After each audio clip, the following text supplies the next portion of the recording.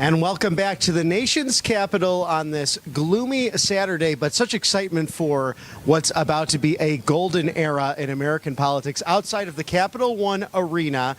I'm Bobby McNeely with MAGA Maha Megan Kohler, and we are so excited about tomorrow night is going to be a huge rally for President Trump right here at the Capital One Arena. Capital One Arena is home to the Washington Wizards NBA team, and of course we are going to be holding our victory rally here, and it's going to be somewhat of a homecoming for all the MAGA supporters, all the Trump voters, and we're going to be here joined by some really amazing speakers, hopefully some performers, and it's going to be great, and we'll bring you all that coverage tomorrow as well. And some of it has changed with now that the inauguration will be inside because of the inclement weather approaching us for a Monday high of only 11 degrees. So, of course, President Trump posting on True Social that he wants everyone to be safe. All of the millions of people coming to Washington, D.C. to see the inauguration of the 47th president and 50th vice president of the United States, especially our law enforcement. As we were walking earlier down Pennsylvania Avenue, we've seen some removal of seats, some bleachers. Still the barricades are up, but also the bomb sniffing dogs are out as well because it's a little bit more of a mild day here in our nation's capital as we prepare for what's sure to be an exciting celebration. That's right, and as we were walking around yesterday, we saw more and more Trump supporters sporting their MAGA hats and their red, white, and blue, and their Trump sweatshirts, Trump T-shirts, and we got to interview some great supporters that have been to multiple rallies, perhaps inaugurations, and we're all getting ready to celebrate the 47th president swearing in on Monday. And I want to talk about what else we did and did not see over the past couple days, because we've been walking the streets of Washington, D.C. We're your eyes and ears to tell you exactly what we're seeing here in Washington, D.C. in the days leading up to inauguration. So I would like to point out that I have only seen one homeless person with my own eyes, and you saw how many, Bobby? Just a handful myself, maybe 2 or 3. So we're wondering if that's similar to what happened with San Francisco when the Chinese premier and the Communist Party came to visit Governor Newsom, as President Trump aptly names the failed governor of the Golden State of California, where you had cleanup happening around the city. We'll look into that to see if people are going into shelters as well. And historically, too, even before you've had so much of the mental illness crisis happening in our major cities and seeing so much more with tent cities and people sleeping on the streets, especially since the BLM riots and the COVID crisis dating back to 2020, these colder cities would have these shelter areas thanks to, Catholic charities or different groups that would make sure that people would find that shelter ultimately, including city services. So we'll look at more into that for you as we go on. But again, as Megan said, the eyes and ears for you right here in our nation's capital. I just found that so interesting because, we travel a lot all over the country for work, all major cities.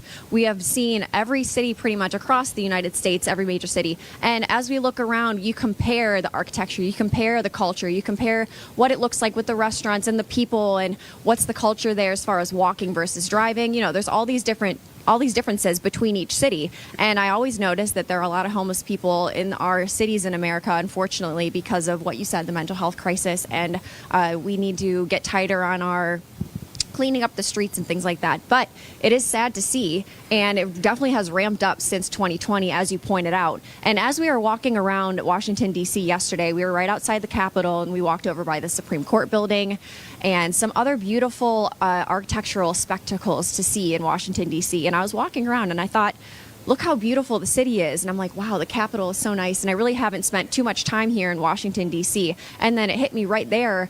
Oh, everyone on the street seems to be, very nice and happy, and tourists and people who live here. And I haven't seen very many homeless people. It hit me in that moment. And I just wanted to point that out because it's something unusual as we see across the country with other cities. So one might think are the leaders in Washington, D.C. cleaning up the streets only for this specific event, because so many high-profile people will be coming in to watch inauguration and celebrate all the different traditions that are going on this week. Did they specifically clean the streets up only for this, to cover up their incompetencies as far as cleaning up the streets for the people who live here year-round? Well, it could very well be a possibility, Megan, given that we know Muriel Bowser, the mayor of D.C., needed to approve the National Guard along with then Speaker Nancy Pelosi when you had the situation that happened on January 6th where President Trump had pledged so many National Guard troops to protect the Capitol. And Kash Patel has shared that with us here on the show. Hopefully the incoming FBI director, whose hearings have not been scheduled yet by the Senate. But that did happen once before, so we'll see what happens with those ongoing situations. Some other news as well regarding our big cities. New York City Mayor Eric Adams meeting yesterday with President Trump at Mar-a-Lago regarding safety, Operation Aurora, how we could help clean up New York City, and Tom Homan speaking on the fact that that operation will begin on Tuesday. The incoming border czar and 150 ICE agents will be in Chicago to start arresting illegal migrants. And Chicago PD putting out a communication statement simply saying that they will not hinder the operation, nor will they assist with intelligence, because we know that Mayor Brandon Johnson is creating a scenario that he's so against President Trump, and he's continuing to push the DEI and not really facing the issues harming the second city. So that will begin on Tuesday. Operation Aurora will commence, as we've been predicting, right after President Trump is inaugurated. Very exciting stuff, and let's talk more about that in just a moment. And I have an exciting Inauguration Day special for all of you RSBN viewers in just a moment.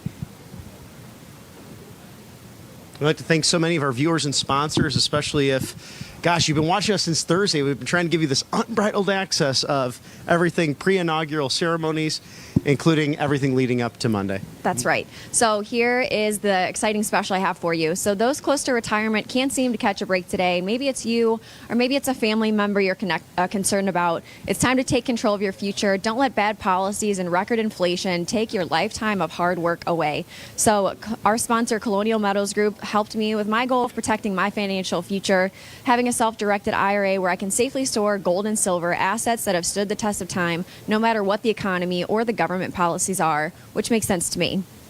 Colonial Metals Group has helped me create a self-directed IRA where I can have direct access to my assets. So if you have an IRA, 401k, or another type of retirement account, you need to go to freegoldguide.com/RSBN. Colonial Metals Group was founded on the same principles as our great country. They help Americans take control and safeguard their future. Their team of experts specialize in protecting your retirement with the most trusted store of wealth in human history, physical gold and silver. Go to their website, freegoldguide.com/RSBN, for your Colonial Metals Group retirement protection kit created specifically for our followers here at RSBN. So their website is freegoldguide.com/RSBN, or call their phone number 866-317-2159. Qualified applicants can receive up to $10,000 in addition to an additional silver to their account. Call right now. So thank you. Such a great sponsor. Thank you to Colonial Metals. And what a smart thing to do given this recession and Biden inflation. We've seen such an increase in the national debt simply under 4 years of this failed presidency. So this will affect you in so many ways, not only in purchasing power, but in your assets as well. So it's smart to diversify, whether that be property, but those precious gold, metal, silvers. Oh my goodness, it's really great to have in your portfolio. Precious metals truly have stood the test of time. They use gold and silver all the way back in the biblical days. And of course, we used to be on the gold standard in the United States with our gold-backed currency. And if there's a president that could or would do it, I see that President Trump would be the guy to do so. So that would be amazing. I'm just wishful thinking here. Right. Absolutely. So Megan, what's been your favorite part of the pre-inauguration ceremonies thus far? The most exciting part, I'm just happy to be here in Washington D.C. Like I mentioned before, I really haven't spent too much time in our great capital here in Washington D.C. So I'm just happy to be here in general. The anticipation's building up. There's so many awesome events going on, so many sights to see, and of course I love seeing all the Trump supporters out here with their MAGA hats on. And we're going to attempt to get some man on the street thoughts of the MAGA hats as we're seeing more and more in the last few hours. But of course, Capital One Arena will be the site of the big MAGA rally tomorrow on Sunday, and potentially also a viewing party on Monday, so MAGA fans and President Trump supporters can watch together on the big screen. So right now, some of the big screens are still set up along near the mall and down Pennsylvania Avenue. We'll see if those will be removed as well, and we'll try to find that information for you as soon as possible. But we've had some taking down of bleachers, taking down of chairs, because this will be inside. So things are ongoing, and updates will be coming into us as to where President Trump will take that oath. Of course, 40 years ago in 1985, a similar situation. Washington, D.C. had a high of 7 degrees that day, and President Reagan taking his second term in the Capitol Rotunda. If you remember those pictures, nice and compact. So there is a logistics issue, because so many people have also brought their entire families and children, where there would be room outside to have viewing. That's no longer the case anymore because of the weather on Monday. So we'll see how that will take place. But another similarity between the Gipper and now the people's president, Donald Trump and Ronald Reagan. They'll be inside for their second inaugurals. That's right. And something that I do love about the MAGA movement, I've noticed this from the very beginning, it seems to be a grassroots enthusiasm from the Trump supporters, even dating back to 10 years ago when Trump first started running. It seemed like a very grassroots enthusiasm here on the Republican side, and the revamping of the Republican Party that President Trump has done. And that is in huge contrast, in my opinion, to the other side, who the mainstream media likes to demonize the Trump supporters and act like we're the crazy ones and the majority of Americans reject Donald Trump. And of course, back in 2016, we did see tons of protesters and hecklers, protesters more so gathering outside of the Trump rallies across all cities that I saw personally. And then inside Trump's rallies, there would always be a heckler that would stand up during Trump's speech and try to shout out and disrupt the program that was going on, if you remember that back in the 2016 days. But fast forward to now, we were on the campaign trail. We went to over 20 Trump rallies across different cities, different states, rural, city, a big variety of different areas that we went to the Trump rallies. And I personally saw barely any protesters. You could speak on that as well, what you saw, but I really only saw a line forming of protesters when we were at the university in Pennsylvania. So it was a college campus. Other than that, it was a very small, maybe like 3 or 4 people at the most. Some Trump rallies, I saw 0 protesters. Mm-hmm. So now, as we're walking around in D.C., like I mentioned, that we've been, on the street for a few days now, walking around for hours each day. I've not seen any protesters here in Washington, D.C., although there are set to be some organized protests going to be happening this weekend. But I've not seen any grassroots enthusiasm against President Trump like the mainstream media is trying to portray. Well, to your point, Megan, I think it's that broad coalition, that big tent philosophy that President Trump has brought back to the Republican Party, very similar to what Ronald Reagan was looking to achieve with coalitions back in the 1980s. Because if you look at the two men, definitely outsiders, definitely people that believed in a strong national defense and deregulation. Also, the use of tariffs, although, Ronald Reagan was a huge free market champion, and so is Donald Trump in so many ways, but they were not afraid to use the power of the purse, specifically using tariffs. And President Reagan did that in 1987 when the Japanese were manipulating their currency, threw a 100% tariff on them to bring them to the negotiating table. We see a lot of that devaluation and also manipulation of currency coming from the Chinese Communist Party mostly right now, but even look to our friends in the north, Canada, and Justin Trudeau with the tariffs put on our dairy farmers. This has been such a battle in the Trump era, and President Trump simply said, we can make this the 51st state if we have to. We have to spend billions to protect our neighbors to the north, and Governor Trudeau will have to, tolerate the fact that we have to now work with tariffs. So President Trump clearly putting the American worker first. So true, and I believe that's why there is such enthusiasm, grassroots style, for the MAGA movement, putting America first, because over time people have truly seen the detrimental effects of the Democrat policies across the country, especially in the cities, locally, in your area. So I think overall the American people are rejecting it. And I mean, if you take a look at the electoral map from this past election, the majority of the United States was all red. If you look down even to the counties, there are little blue areas, and then mostly it was a huge Trump landslide. We won all 7 swing states and the popular vote.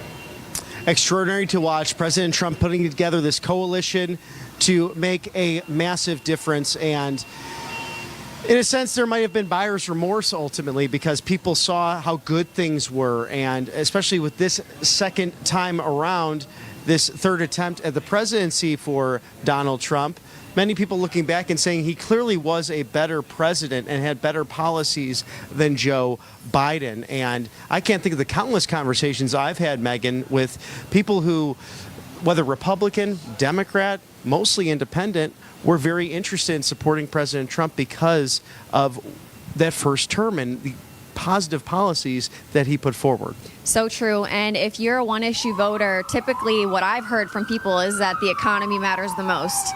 What's going to happen with my wallet with this president or that president in office? And I've heard many people who don't like President Trump as a person or as a Republican or anything like that. They typically would vote Democrat, but they said, you know, I was doing better under President Trump versus now under Biden. And they're like, you know, I don't care for him, but if I'm going to make more money and I'm going to have more money in my wallet, I will gladly have President Trump in office again. So I think people can not deny any longer that things were definitely better under President Trump all around, and especially on the economy. And we'll have a special interview. We got to speak with Ambassador Carla Sands this morning, and she touches on these points, not only national security-wise, but why things were so much better under President Trump versus what has happened right now, and a return to that golden era and everything that was proposed from the 20 promises that he made to the American people. Really, this second contract with America, just like what Speaker Gingrich did in the 1990s from a legislative perspective, President Trump coming out with those 20 promises. And as you know, the viewers, that became the platform of the Republican Party, and it was just common sense. It was sealing the borders. It was stopping the migrant crisis, making these big, beautiful cities amazing again for people not only to visit, but these are centers of trade and commerce, and this is really the most powerful epicenter in American government here in Washington, D.C. So when foreign dignitaries come in, or if they're living here as ambassadors, we should be able to showcase the greatness of America. And you saw that with the 20 promises and what President Trump will execute with the team he's putting in place. So true, and I've talked to many legal immigrants who have moved to America because when they were living in their home countries growing up, they would see America as such a beacon of hope, a land of freedom, a land of opportunity, and they said, I need to get there. I don't know how I'm going to get there, but I want to go there. I want to start a business. I want the American dream, and they work harder than anyone I know because they realize what it is like in these other countries versus coming to America and the opportunity for business and innovation and living the American dream, and then they come here and they absolutely crush it, and they're truly living the American dream. And I'm so inspired by the immigrants who have come to this country legally and just seen the sky as the limit and taken off. And I really think those were the unsung heroes of this past election. It was the legal immigrants and Gen Zers, as we saw at many of the rallies, how enthusiastic these groups were. And one of the highlights I can remember with you, Megan, was the East Carolina University rally, and so many students coming onto camera and saying, oh, hey, professor, I'm at the MAGA rally right now, so that's why I'm not at class. So it was really fun to see them, living history in the front row and experiencing something that they can then tell their children and grandchildren. Because even speaking with President Trump, it is remarkable to look at how the culture has shifted in the sense of political involvement. He has had such a following, and these rallies that he put on, really even dating back to the late, great Ronald Reagan, maybe 300 people would show up to an event where thousands and thousands would show up to these different rallies in different cities. And of course, New York City, which was quite a homecoming, and Madison Square Garden, perhaps one of the most exciting star-studded events that we saw. It was unreal. I mean, being there, just thinking back, it was star-studded. There were so many people. We were walking around Manhattan, and again, about the protesters, we only saw a couple. I like pointing this out because I really believe that all these huge mob protests are organized. There's not real grassroots anti-Trump enthusiasm. So we only saw a couple in the heart of New York City that is technically deep blue, right? So when we were in Madison Square Garden, it was really cool to see all the, all the Trump supporters all the way up to the ceiling. That place was packed, and there were thousands upon thousands of people, tens of thousands of people outside that could not get in, that were really upset. So if you could have that many people in dark blue New York City and Manhattan, imagine how many Trump supporters would love to come see him across the country. Well, and we've seen this shift to the right in the last election, especially in California, perhaps the most. They see that they might have some opportunities electorally in the upcoming elections, but that's something you'll see that I discussed with Ambassador Sands earlier today, is that really the movement has to remain vigilant in the sense of 2 years from now, there are midterms, and then, of course, 4 years from now, President Trump is term limited. So where does the movement go post him being in place specifically? So something to think about as we go on in history here. So true. And your new nickname for me is Maha Megan, because I want to make America healthy again. So I have a note about that I would like to share. So there's a war happening right now, and it's probably not where you think. It's actually in your gut. So there's a battle between good and bad bacteria that can determine your health. Kimchi One from Bright Core Nutrition is the fermented superfood in your body that needs to arm the good guys with the right weapons to defeat the bad actors once and for all. All health starts in the gut. So true. So kimchi is good for all areas of the body, containing over 900 strains of beneficial bacteria in each capsule. Kimchi One supports healthy digestion, fortifies your immune system, and helps detoxify your body. Kimchi also has been known to reduce risk of obesity and promote smaller waistlines by curbing appetite and naturally boosting your metabolism. Kimchi One is 100% made in the USA, packed with unique probiotics, live enzymes, and antioxidants. It's all natural, non-GMO, dairy-free, and gluten-free. So today you can get an exclusive offer just for you, our RSBN viewers. Buy 2 bottles of Kimchi One and get 1 bottle absolutely free by clicking that link below, or call my friends at Bright Core for up to 50% off your order and free shipping. So here's their phone number, 888-722-0936. Gotta love that. Gut health is so important, and Socrates, I think it was, said your brain and your gut are all connected. So if your gut is messed up, it's going to mess with your brain, your mental clarity, your thinking. So make sure you take care of that gut health. So much common sense coming across, of course.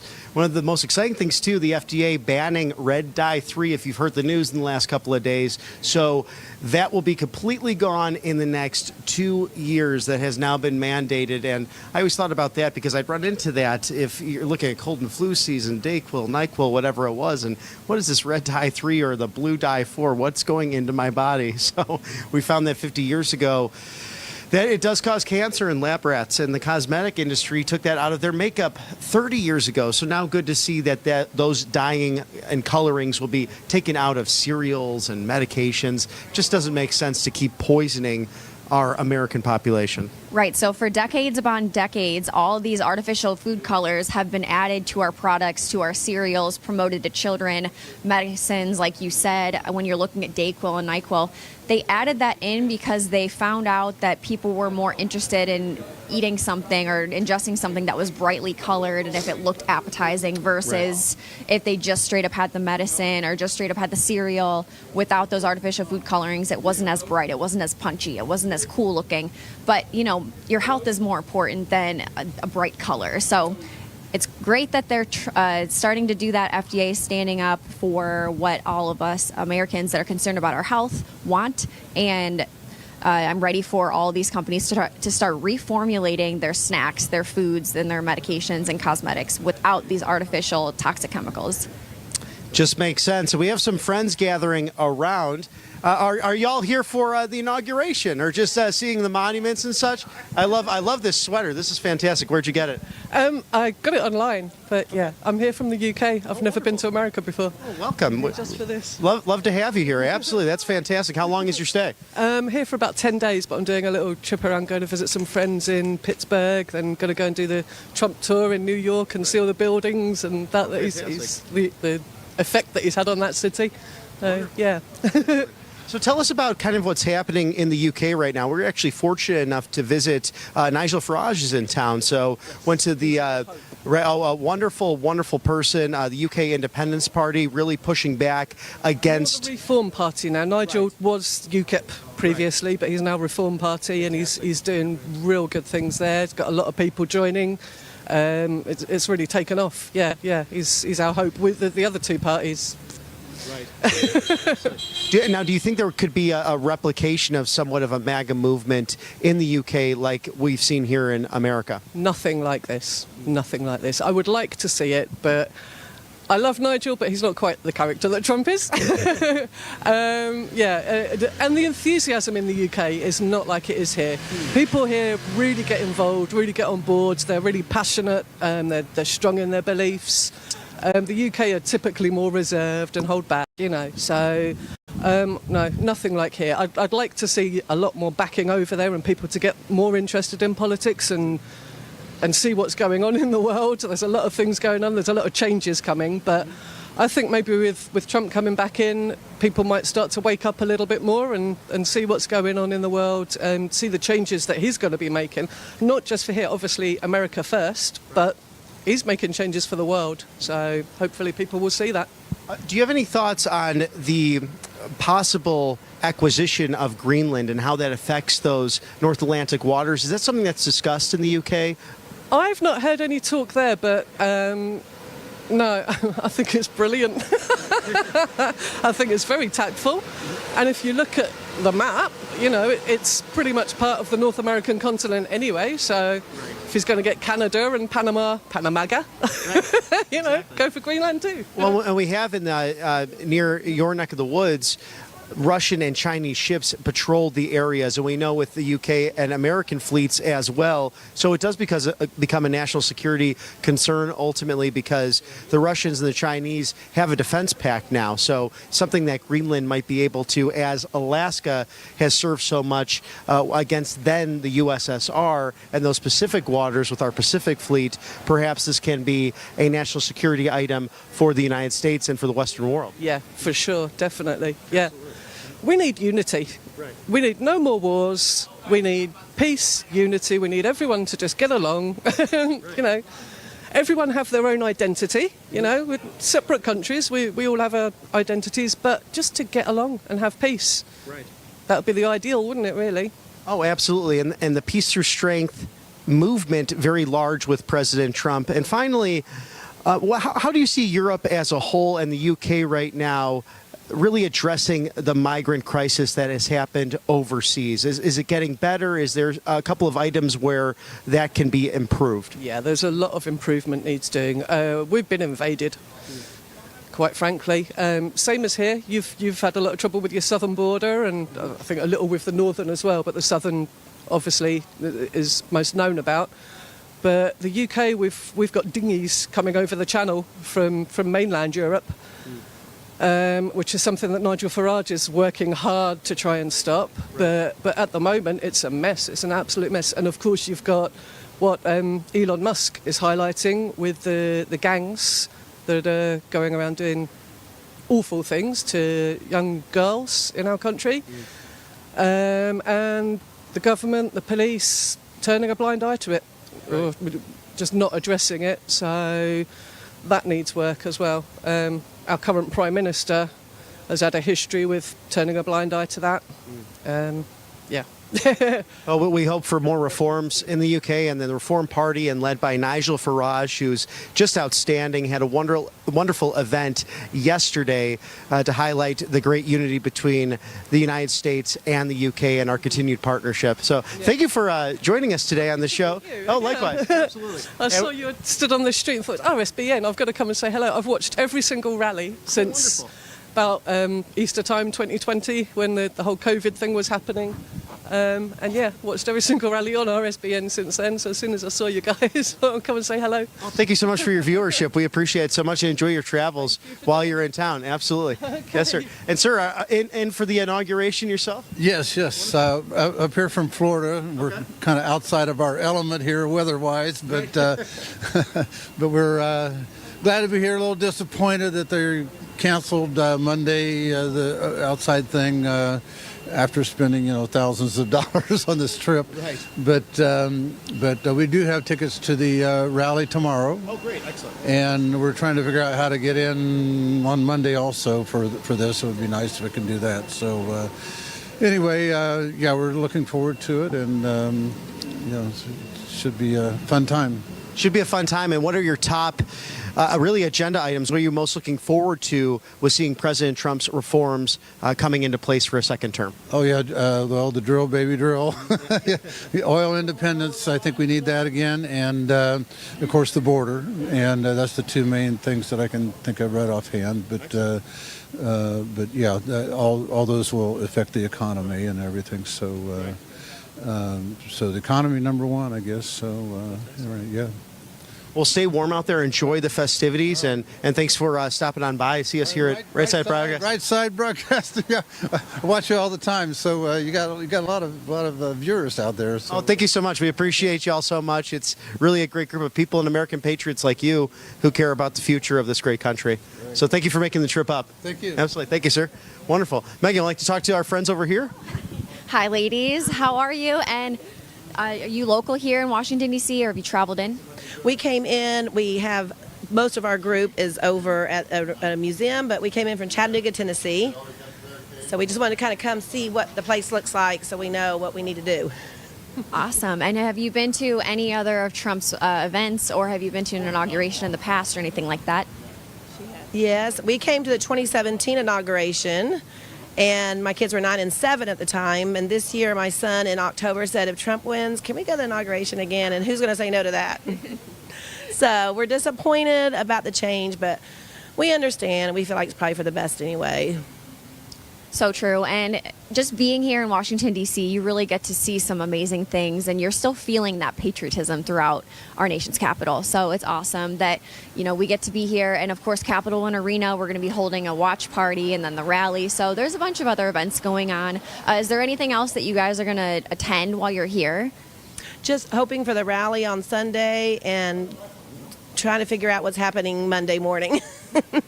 And since the limitation now has gone down to 20,000 instead of 1 million. So we're trying to figure it out. Yeah. How many people would you say were gathered to watch President Trump's 2017 inauguration? It went clear back to the Washington Monument from the Capitol. So I don't know how many people can fit in there, but it was a lot. We were up near the front of the non-ticketed section, but I'd say hundreds of thousands. I mean, there were so many people. So many. That's great. Happy people.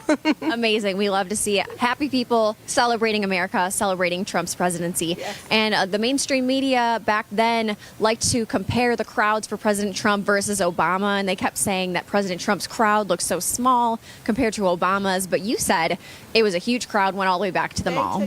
They took that picture at 9 o'clock in the morning, because I took a picture at 9 o'clock in the morning, and that's what it looked like. And by noon, no, they didn't take a picture at noon. So it seemed that they cherry-picked a picture from a certain time that would go with their narrative. Mm-hmm. Yes, and I also kept hearing news from home. Are we okay? Are we okay? We keep hearing about all these, car burning and stuff. And I'm like, we're not seeing anything around here. So it was way removed from the area. So media made it sound like it was a horrible thing. It wasn't. That's why we came back. It's nice to hear your stories, because you were actually there, an eyewitness to President Trump's 2017 inauguration ceremony. So that's really cool that you got to see that. And then, of course, you're here for this as well. You're witnessing history, so it's great that you get to come see that. Yeah. And then how about you? Did you join as well for the 2017 inauguration? No, I didn't. But when my friend here, Erin, said that she was coming, I said, we've got to go.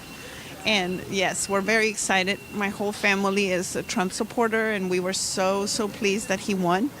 And so we're hoping that America gets better again. So this is the beginning of the golden age. Yes. And who is this here? This is my grandson. His name is Zimran, and we are watching him because the rest of our family is at the History Museum. So right now we were just coming to see what's going on around here so that we can be ready for the rally tomorrow and for the inauguration. That's great. And what's your favorite part of inauguration?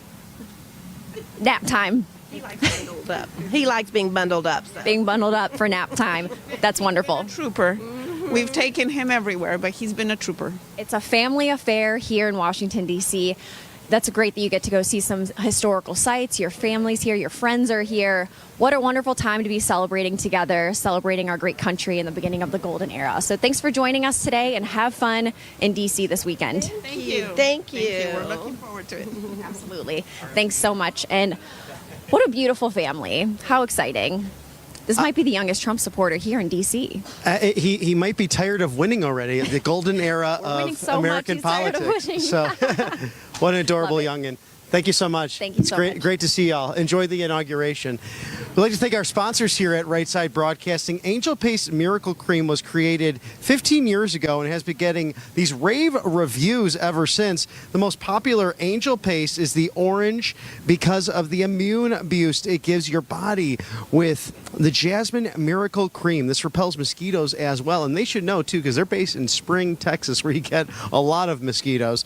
But the vanilla is packed full of skin plumping vitamin B, and the sandalwood is perfect even for men. So I've tried this in the studio as well. I had some really dry hands one day when I was co-hosting with Mr. Magnificent Matthew Alvarez, and this cured it immediately. So you want to get your own Angel Paste as soon as you can. This Miracle Cream, the Miracle Mist specifically, is an acid spray that cleans and soothes your skin but doesn't dry it out. So that's also perfect for men because it does come in a black glass bottle. Very masculine, super low maintenance, and manly man approved. I can tell you this right now. Angel Paste has been supporting President Trump since the Golden Escalator and is a Christian-owned company. They also hire veterans, so we'd like to thank them for everything they do to make America great again. And Anne, who's 80, bought Angel Paste, and here's what she had to say. Her testimony is, Angel Paste is the way to go. Wondered how my skin was always itchy with other products, and I then found Angel Paste. My skin is so soft and hydrated, and I'm glowing at the age of 80, and the itchy skin disappeared.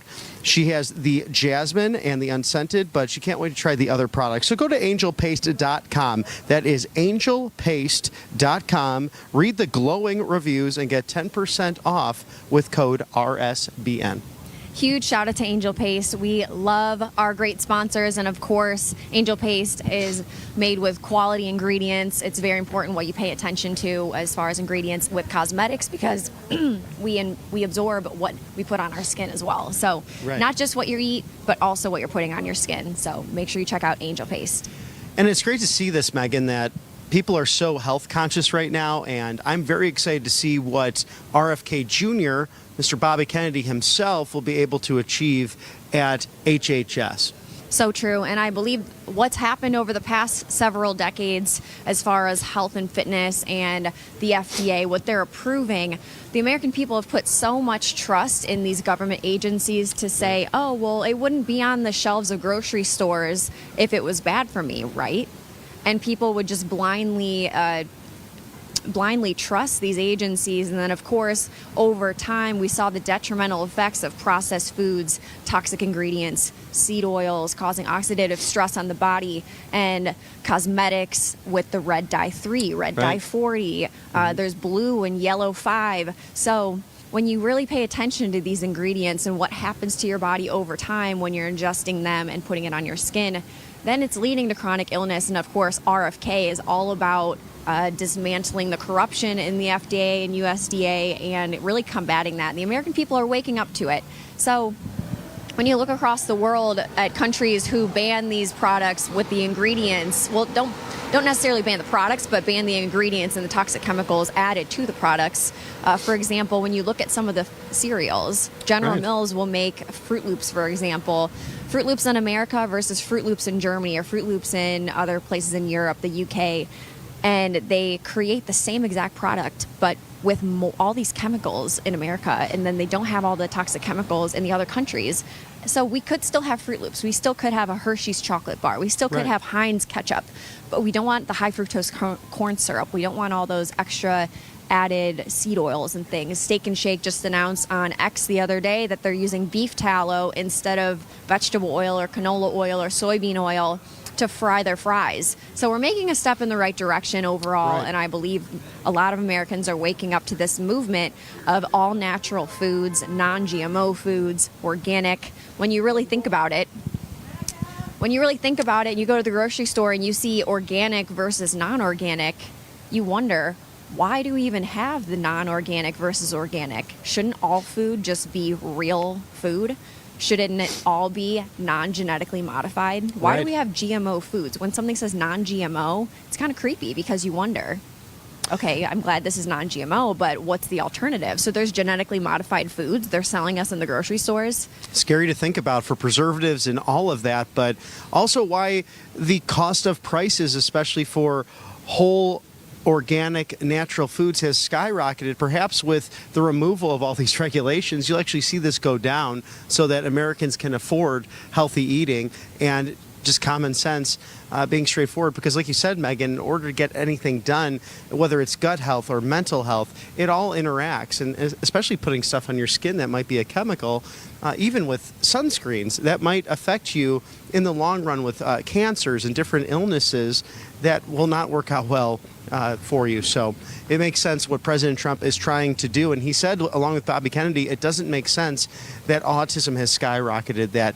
childhood obesity is over 30+%. It was never like this. If you look at old photos of the United States, too, going back to the 70s, look at people on the beach. Yep. There really wasn't anyone super overweight or anything of that nature. Everyone was in shape, and it's now time to return to that for the health of this nation. That's absolutely right. And that's why when Bobby Kennedy was running as an independent, there were so many people who have never been involved in politics before that were all on board with his movement, and they're very passionate about the health and fitness movement. And then, of course, they wanted to vote for Bobby Kennedy, and then Bobby joined with Donald Trump. So he brought in a lot of new voters that are very passionate, and I would call one issue voters as far as getting the toxic ingredients out of our food, getting the chemicals and heavy metals out of our tap water and all of that. So he brought in a lot of new voters, and of course he joined forces with Donald Trump, and this is truly going to be a MAGA 2.0 agenda. I believe with everything Donald Trump's going to be doing for the economy, national security, mass deportations, plus getting the corruption out of the FDA and USDA and getting our food healthy, it's really going to be such a golden age. It's going to be, the sky's the limit. I'm so excited just thinking about it. The sky's the limit. America's going to be the powerhouse of the world, and the American citizens are going to be healthy and have more energy and feel more productive, and we're going to be able to dream bigger and think bigger. So not only is America going to be better, but the citizens are going to be better, and we're just going to be on the global stage. Everyone's watching what's happening right now, and it's going to be a great 4 years, and I hope this continues even beyond this term.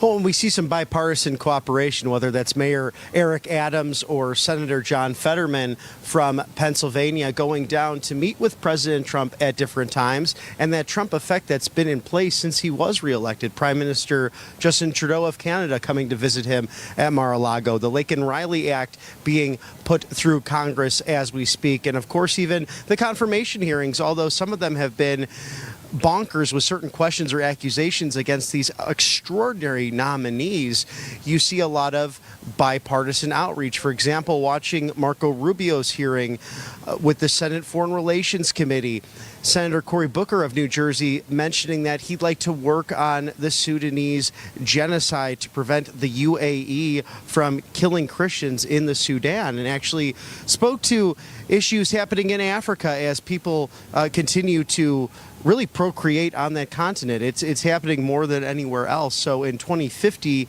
1 in every 4 people in the world will be African or of African descent. So interesting to hear these strong policy topics being discussed on a bipartisan manner over on Capitol Hill in anticipation of President Trump coming into office. And we ran into Senator Coons the other day from Delaware saying he's looking forward to working with Kelly Loeffler and Linda McMahon, specifically with the Small Business Administration. So we've seen how President Trump in his first term was able to change opinions on so many things in Washington, whether it be a bloated bureaucracy or the outlook on the Chinese Communist Party. And there should be able to be some middle ground for people to work on. Because at the end of the day, it's we the people MAGA movement versus this invisible fourth branch of government that Speaker Johnson spoke of during his speech when he was reelected Speaker just 2 weeks ago. And his goal of eliminating that along with the Trump agenda just makes sense. So true, and I believe that Donald Trump has brought together people on all sides of the aisle, everyone across America that just wants America first, just wants America to be great. No matter which party you've been affiliated with, he wants America first. He wants to have all American citizens thriving, and I do believe that the classic Democrats from maybe the Kennedy era, those just hardworking, blue-collar workers that want a good life for themselves, want a good life for their family, I believe they have come over to support President Trump because that's what Donald Trump's all about. He doesn't really care about Democrat versus Republican per se. He just cares about putting America first, and that just so happens to be the Republican Party platform versus the Democrat as of today in the modern day and age. So I believe that everyone's going to come together under Donald Trump, and we're going to be the powerhouse of the world. It's an exciting time, and if you're just joining us, I'm Bobby McNeely with Right Side Broadcasting, joined by my esteemed co-host, Maha Megan. You might know her as MAGA Megan, but she is one of the best thought leaders on everything healthy, everything leading up to these next few days that are monumental in our country. So always a pleasure to join you, Megan Kohler. Thanks so much, Bobby, to call me a thought leader in the Maha movement. I love that. I mean, I've been so obsessed in a good way with researching fitness and health over the past several years. I mean, I started taking beef liver pills and collagen and filtering my water a long time ago before it was cool. I feel like it's more mainstream now. People all thought I was weird, and I was really into ancestral health and looking at the whole body, working with all the different systems, your lymphatic system and your hormones, and all your organs really work together, and it's all connected to your mental health and your brain. So when you're eating healthier and your nutrition, you have high quality nutrient dense foods, you just think clearer, you think more straight, and you are more energetic, and it all works together. So that's why I'm so passionate about this. I've researched a lot about it, and of course I want to talk to you guys about it as well. And it's happening with the Make America Healthy Again movement, with RFK going to be joining forces with Donald Trump here soon. And I'm just so happy to see that happening in this country. An exciting time, and we're bringing you everything here. If you were with us the last couple of days on the ground in Washington, D.C. to see the parade route, we walked that on Thursday. Some changes have happened with removal of some chairs, also with some of the balcony risers and seats, as this will now be inside because of the inclement weather coming on Monday. And now President Trump and, of course, President Reagan, they share so much in their grassroots movement of the Reagan Revolution and the MAGA movement, goals to make America great again, and doing so in so many extraordinary ways, but also now sharing this historical coincidence of having their second inaugural ceremonies indoors. So that will likely be in the Capitol Rotunda, but we're going to bring you the most up-to-date information as we get it, and make sure you stick with RSBN because we'll be on the ground regardless if it's inside, outside, for different shots of this beautiful inaugural ceremony. And one of the challenges now, Megan, is so many of the cabinet picks and the new people in the administration bringing family members in for the celebration, since it's so monumental for their own personal lives and careers and their service to our great nation. A little bit harder to do indoors, so that's why we're figuring out where everything will be placed, as we're right outside of the Capital One Arena, excited for the MAGA rally tomorrow night. So true. There's a lot of moving parts around this weekend as far as scheduling and venues and the weather and safety. So every update that we get, we're going to be bringing right to you, the RSBN viewers. And we're here at Capital One Arena. We're looking around. They still have the trash cans out here, which is something that we noticed when we were walking around near the Capitol and the White House, is they started removing the trash cans. So I assume they're going to start doing that today, is removing these as well. There's some fencing coming up around these areas with the barricades, the cement barricades down at the bottom. Oh, thank you. Oh, thank you so much. We have some you want to share some RSBN thoughts viewers on here. what you're excited about with the inauguration?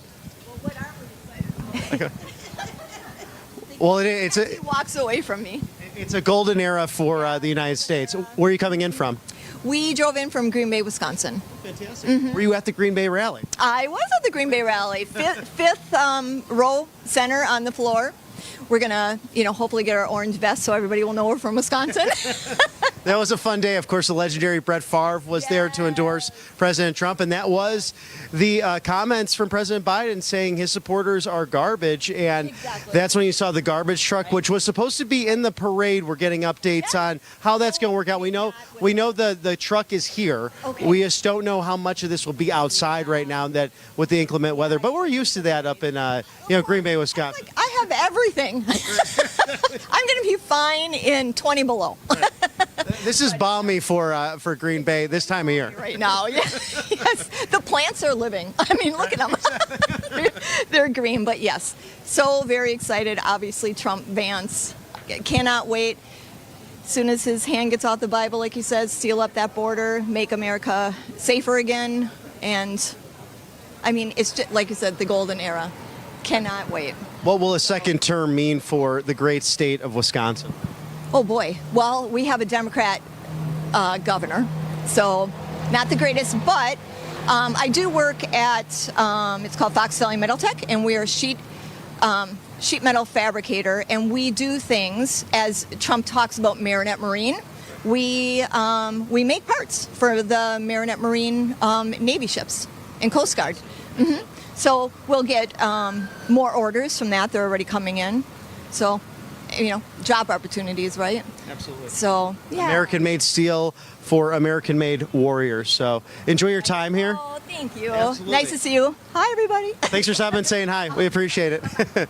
Always fun to get some thoughts and insights from viewers of Right Side Broadcasting, especially those who went to rallies throughout the campaign. So true. People have traveled far and wide from all across our great country to our nation's capital to see President Trump and to celebrate this victory for the United States and the beginning of America's golden age. So we're out here on the street watching what's happening here around Capital One Arena. We have some police presence pulling up right here, and there's lots of people driving around, setting up barricades, and security is getting tight over here, which is great to see. So we're here in front of Capital One Arena. We're going to tell you what else we see out here. And there is a little smell of marijuana, which you are finding more in downtown D.C. nowadays in Chinatown. This is actually more of an entertainment district as well, if you haven't been down here. Some great restaurants right around the street there. If you go down 7th, a lovely restaurant, Clyde's, I enjoyed the other night with a dear friend.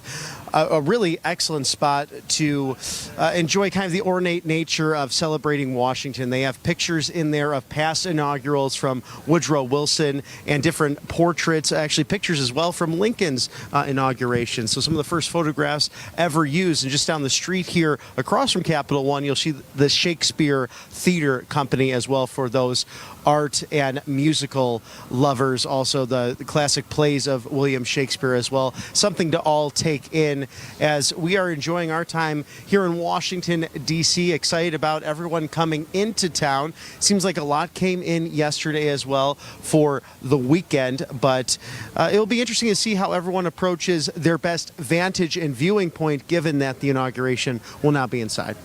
Right, and it is almost noon Eastern time here in Washington, D.C., and President Trump is set to head over to Arlington National Cemetery for the wreath-laying ceremony. So that's, of course, a big tradition with all the presidents during inauguration weekend.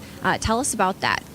Very special to watch because this happens mostly on Memorial Day, also Inauguration Day as well, to honor the tomb of the unknown soldier and for a president or president-elect to pay his respects at Arlington. Of course, so many amazing Americans who have sacrificed it all and gave the fullest devotion and measure to their nation lie in rest on what was Robert E. Lee's beautiful estate just over the Potomac in Arlington, Virginia. So a special moment for President Trump to again reflect upon being commander-in-chief. I think it's something that is not lost on many of our great leaders, that they are able to lead the strongest and most fierce military force in all of world history. And he has mentioned, like Pete Hegseth has mentioned, his potential Secretary of Defense that we want to bring this military force back to meritocracy, back to a lethal agent, not the DEI, the transgender injection that it's received recently with Secretary Austin and others at the Department of Defense who have really prioritized woke agendas versus the simple defense of this nation.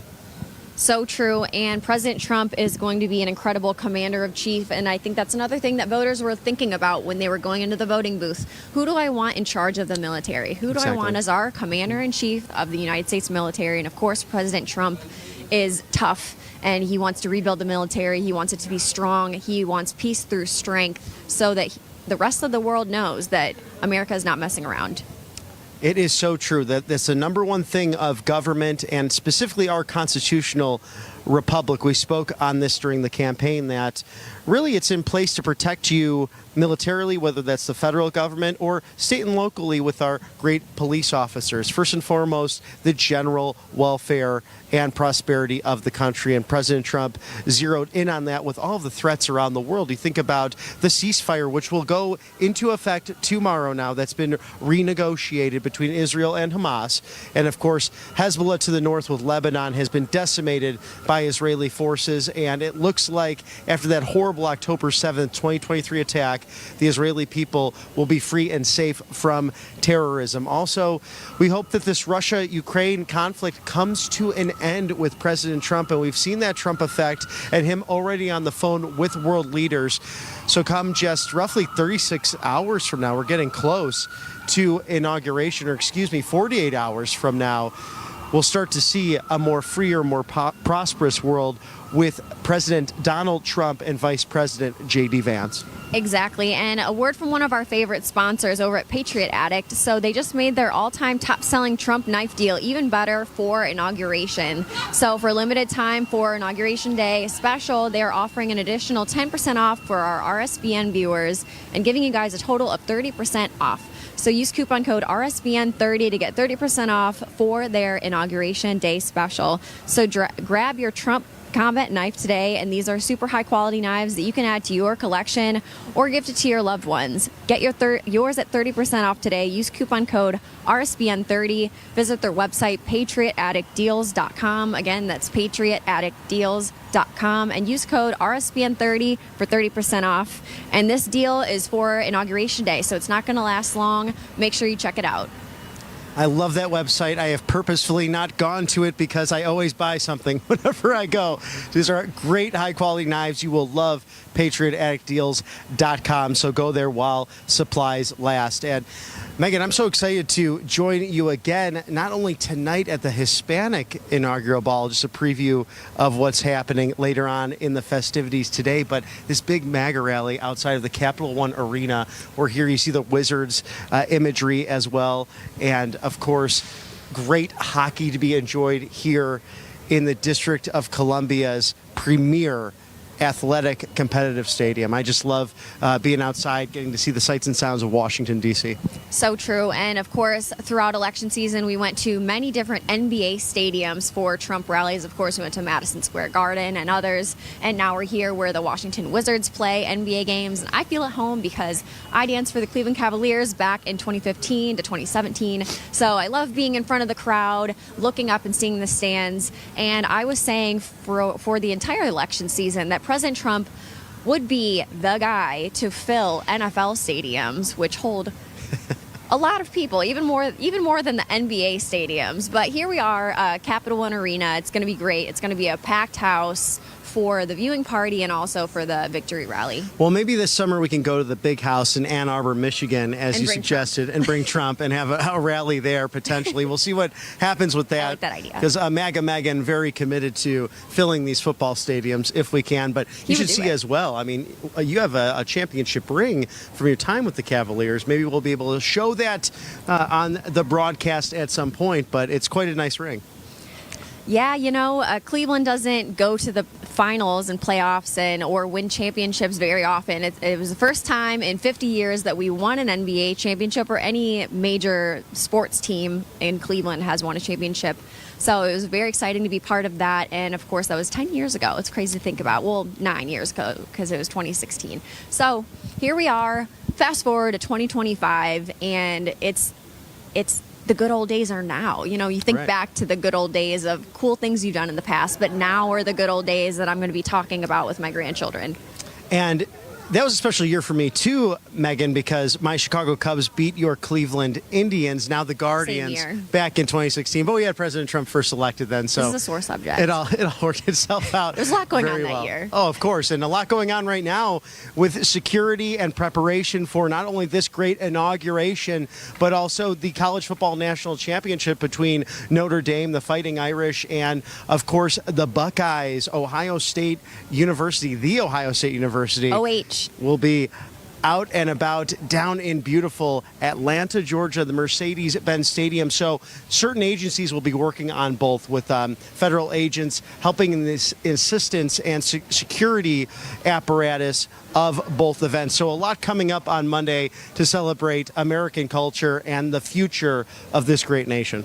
Exactly. And of course, we're going to have to duke it out, because you're rooting for the Fighting Irish. I'm rooting for the Buckeyes. It's going to be a big day on Monday. You're not going to want to miss any of our inauguration coverage. And then, of course, the big game that night. There's some inaugural balls happening. And we're going to toss to a quick commercial break, and we will be right back.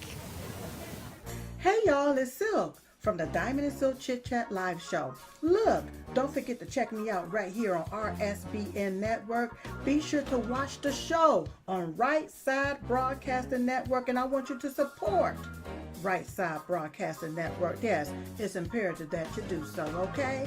I look to see y'all soon. Bye-bye.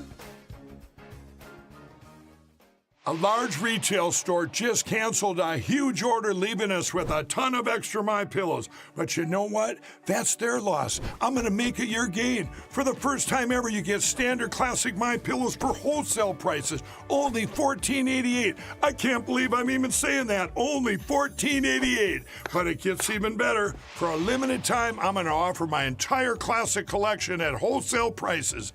Upgrade to a queen-size MyPillow for just $18.88.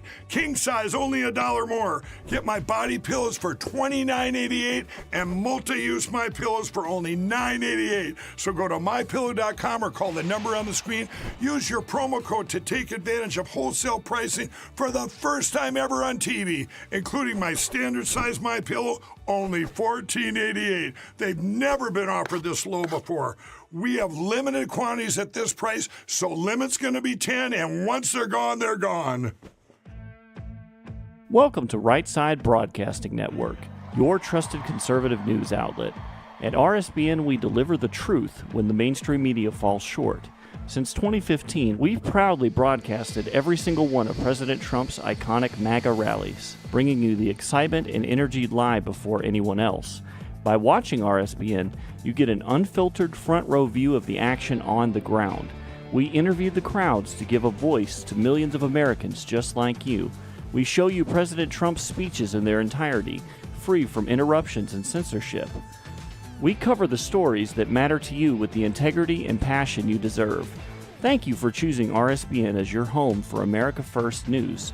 Together, we stand strong, united, and informed. So join us and be part of the right side of history. We are live. Good morning to you. I'm Christina Loren. We're live this morning in our nation's capital in front of the Supreme Court, the highest court in the land. And you'll notice behind me the security presence has been amped up considerably. The streets are still all blocked off, even though the parade is going to be held indoors in Capital One Arena. And the presidential inauguration, he's going to take the oath, our hero, President Donald J. Trump, inside the Capitol building in the rotunda.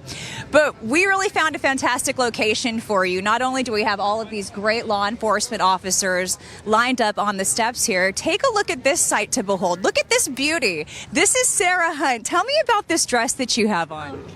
Thank you, Christina. This dress was made for me by Andre Soriano, who is a great log cabin Republican where I'm on the board of directors. And after a contentious election, I thought that individual expression and style could help bring Americans together. Yeah. You know, it's funny. Elon Musk recently posted on X how he wants to see more beautiful items on X, on the platform. If someone had a picture of this, I'm sure we're going live right now on X. If they were to see this, to see you out here in the cold wearing this, do you mind if we show the dress a little bit? The back is what I'm most impressed with because as you can see here, it says, "Don't tread on me." And when you consider what we've been through over the last 4 years, wide open border, courtesy of one Joe Biden and Kamala Harris, it's such a celebration of so many different things, but getting America back is one of the primary celebrations that we have. Now, Sarah, tell me a little bit about what brought you out here to this location to take some pictures in this dress this morning. I am an attorney and I'm a member of the Federalist Society, so standing in front of the Supreme Court seemed like a fun place to take a picture of an iconic, a dress inspired by an iconic flag. You know, the Gadsden flag, "Don't tread on me." Honestly, it's something, again, that a lot of Americans across the political spectrum, appreciate. They want to be able to express themselves. They want a fair society. They want a fair government. And that applies, again, across the political spectrum. So I'm excited to wear this gown here and to the inauguration festivities. But I also hope that it can represent something that is for all Americans. What I do in my day-to-day life is to promote freedom, equality, and a more perfect union where America belongs to everyone. And I hope that people take that message away from this. And it harkens back to our founding a little bit, too, about why we're all here. And again, whether you're a Republican or a Democrat, I hope that people can embrace that. Well, thank you so much for spending some time with us. So good to meet you as well. And you know what? You are a brazen woman to be out here in the cold, and you look fantastic. You're tough. We all have to suffer a little bit. Yes. Do you guys want to take a picture? Yeah. Okay. All right. All right, you know what? Let's go kind of check it out. I'm going to take you inside. That's what we do at RSBN. As you know, we take you inside what is happening so that you feel like you are on the ground with us. And in Washington, D.C. right now, the Supreme Court is the place to be. We're going to talk a little bit about that TikTok decision that came down just yesterday from the most important law court in the land. In fact, inside that beautiful marble building, I'll tell you what's inside as well. But first, let's take a moment to celebrate this. Look at this gorgeous picture, this photo opportunity that's setting up this morning. Sarah Hunt posed beautifully in front of this group of New York Police Department officers. And I will tell you, when it comes to the New York Police Department, these guys are as tough as it gets. They're dealing with crime. It's been really tough in New York. I know a lot of them are happy to be here. Overall, I hear that 4,000 law enforcement officers from all over the country have come in to make sure that we're all safe here in Washington, D.C. for the inauguration. Now, something that I found quite interesting this morning is the fact that they're actually barricading off even more streets. There's not a parade that's going to happen on these streets traditionally as we normally see during an inauguration, but they're still making sure that everything is safe. And so I do appreciate the fact that we have this presence behind us, and we're going to continue to see more officers throughout the day as we take you on this tour of the nation's capital together. And you know what? In less than 48 hours, we're going to have our president back right where he should be in the White House. President Trump may sign 100 executive orders on his very first day. So he's going to have a very busy inauguration day as we get into your Monday. But you'll notice there's a feeling of lightness. There's camaraderie. We're not going to interview any of the police officers. I'd love to talk to them and just thank them personally with you on camera, but we're not going to do that because it's just not professional. It's not the way to go. But we have so many Trump supporters out here this morning. Look at this young lady. Hi there. Hi. I love your hat. Thank you. You're welcome. Tell me a little bit about what brought you out here. You came out. You know the inauguration's not going to happen where it was supposed to. But you came out to the Supreme Court this morning. What brought you out to this location? We were meeting up with friends, and we wanted to take pictures of the Supreme Court. And we're all here to celebrate that President Trump is back where he belongs. Right where he belongs. Right where he belongs, and we're so excited. Tell me a little bit about where you're from and how far you traveled. I'm from Tampa, Florida, and I came to the first inauguration, and I wanted to come back, and we got tickets, and now we can't see them, but that's okay. We're still having a great time. You know, I hear there are 240,000 tickets that went out for the inauguration, and then we know that the Capital One Arena only holds 20,000. Yes. So what is the word on that? Is there any chance that you might get in there? I don't know. I'm going to go by the Capitol Arena later on today and try to see exactly what we can find out.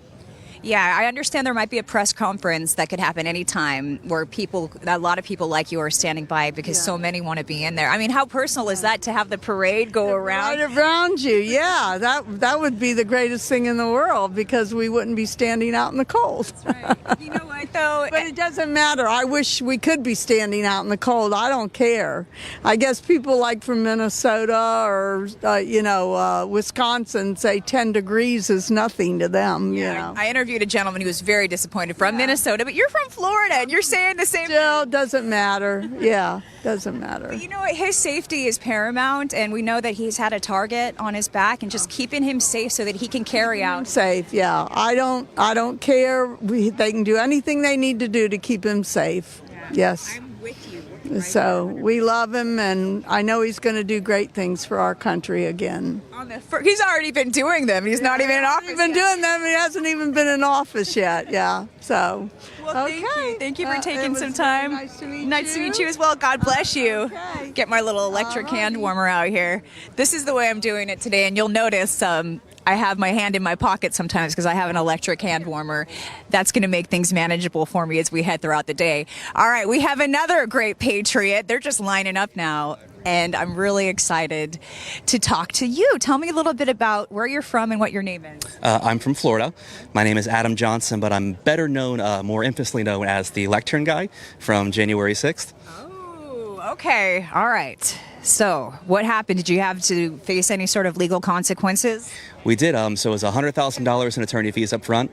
We were forbidden to raise any money, so it all came out of our pocket. We beat a felony charge of theft of government property, even though I never stole anything. There's a picture of me carrying Nancy Pelosi's lectern. They accused me of stealing it. I moved it 39 feet. It was sitting out in the open. Didn't break into someone's door. Didn't break into someone's office. Moved it 39 feet, set it down, left the building. For that, they charged me with felony theft. They charged me misdemeanor trespassing and misdemeanor violent entry, even though there is clear video of me walking through open doors. Did you have to face any jail time? I did. I was sentenced to 75 days in federal prison, a year supervised release, $5,000 fine, and 200 hours of community service. For you to come back here, have you been back since? Several times. For you to come back, but with President Trump about to be inaugurated for a second time, after going through what you went through, how do you feel? I feel like there's a lot of talk about retribution. I'm more excited about reformation. I'm more excited about rebuilding ourselves back up. I want justice to look like justice has always looked, free, balanced, impartial, and I believe that we are going to head in that direction. Wow.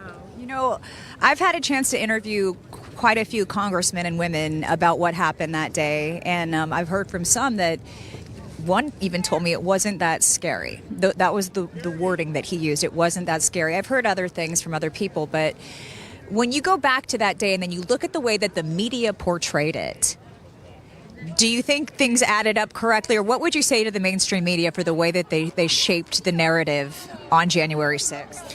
I believe that they showed people a very narrow image, a very narrow window of what that day was. We've seen some footage that, is not a great look, but the other 98% of the footage that we haven't seen are people walking through velvet ropes.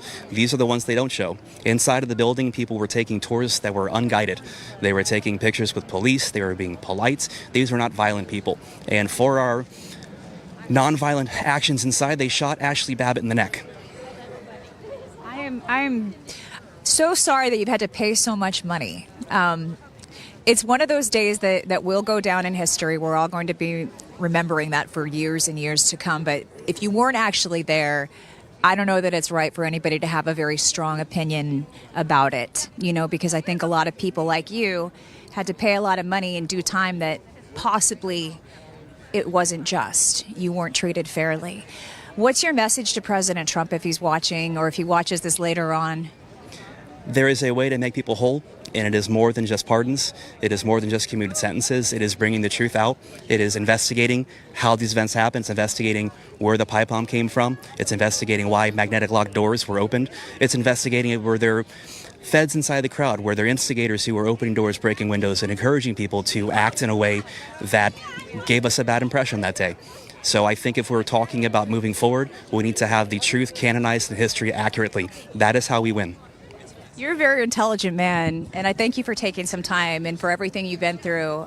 The legal system is timely, it's costly, and when you're on the wrong side of it.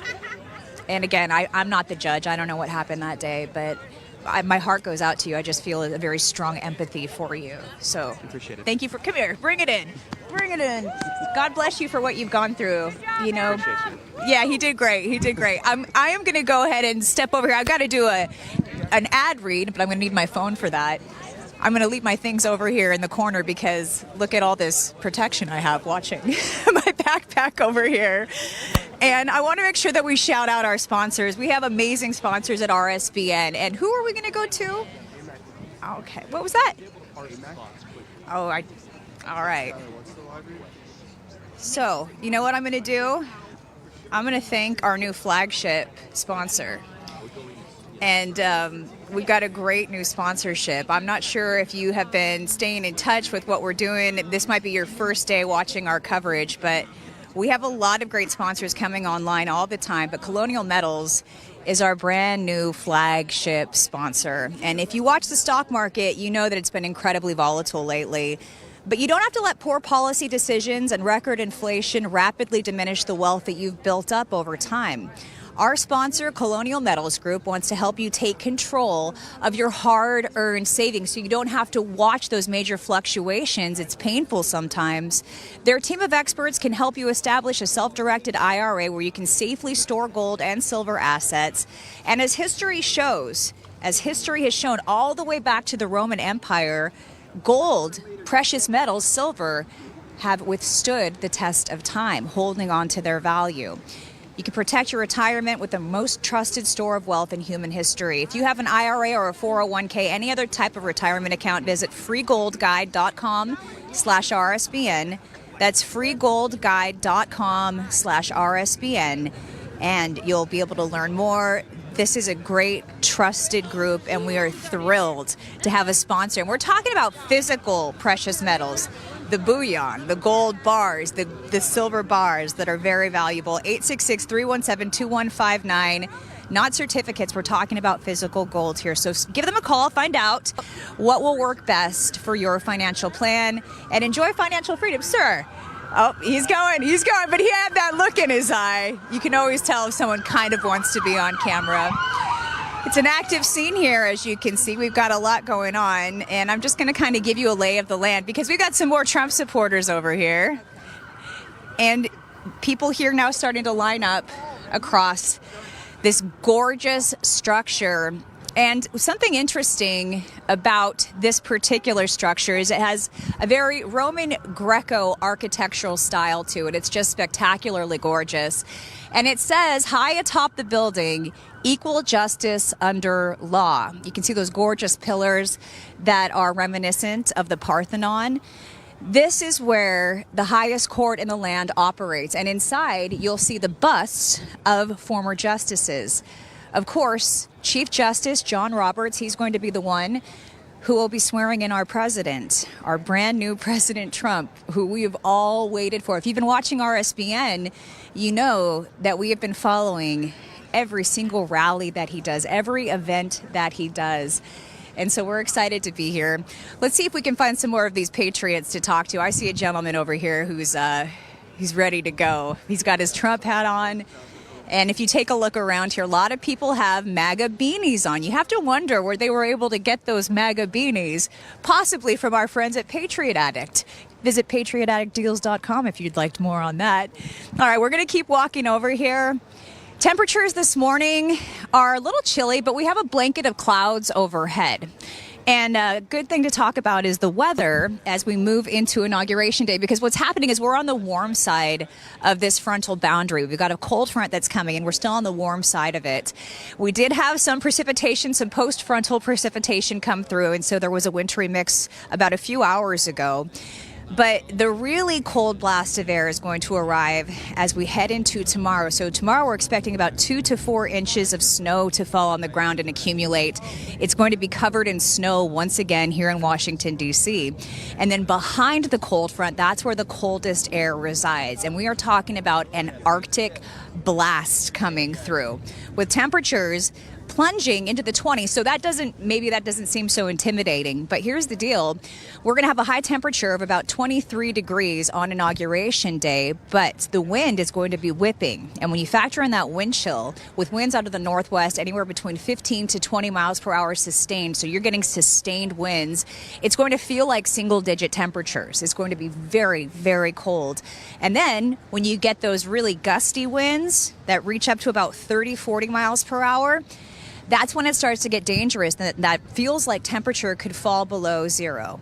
And so President Trump knows that, and that is why he decided, and it was a good decision if you ask me as a meteorologist, to move everything indoors into that historic Capitol Rotunda building. Now, I'm the type of person where I don't want to just walk up and stick a microphone in somebody's face. And so I'm going to try my best to find people who want to be on camera as we go through the morning together. But it's just a great opportunity, if you're joining us right now, to see the sights. Now, I thought that we would arrive here to the Supreme Court. One of the reasons why I wanted to be here was because I thought that we were going to see some TikTok protesters, possibly. As you know, if you've been following the story, the Supreme Court just decided yesterday in a landmark decision to go forward with that ban on TikTok. So TikTok essentially has about 12 hours to decide whether or not they're going to sell. It sounds like they do not want to sell. And if that is the case, in theory, TikTok could go dark by midnight tonight. And then, of course, it would be in President Trump's hands as to what he wants to do. He recently had a phone call with President Xi Jinping of China. And I understand it was a very productive phone call. They talked about fentanyl. They talked about TikTok. And, of course, they talked about our relationship as two powerful nations, the most powerful nations in the world. So we'll have to see what President Trump decides to do on TikTok. But I do know that Mr. Wonderful from Shark Tank, Kevin O'Leary, he is dying to buy it. So I think if anybody is going to be making that purchase and it does become an American company, he seems like the front man. But there have been other names that have been floated to potentially buy it as well. All right, I'm going to come back over here and give you a look at the police officers. This police presence is very heavy. These are the toughest police officers in the business. They're straight out of New York City. And I want to talk about another one of our great sponsors, Kalshi. Kalshi offers the very first legal exchange where you can trade on real-time events, from inflation to Fed rates to unemployment. This allows you to capitalize on your knowledge and your opinions. They have proven how valuable they are during the election when traders put their money where their mouth is. They predicted that President Trump would win long before it actually happened. And of course he did.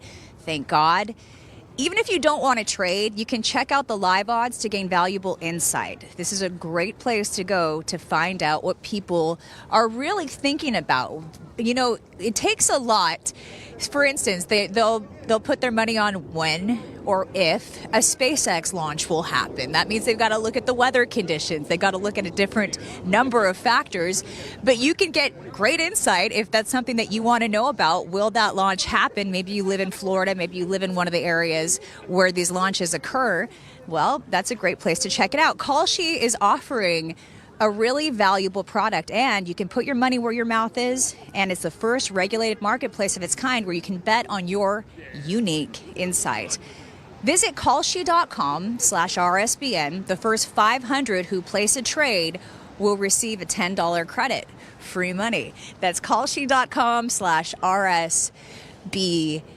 And taking a look around now at what's happening here, again, I can just leave my backpack right where it is because I definitely feel safe with these New York Police Department officers who have come in.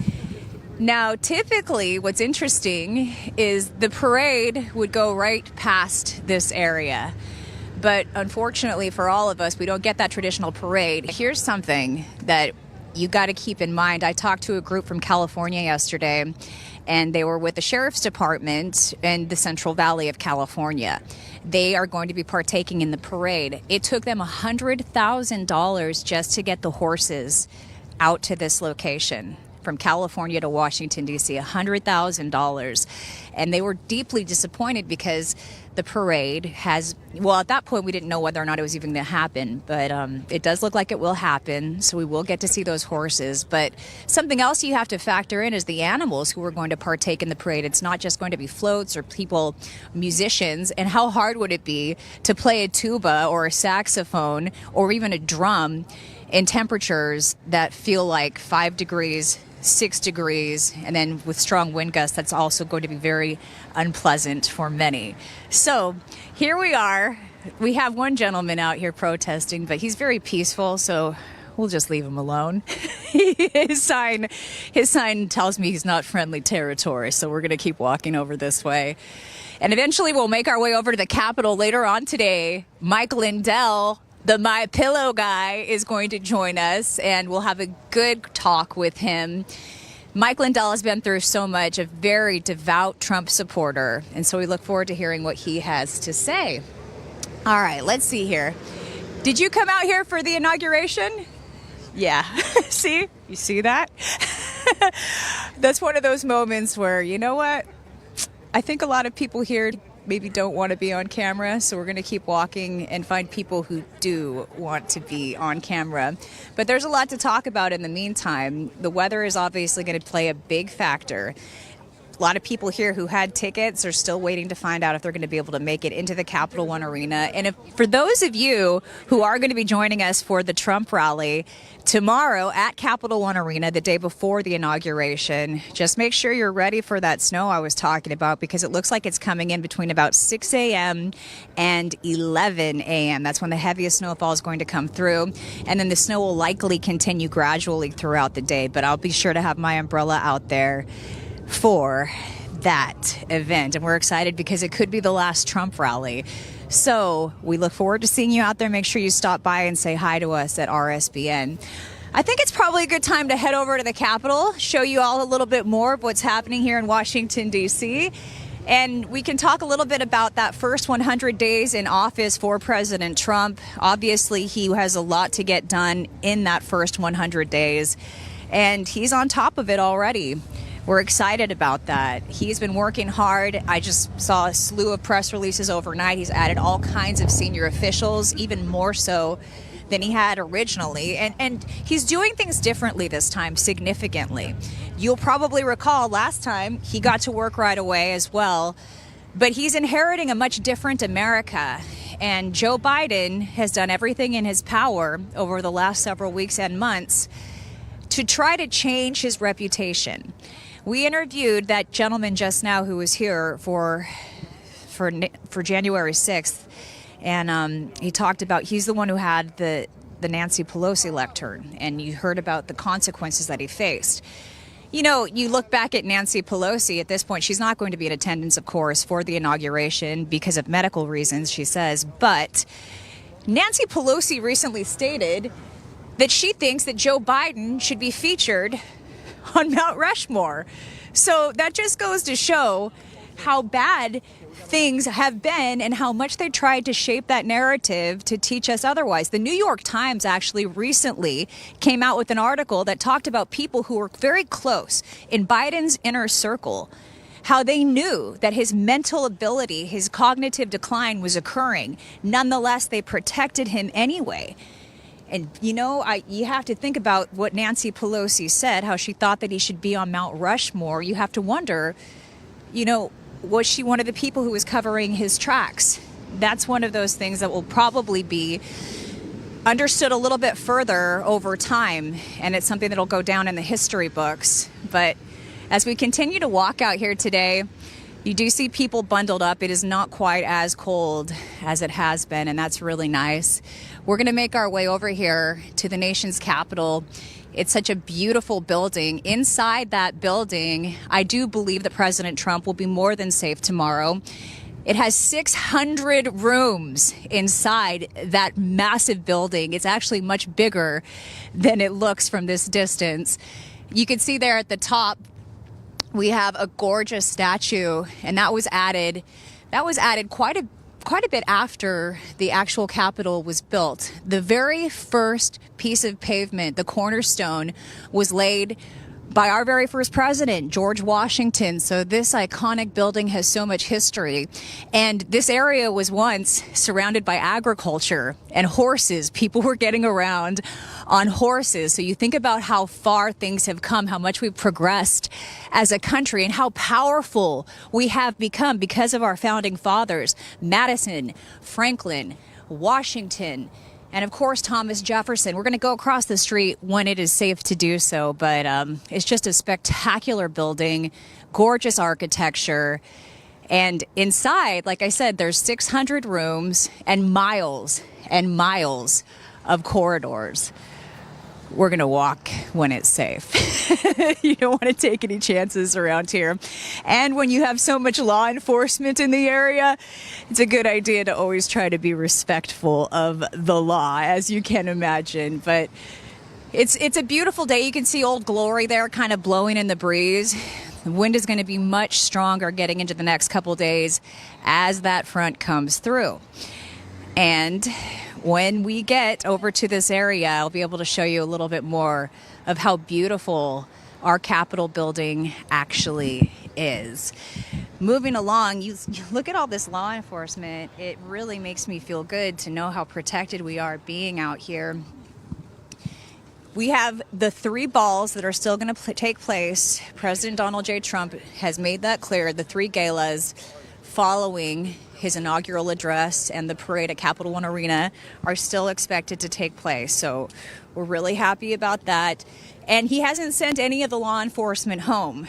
They're all still slated to be here. And just to put into perspective how serious the weather is, William Henry Harrison, the 9th president of the United States of America, he actually passed away 32 days after he took that inaugural oath. And what's interesting about that is he came out and he was used to working outdoors on a farm, a very tough man. He didn't have a hat on. He didn't have a big jacket on when he delivered his 2-hour, very long inaugural address. And as a result, he had a chill. After the inaugural address, it was rainy, it was cold. He went out and did all the pomp and circumstance, met with a whole bunch of different people. And then he ended up getting pneumonia, and 32 days later, he passed away. So that's actually in Bill O'Reilly's new book. It was a great, fantastic read. And we're going to take you up here a little bit further. I'll just keep on walking if you're okay with that, Alex. Yeah, I have a great cameraman. We have such a good team at RSBN. So we're going to keep walking up here because this is such a historic location. This is where Congress meets. This is where the House of Representatives, a lot of the hearings that you watch, they take place in this building. We took you into the Cannon building, which is where they house some of the offices for the House of Representative members. And then there's a few other buildings, the Rayburn building, Longworth, same deal. That's where we have offices. But this is where the action happens, inside our nation's capital. It's a beautiful structure. But see how long it takes to actually get to the top? It's funny, when you come here and you see these huge buildings, you're like, oh, I'll just hop, skip, and a jump away and end up there in about 5 minutes. Well, that's not the case. In fact, on the other side of this building, the Washington Monument becomes visible, and it's a good hour, possibly hour and a half walk to the Washington Monument, even though it looks like it's really close by. Good morning. You guys look great this morning. You're welcome. You're welcome. Thank you. Yeah. So we've got some Trump supporters over here. It's funny because with the media, and this is probably going to be the case for a little while, Trump supporters are going to be reluctant to talk because they don't know. If they don't know who RSBN is, they're thinking that we're with the mainstream media. And some people could put that as an unfriendly, even enemy territory. So it's so interesting how much the dynamic has changed in this country over the last 4 years of President Joe Biden in office. And Tom Homan gave a great interview with Jesse Waters last night on Fox. And he was asked, you know, do you think it was a good idea for President Trump to move the inauguration indoors? And Tom Homan responded with, yes, for a number of reasons. For a number of reasons. And I'm sure that you at home, if you're watching, you know that the safety is an issue here. Our president has had 2 assassination attempts on his life. And so it's probably going to be something that he's got to think about every single day, going into every single day of his presidency. We have to keep him safe. So I think that safety is paramount. We'll keep making our way up here. Just a gorgeous day because, hey, when you put it into perspective, the high today is going to be about 41 degrees. That's much better than 23 degrees that we're expecting on Monday. And yeah, this is where the action is. A lot of people want to come out here and take pictures. I actually thought that we'd have more people coming out, but I guess they're staying in their hotel room. They like to be nice and warm. And it will get warmer a little bit later on today at about 3 p.m. That's when the high temperature comes in. But dangerous conditions for tens of thousands of law enforcement, first responders, police, canine units, even the horses and the thousands of supporters have to be taken in mind. You have to keep everybody safe. And the weather, like we talked about, it can be very dangerous. So look at this. We have a woman over here, a gorgeous young lady with a Trump cape on, and we'll see how she's doing. Yeah, we're going to talk to you. We're going to talk to you. I know. America, Daddy's home. So look out, all you bad guys, all you criminals, your time is up. It's time to reclaim our country. The country belongs to its citizens, not to the world. Make America great again and put America first. And thank you, Donald Trump, for everything you've done for our country. We love you. Thank you for the sacrifices you've made. You did not have to do this. Godspeed for you, bless you, and we pray for you to be safe. And thank you for saving our country. Thank you. Trump won in 2020. And lectern guy's awesome. You know what I love? I walked up and she was kind of like acting shy, and then she delivered this amazing speech. Thank you, Right Side Broadcasting. We appreciate you guys. We really love everything you do. Thank you. Got on the song and bought the letters at Joanne Pembroke. Thank you. Very cool. And how about you? What's your name? Joni. Where are you from? Originally the Bronx. I'm from Florida now. Okay. With DeSantis. Yes. DeSantis. Yeah, we got him. Yeah, DeSantis. You couldn't run against Trump. You got to wait your turn. a lot of people left California for DeSantis. Yeah, I know that. Yeah, we've met a lot of California people that are done with California. Yeah. Unfortunately, my son is still there. Yeah, I was living there for a while, but it's terrible there. Terrible. Pelosi, you need to go. Yeah. I mean, yeah, she does. It's time. I've been supporting Trump for a long time now. Yeah, a long time. Been here several times. Been to rallies. Done a lot. I won't say what, but done a lot. But you said so much by not saying anything. I know, and I don't care. Here I am. And how about you? I'm from Huntington Beach, which I'm very proud of because we're fighting the voter ID laws right now. And I'm so proud of my attorney, Michael Gates. It's amazing. So we're just here to support Trump. I love him. I loved him before it was cool. Huntington Beach, California. Yes, ma'am. I know. I'm a California refugee. I am as well, to be honest. I'm from Palm Springs. We got to pray for everyone in LA right now. I know they voted the way they voted, and we're going to forgive them, but they got to change their ways. They got to bring in some people that know what they're doing. Gavin Newsom, what are your thoughts on his governorship?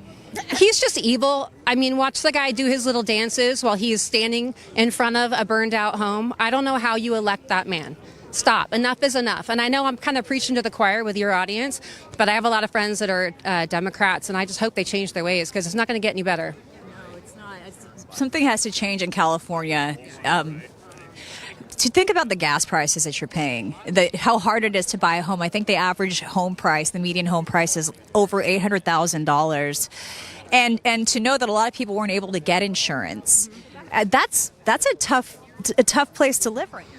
Well, they overregulated the insurance markets. They forced them out. And so as the insurance carriers can't make a profit, they're leaving. And so people are stuck with the California Fair Plan, which is, it's like an HMO for property insurance. It's terrible, and it's run by the state.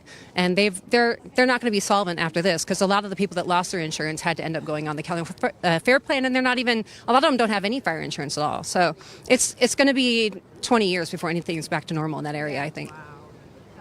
It's heartbreaking to see the pictures that came out, but then to think about how forest management and poor forest management is the issue in many cases. Trump told them, and then they made fun of him and laughed at them, and all of us Californians are like, please do something. We go to our national parks, we see the state that they're in, it's terrible, and then they're just developing kindling, and then all you need is one homeless person lighting a warming fire, and then you burn down the Pacific Palisades, which I think is one of the most expensive neighborhoods in the country. So imagine how much it's going to cost to rebuild. And these people aren't people that want a little cookie cutter house. They want their custom home back. Yeah. So good luck. Maybe vote different. Like I think the Palisades was 80% Democrat. You know, that's heartbreaking. And to think of the permitting process as well, which has changed so much over the time. Some of those homes were built. They're going to have to rebuild. They're going to have to go through that permitting process. They're really going to get a taste of what California living means. Oh, yeah. They're going to get slapped in the face with their bad decisions here real quick. So I pray that they change their heart and change their mind, wake up and stop voting by color and vote by competency. If this didn't make them wake up, I don't know what will. Seriously, how much more fires are you going to have? And mayors that don't know what they're doing, and the governor who doesn't know what he's doing. Yeah, he needs. When Newsom was being floated as a presidential candidate, it's like terror set into my heart. I've lived in California my whole life. I've watched it degrade. And I'm telling you right now, that man is evil. He can lie, and he does it constantly with no remorse. He's a pathological. He's not going to change. So wake up, people. That's Pelosi's nephew for a reason. Like, it runs in their blood. They're evil, and they need to get out of government right now. We need to vote them out. It's us. We have to do it. California, I'm staying. I want to stay. I love my state. It's the most beautiful state in the country. But we need help, and we need people to wake up and talk to their friends. Stop siloing yourself. Go out and say something. And I've lost a lot of friends because of the way I feel, and I'm done with it now. Look at what happened. I'm done. So go talk to your friends. Put yourself in a position that's uncomfortable and help convince people that maybe we need to change course and save our state. So I was going to ask you that because I'm from California. I know a lot of people from California. They have a hard time convincing, having these conversations. What do you think it is that is manipulating the minds to where people just lack common sense? They hate Trump that much. That's what it is. A lot of them just hate Trump no matter what. I said it's not about the man, it's about what he does for this country. Don't look at the man, don't look, he's a New Yorker. Yeah, he's sharp, he's out there. Yeah, that's how he talks. But he's truthful. He's going to help us. He helped us before. Don't look at the man. You can hate the man, but love what he's doing for our country. That's the idea. Yeah, I think that California's degraded a lot because they've lost their religion. I mean, for lack of a better way to put it. If you don't have a faith that grounds you, you're going to find something to worship. And they're worshiping wokeism right now. And I'm sad for them because it's a bottomless, unfillable cup. They need something to ground themselves. I love Trump. I don't worship him. I worship my Lord and Savior, Jesus Christ. But at the end of the day, you have to have someone that's going to work for you and have policies that help make the community better. And they can't get out of their own head because this is their religion now. And it's the woke mind virus. Like many people say, I hate that term because it's so overused, but it's true. No, it is true. And, you know, you hit the nail on the head. And I don't understand why you had to kick Jesus out of California. You know what I mean? It's all about Jesus. And I know I was from the Bay Area, and whenever I would talk about God, I just felt like I was, I was a weirdo. Right, exactly. And those friends have filtered themselves out of my lives. I didn't filter myself out. They did that to me. And that's okay. I pray for them every day. And I know that they're going to find a moment in time when they can have maybe a wake-up call. And I just keep putting out truth. That's all I do. And I'm not putting it on people's faces, but I wear it. And I carry around little baby Jesus, plastic Jesuses, and I hand them out to people because I just want them to know he loves you even if you don't even know him. And I think that's important. He's everything, and I mean, we all know the one thing we have in common is we're all going to die one day. But we are all spiritual. You know, we're spiritual beings, and there's so much more to it than what is right in front of us. And it's so hard in California to get people to open up, get outside of themselves. In school to be woke. That's what's going on. That's why these kids nowadays are growing up like that, and they're believing it. And then they tell you, you're wrong, you're wrong, you're wrong. Well, how about living before you know what's going on and saying, oh, yes, you're wrong. We're wrong. No, we lived a long time. We know what's going on out there. That's right. You can't tell me. I love Trump supporters and MAGA women. Let me tell you. Don't mess with us. No. Do not. These are my little Jesuses that I pass out. I love them. See, and when you get to see it, let me show the camera. Have a little Jesus. And he travels all over. He went to Lahaina and we took some can pictures. have this? Yeah, that's yours. I love this. Have a little Jesus on Instagram. Oh, thank you. You're welcome. Yeah, so God bless everybody, and we just hope that the country can be reborn. And Yeah, please, yeah. please. We need the next Trump coming up. And we don't care about the inauguration. I mean, just this and meeting. We just met on the train today. Yeah. It seems like you've been here together. No, we're like best. Like, did we just become best friends? Like, yes. And so this is like everyone that's here, this is the vibe here. And I just, as a Californian, this is so refreshing. I'm just here to soak up all the love and the joy. And I don't care about the inauguration. We'll watch it on TV in our hotel room if we have to. But we're just hopeful for great things come Monday. Oh, well, I'm so glad I had a chance to talk to you. I mean, what a pleasure. I watch you guys all the time. So I hope my parents are watching. Hi, Pam and Carl. Pam and Carl, you raised a very smart, beautiful daughter in California, so that speaks of volumes about yeah, for sure. Thank you so much, you guys. All right, have a great day. Thank you, and thank you for supporting Donald Trump so vocally. Always. We love Trump supporters. All right, we're going to keep moving over here. Again, we don't like to just shove the microphone in people's faces as much as I want to sometimes. It's just not my vibe, not my style. You know, we can take that word vibe back now. Kamala Harris stole it from us for so long. Let's head back over here. In fact, let's walk up to the Capitol building, and I'll let you take a closer look at it. We got a great photographer with us today. We've got Alex. He came in. He's part of the RSBN crew. There are many of us that you don't get to see behind the scenes who work so hard to bring you this coverage live, unedited, like nobody else. And such a beautiful building. It's you think about the history and how much it's changed over time. That beautiful statue at the top used to be made out of wood. And then they went ahead and solidified it later on. Just gorgeous, though. The pillars, you think about how many people it took to build this structure back in the early 1800s. Today is a good day. We're having a good day so far.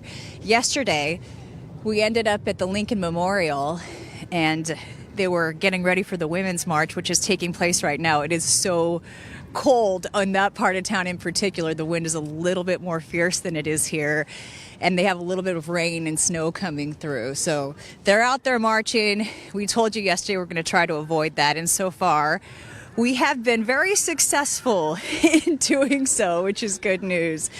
There's some people over here having a good time. I see some Trump supporters over here that we're going to talk to. I see a gentleman with a Make America Great Again hat on. We're too smart and too good looking. My girlfriend's right here, so don't ask me my phone number, okay? Oh, you had me pegged. Oh, yeah. How you doing?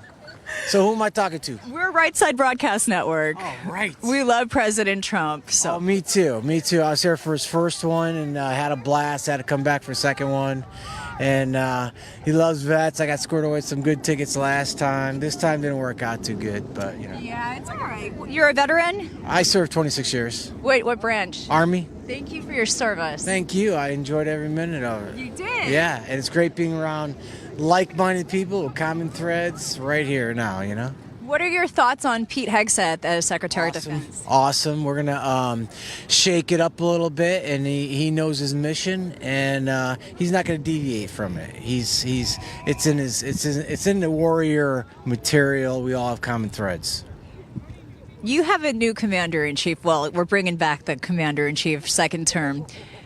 Under President Trump, the military was strong. Under President Biden, the military, I think morale really fell. And to think about Kamala Harris as the commander-in-chief, did you have any concerns about that? Well, I read about the rise and fall of the Roman Empire. Okay, if you don't have a strong military, you don't have strong citizens that want to serve in the military, you don't have a nation. Just like if you don't have borders, you don't have a nation. And we were going that way at an accelerated speed. So, you know, it would have just been decay after decay. If Kamala Harris won, first of all, re-enlistment would have been way down. It is down now because of the Biden administration and the policies. Anytime you have a lack of foreign policy, that's when you have to use the military. When you have a strong foreign policy and a strong military, we don't have to have these conflicts that we have or be in. Military recruitment, as you know, has been very, very low. I think we're going to see that change, and I think a lot more people are going to be interested in joining the armed forces, but it's a different America that you're defending. And if we were to see World War III, for example, it would be a different type of battle. What would you say to the young men and women out there who are thinking about joining the military, but maybe they're a little reluctant to do so? It'll be one of the best opportunities you'll be given. And I say given because you're a citizen serving your country. But the benefits while you're in the military, if you're motivated enough to go to school at night, which I did, and which I got my college degree in political science, which I never thought I'd want to get a degree, but I did. And, you know, you have to stop and think, especially when you have a professor in front of you that's very liberal and they have one-sided point of views where they should be teaching you how to think critically, not what to think. And if you don't believe in God, country, and family, you don't understand the foundation of our country. And all three of those, God, country, and family, have been under attack by the Democratic Party and extreme liberals to tear down our nation. If you think of everything that's gone on, everything that's gone on, okay, let's take, for instance, God. God has been under attack for a very long time. Faith. Think of faith. I know. Jesus. But I agree. But I've worked with many other cultures that don't believe in Jesus Christ, and I understand. But the first 5 books of the Bible, they all believe in. Okay? So when you attack faith, you're attacking a foundation of our country. If you attack, you know, I already said religion, but you know, if you attack the foundation of family, okay, transgender, or oh, hey, everybody should have rights. I agree, but why should it be in my face 24/7 when my kid's sitting right next to me, and explain what a transgender is? No, live your life like it's always been. You have the freedoms, yes, but why push it in everybody's face? You know. So and then country, when you start delegitimizing our institutions, be it education, judiciary, any of it, you don't give the faith to the people. They're not strong. They're not standing there for the people who we pay their paychecks. They owe us their service. They are servants. They don't want to act like that or say that, but they are our servants. We pay them. We give them a job. And thank God that President Trump has the fortitude, and he is going to change the way business is done in Washington. Truly, the swamp will be drained. We can only get so much water out at one time, though. And it needs to happen. Someone said yesterday there's alligators in that swamp that you really have to go after first. Now, I will say this. You studied political science. You went to school in the GI Bill. Yeah, well, post 9/11, yes. Okay. When you come to a building like this after studying political science, we live in the greatest country in the world. And so many other countries rely on us. And the strength that we have in this country is because of people who sacrifice like you did. What do you say to your fellow veterans out there who don't often get the respect that they deserve, especially today in this day and age? Hold your head high. We have a lot of brothers that didn't come home. And, you got to hold your head high, believe what you believe in, and don't let anybody steer you away from your true beliefs, because we've taken the path less chosen, and there's many vets out there that feel as though they did their service. They don't need to, wear it on their sleeve, and that's great. I don't. I only put this hat on for today, really. and I had a couple trinkets on there too, but I made sure to take them off. And it's just, I believe that, the next generation is what's going to be supporting our country. And, we need to teach them history. There's not enough history being taught. There's not enough history taught around the kitchen table, which fragmentation of the family too. So, we really need to talk about the history, the good and the bad. We really do. Can you show those pins one more time? No, that's good. You had a Ranger pin and a Special Forces pin. So you are a very decorated man. You've done more than most do as they go into the ranks of the military. Thank you. Thank you. Come here. That tells me you're very smart as well. Bring it in.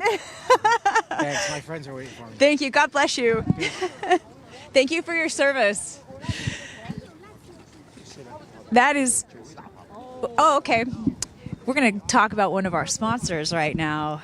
I love talking to veterans. I'm so grateful to those who have sacrificed everything to defend our country. When you think about how important our country is to the world, to peace in the world, to democracy, to keeping people safe, to the economic foundation of so many different countries, it's our military that we have to thank. All right, I want to tell you about a perfect sponsor that we have for this time of year. If you're somebody who has dry skin, the winter months will really remind you of how hard it can be, what a challenge it can be. And Angel Paste, they have come up with this amazing formula where you can put it on, your face just drinks it up, and what's awesome is it doesn't leave you feeling greasy. Now, you can use it if you're a man or a woman, and what I love about it as a woman putting it on is that you can put your makeup on right on top of it, and you don't get any sort of caking of the makeup or any unevenness. It's just a really spectacular way to moisturize your face, and it makes you look younger. I'm going to step out of the way here. It's interesting to see cars driving right in front of the Capitol, but not uncommon. Angel Paste Cream can transform the health of your skin naturally, allowing you to put your best face forward. It's a miracle cream. And here's what's so great about it. It's made with absolutely no chemicals, and it's gained massive popularity because it does thoroughly hydrate your skin. It's made in the USA in Spring, Texas, located just outside of Houston. Angel Paste believes in America first. They take pride in hiring veterans. We had a great veteran on just a moment ago. We need to do more for our nation's veterans. It's unlike any other cream on the market. People who have used it, they've reported younger looking skin, fewer wrinkles, a lightening of age spots even, and healing of burns and bruises. You can get the miracle cream that everybody's talking about, and your skin will drink it up. Angel Paste Miracle Cream. Go to angelpaste.com, use the promo code RSBN, and you'll get 10% off of your order. Plus, they have a variety of different creams to choose from, and you'll be able to find the one that is just right for you. We're going to keep moving north here, the Capitol building. As we get closer and closer, the wind is starting to pick up. I'm not going to lie. It's starting to feel a lot colder now. So I can tell you, if it's this cold right now, if it feels this way, with this wind chill, I can tell you it feels like low 20s, maybe even the high teens. To think about how cold and dangerous it would be on Inauguration Day with the high temperature coming in the 20s and those wind chills making it feel below zero. Yeah, President Trump made the right choice, but I'm not surprised. It's kind of what he does, isn't it? All right, I'm going to step out of the way. I want you to have an opportunity to see this beautiful building, and we can talk a little bit more about some of the stories that we're following. As you probably know, the ceasefire is going to go through between Israel and Palestine. And so this is really good news. It sounds like 33 hostages are going to be released, and hopefully we're going to get 3 hostages tonight. That agreement goes into effect at about 1:30 a.m., and we're supposed to have 3 female hostages released for this first phase of the agreement. Now, it's a ceasefire. It doesn't mean that the conflict itself is over. And so we're going to have to continue to watch and see what that means as President Trump finally does step into office. But it's a really good sign that things could start to get peaceful. Of course, we'll have to see if both sides honor the agreement, of course. We've got questions about whether or not Hamas will follow through. Yeah, come on over here. But that is good news. How are you doing? Doing pretty good. You're looking pretty good. I like your cross. I try my best. Thank you. Jesus Christ is King. That's right, Yeah. he is. Okay, so you got the Make America Great Again. Yeah. You came out here. Where are you from?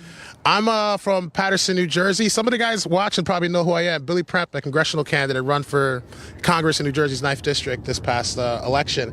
I'm here to support President Trump and, see him get inaugurated to become the greatest president that our country needs right now. So I'm very excited to be here. So New Jersey is a Democratic area, as we know. That's not true at all. So for the record, I'm from Paterson, New Jersey. It's an inner city. Been running for quite some time there. We were able to shift the district significantly red. We ended with 47% of the vote. President Trump won the congressional district. So for everyone that says that New Jersey is impossible to win, that is a straight up lie. Not impossible. It's a lie. Yeah, the state is now, I would consider the state a swing state. Even New Jersey? I would consider it now. Yes, look at the numbers. Go home and go to New Jersey's 9th congressional district, District 9. Look at Billy Premp. Look at how much we shifted the district. It's significantly redder, right? And I think we've got a very good, solid shot. Now, if the Republican Party got behind a candidate like myself, I think we would have actually had a win. Yes. But now we've got Nellie Poe, the congresswoman that's in there now. She's voting against the Lake and Riley Act. She doesn't want to deport people that are killing people in our country that are in here illegally. She's aligning herself with people that don't really respect our nation. And I think we have the opportunity to fix our country if people actually got off their butts and did what needed to be done. I'm so glad. Very windy out here. I'm so glad I had a chance to talk to you. So, okay, let's chat a little bit. I'm sorry. You came close, but you didn't make it. Yeah, 47%. So in 2024, this is my third run. So the first one was in 2020. We got 31% of the vote. That was against the previous congressperson who passed away. He was 87 years old. He passed away in 2024, actually. 2022, we ran again. We got 43.6% of the votes. And then in 2024, we got 47% of the vote. You're almost there. I'm going to be, honestly, like, listen, I'm no conspiracy guy, but I believe I won the election. I think there was a lot of things that went a little bit off the rails. I can't prove it, but it is what it is. Despite that, the momentum was definitely on our side. When my opponent passed away in August, they replaced him with the handpicked candidate from the Democratic Party, a do-nothing that's been in the State House in New Jersey for almost 20 plus years.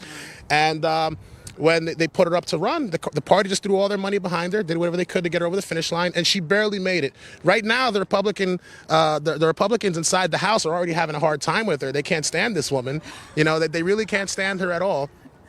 She's trying to side with the illegals that are in this country. She's trying to stand in the way, and she wants New Jersey to remain a sanctuary state. And I can assure you from many of the people, some of these guys here that are behind me, they're from my district, they're from New Jersey.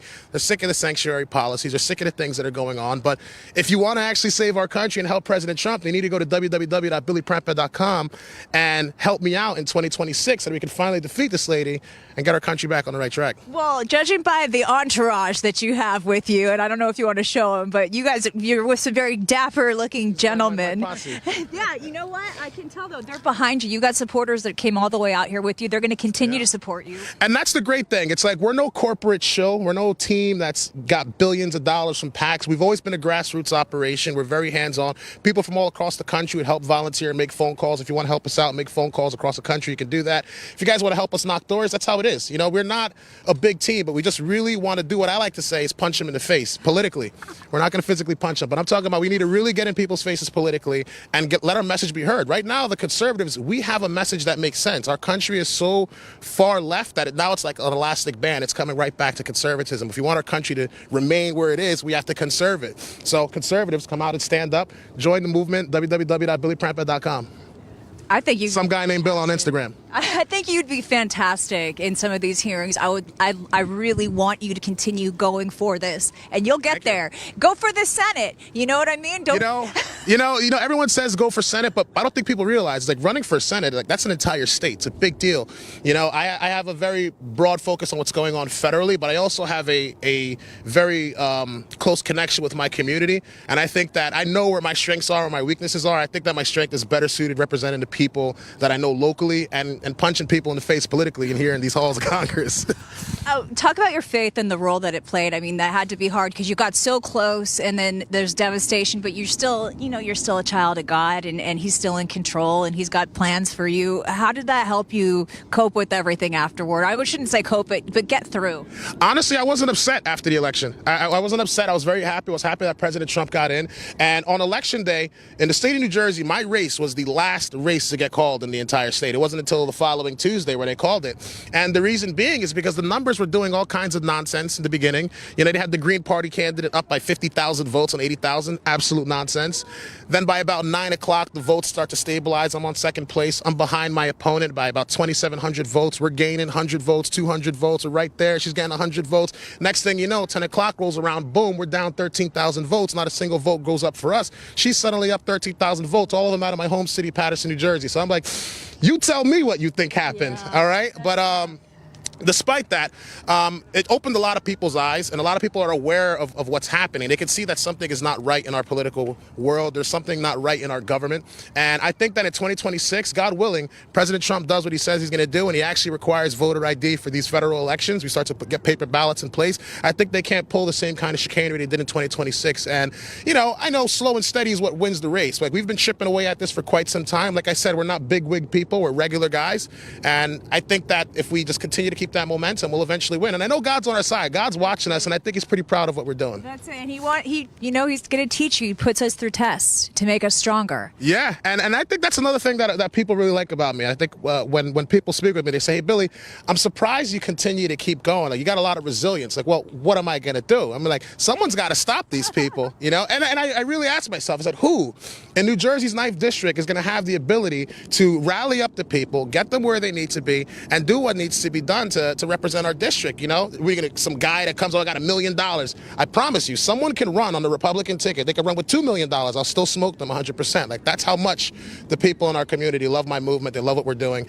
And that's why people love President Trump, because he's a no-nonsense guy. He's a regular person that says it like it is. He's not afraid of the other side. This is what I stand for. And people need someone that's strong, resilient, and stands for something. I stand for something. And good luck to whoever tries to challenge me in 2026, but I will be the next congressman in the 9th District. And you know what? You're going to make history when you do so. So thank you for taking the time to talk to us. For having me. God bless you. God bless you Appreciate you very much. Thank you. Take care. Okay, we are going to... Some guy named Bill on Instagram. Some guy named Bill on Instagram. You can also follow me on Instagram. I'm Christina Loren. It's meteorologist Christina Loren. We're going to pause for a quick break. We love the fact that you're with us on this journey here in the nation's capital. So stay with us. We've got much more great coverage coming your way throughout the day. Hey y'all, it's Silk from the Diamond and Silk Chit Chat live show. Look, don't forget to check me out right here on RSBN Network. Be sure to watch the show on Right Side Broadcasting Network, and I want you to support Right Side Broadcasting Network. Yes, it's imperative that you do so, okay? I look to see y'all soon. Bye-bye.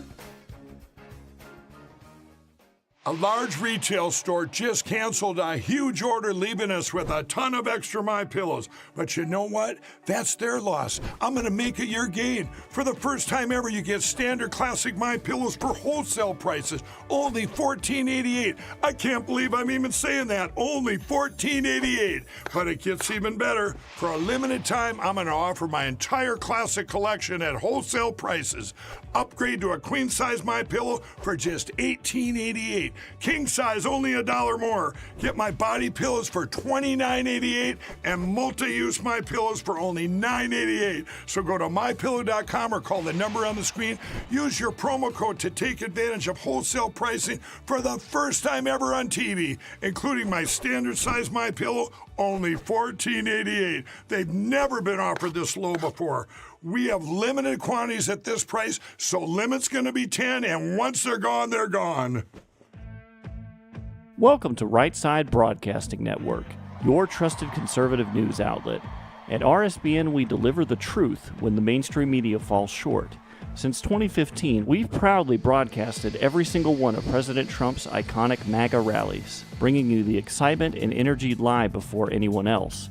By watching RSBN, you get an unfiltered front row view of the action on the ground. We interview the crowds to give a voice to millions of Americans just like you. We show you President Trump's speeches in their entirety, free from interruptions and censorship. We cover the stories that matter to you with the integrity and passion you deserve. Thank you for choosing RSBN as your home for America First News. Together, we stand strong, united, and informed. So join us and be part of the right side of history.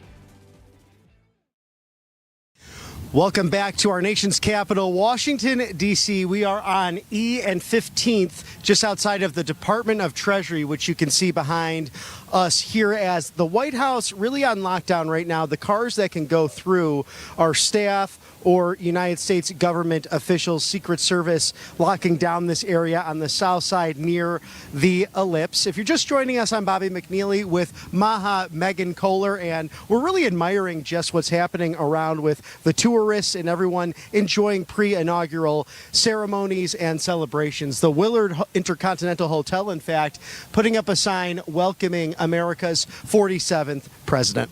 Wonderful. There are patriots gathered all over Washington, D.C. today, as well as some protesters are gathering for the People's March, but we'll tell you about that a little bit later. Speaking of patriots, I have something exciting for you. Our sponsor, Patriot Attic, just made their all-time top-selling knife deal even better for inauguration. So for a limited time for Inauguration Day special, they're offering an additional 10% off to RSBN viewers and giving you guys a total of 30% off. Use coupon code RSBN30 to get 30% off for their Inauguration Day special. Grab your Trump combat knife today. These are super high quality knives that you can add to your collection or gift it to a loved one. Get yours today for 30% off. Use coupon code RSBN30 and visit their website, patriotaddictdeals.com. Again, that's patriotaddictdeals.com, and use code RSBN30 for 30% off. This deal for Inauguration Day won't last too long, so make sure you go check it out. And I have to tell you, at patriotaddictdeals.com, their great materials will go, like that awesome Trump Force One plane. I actually purchased one myself for my office. I absolutely adore it, and you want to get there and make sure you get these high-quality knives. So we might bring on some young Gen Zers, some international folks as well. We have Spain represented, also the Kingdom of Denmark. Welcome to Washington, D.C. What are you most excited about in seeing an inauguration and celebrating the future president and vice president? Just seeing like how it all works in another country than your own. Right. And like the support from all the people in the country, and especially here in Washington, D.C. Absolutely. Now, is this your first time in Washington? Yeah, it's the first time. Excellent. What are you most looking forward to, seeing with the sights? Are you looking at some of the monuments, or hoping to be right in the front row action for all of the ceremonies? We are both. We're excited to see all the monuments and also to see again, the 47th president coming back. Absolutely. We're excited. Yeah. So there's a lot of talk right now in international diplomacy about Denmark specifically, and the fact that Greenland could become part of the United States, or there's an independence movement there. As young people, what are your thoughts on some of that happening? I think that Denmark is a really good place, and the U.S. having an opportunity to go there and have military troops set up there would be a great advancement for the U.S., because it's a great strategical place for a military outpost. Fantastic. And it's interesting because today we actually interviewed earlier on Carla Sands, a former ambassador to Denmark. So it was really a special moment to talk about what might be happening on a global scale and to see how our countries can come together. Now, is this your first time visiting the United States as well as the nation's capital? Yeah, it's the first time. Oh, fantastic. Wonderful. And what are you most looking forward to learn from your trip here in America? The culture and just all the exciting stuff that's here, or boring stuff, honestly. Just everything. That's fantastic. And of course, right here in downtown Washington, D.C., you can see so much from the beautiful buildings to the White House over our right-hand shoulders here, but also the National Archives down Pennsylvania Avenue. And stop on by the Willard Hotel as well, which is right next door, or even the Waldorf Astoria, which was the Trump Hotel at one point. So how long will your trip be? Will you be visiting other cities in addition to here in our nation's capital? They are going to be here for another 5 months, and over the course of these 5 months, we will be taking them across maybe 1 to 2 more states, hopefully, and that's about it, honestly. And visiting with family and friends? Yeah, we are visiting with all the family, yeah. Excellent. Well, thank you for joining us today and enjoying inauguration. And it's always fun to, experience each other's cultures and what we have combined, especially in the West, to preserve freedom and democracy and peace through strength. One last question. What are you most looking forward to in a President Trump second term? I don't know. I think he will just make America great again. I don't know.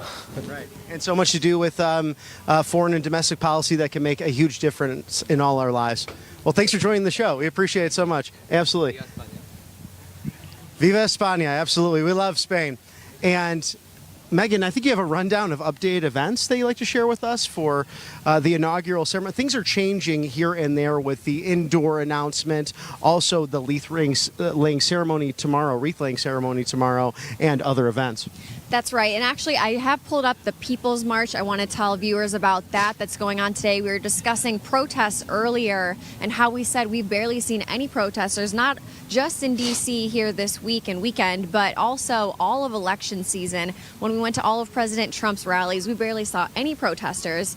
And now there's going to be the People's March today, organized by the same people that put together the Women's March 8 years ago in protest to President Trump's first victory when they had those pink hats, if you remember that. The Women's March back then. So interesting what they're putting together for today. The People's March is going to get together. They're going to meet up around 10 or 11, march off the steps from multiple locations. There's going to be a rally and People's Fair at 1 o'clock, and then everything will end at 3 p.m. So listen to this. I thought this was really interesting. They're starting at Farragut Square. This location will focus on democracy, immigration, anti-militarism, and climate, and include groups like Rising Majority, Popular Democracy, and Democratic Socialists of America. So those are some of the groups here for the People's March in protest of President Trump. So that goes to show the groups that are gathering together in opposition to, of course, President Trump and the MAGA movement, the Democratic Socialists of America. And then there's another group meeting at McPherson Square. This location will focus on the critical issues facing D.C., including Harriet's Wildest Dreams, Free D.C., Palestinian Youth Movement D.C., and other D.C.-focused organizations. Franklin Park will have a focus on bodily autonomy, gender justice, and LGBTQIA issues. And it will include other Women's March, Gender Liberation Movement, Generation Common Good, and others. And then they're all going to be marching together around the Lincoln Memorial, and then they'll host a rally and a fair. So that's going on today. I thought that was really interesting to look at what groups are in opposition of President Trump. We saw a couple of the protesters walking by with their signs, but, the Democratic Socialists of America and these LGBTQIA groups, it's a very harsh contrast between the America-loving groups that we see on the right, pro-family, pro-God, pro-freedom groups versus the climate change, LGBTQ, pro-Palestinian groups, and these other groups that are going to be gathering for the People's March here in D.C.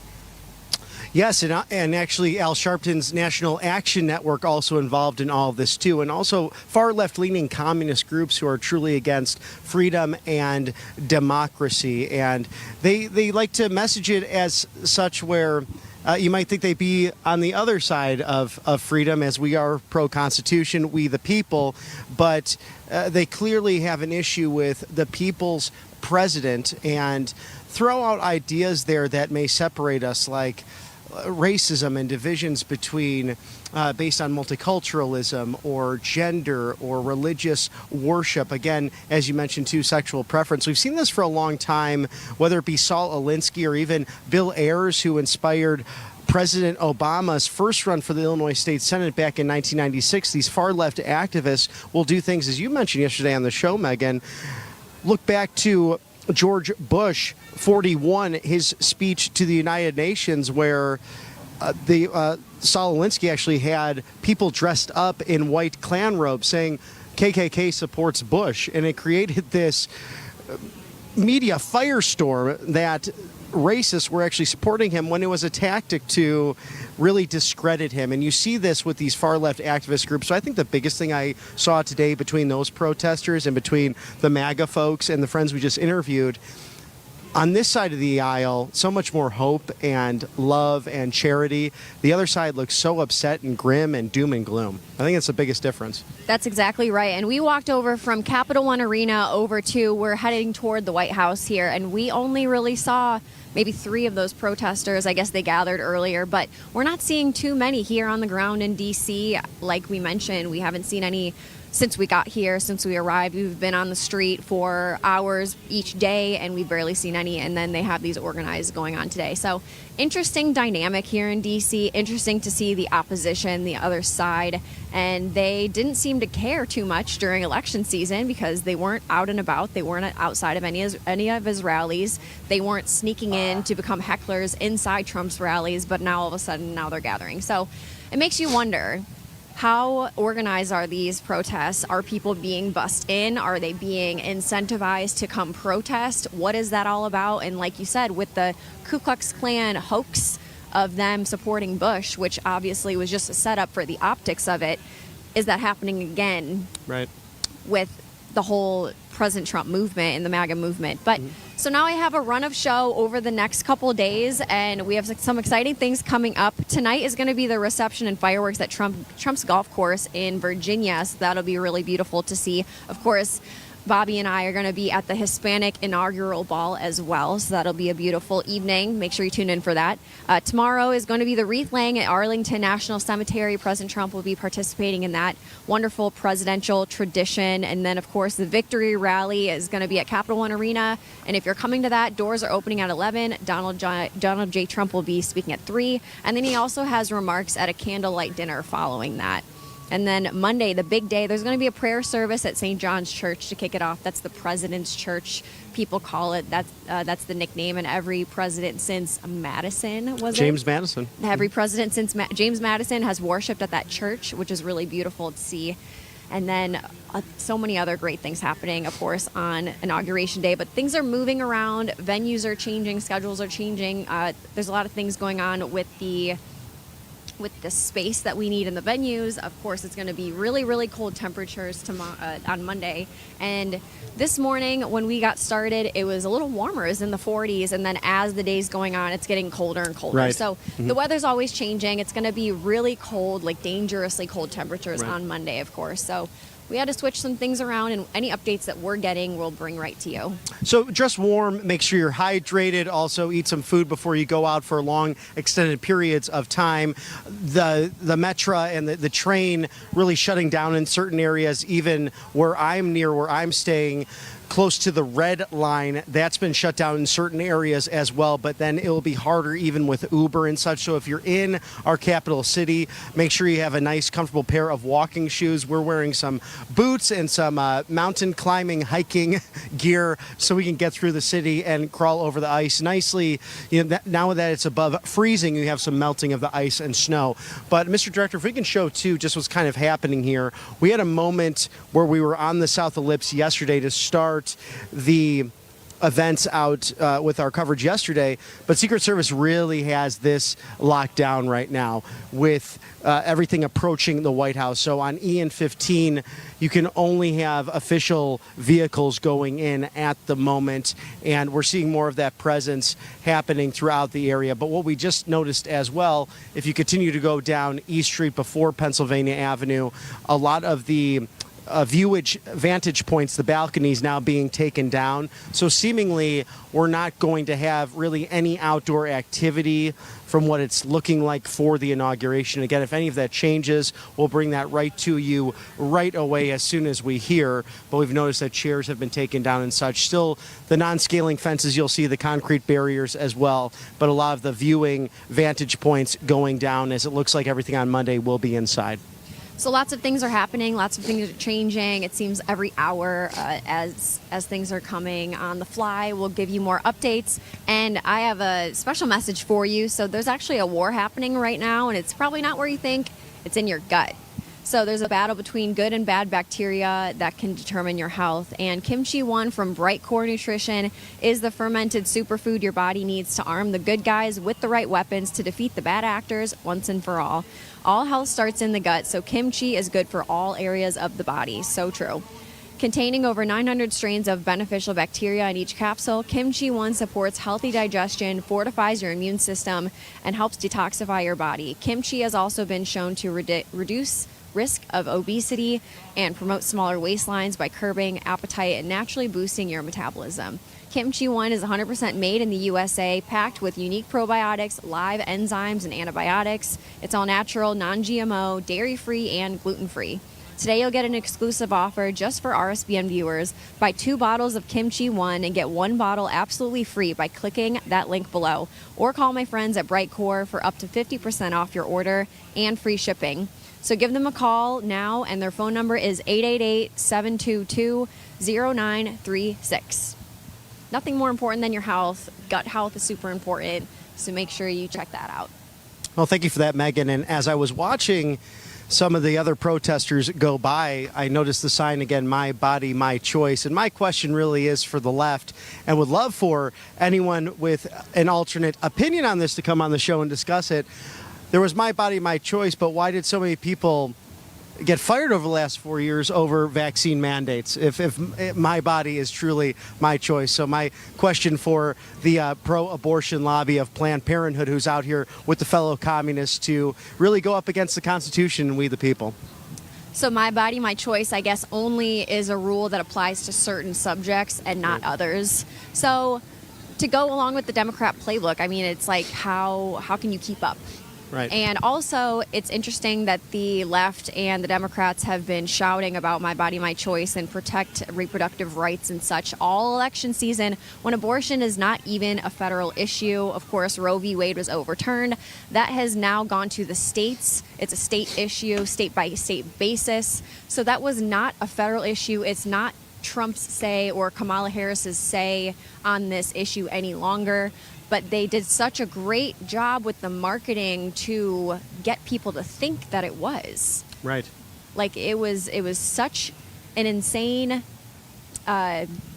strategic move to put this plan together to make people emotionally hyped up about it and make them think that it's actually on the ballot, and it never was this 2024 election season. And you really see when you look at what motivated people to go to the polls in 2024, it was the economy, it was our southern border, it was inflation, simply going to the grocery store, people having to choose between should I fill up the gas tank or get medication.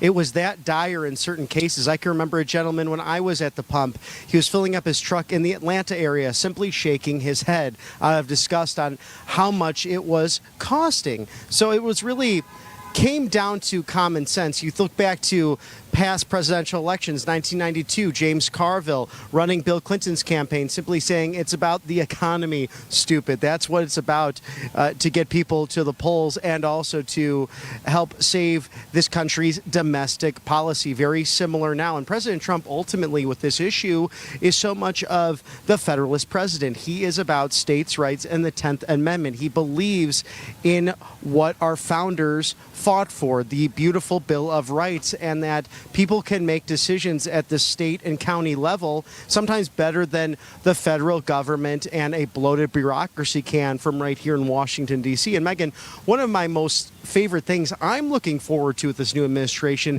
is the potential some departments leaving D.C. and K Street and going out into the rest of the country, because so many of my colleagues and friends I speak with here in D.C. say that there's so much empty office space since COVID and since people have been working remotely, especially in our nation's capital.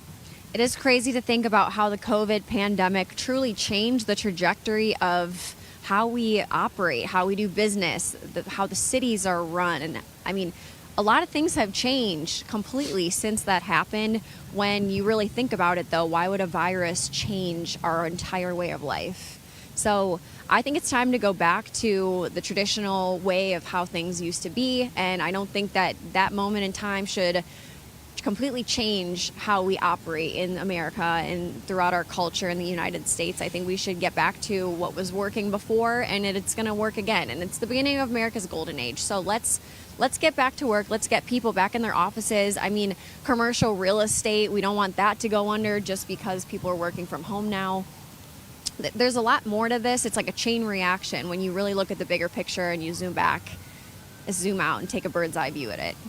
And I think for so many of us who never saw a pandemic in action, it harkens back to what Thomas Jefferson, Benjamin Franklin, and many of our founders deeply believed in, that if a people is willing to give up liberties for temporary safety, deserve neither liberty nor safety in the long run. And we're really being tested right now. And that's what you did. The American people went out and voted in this past election peacefully and patriotically to go back in a direction that would really serve you and your families and your way of life, putting you first. Remember President Trump, his first inaugural, saying that we are taking the power of D.C. and giving it back to you, the American people. And really, you saw Hillary Clinton and some of the former presidents gasp as if, oh goodness, our little show, our fun is over with, because the deep state is now under wraps and is now on notice. And we see what happened to President Trump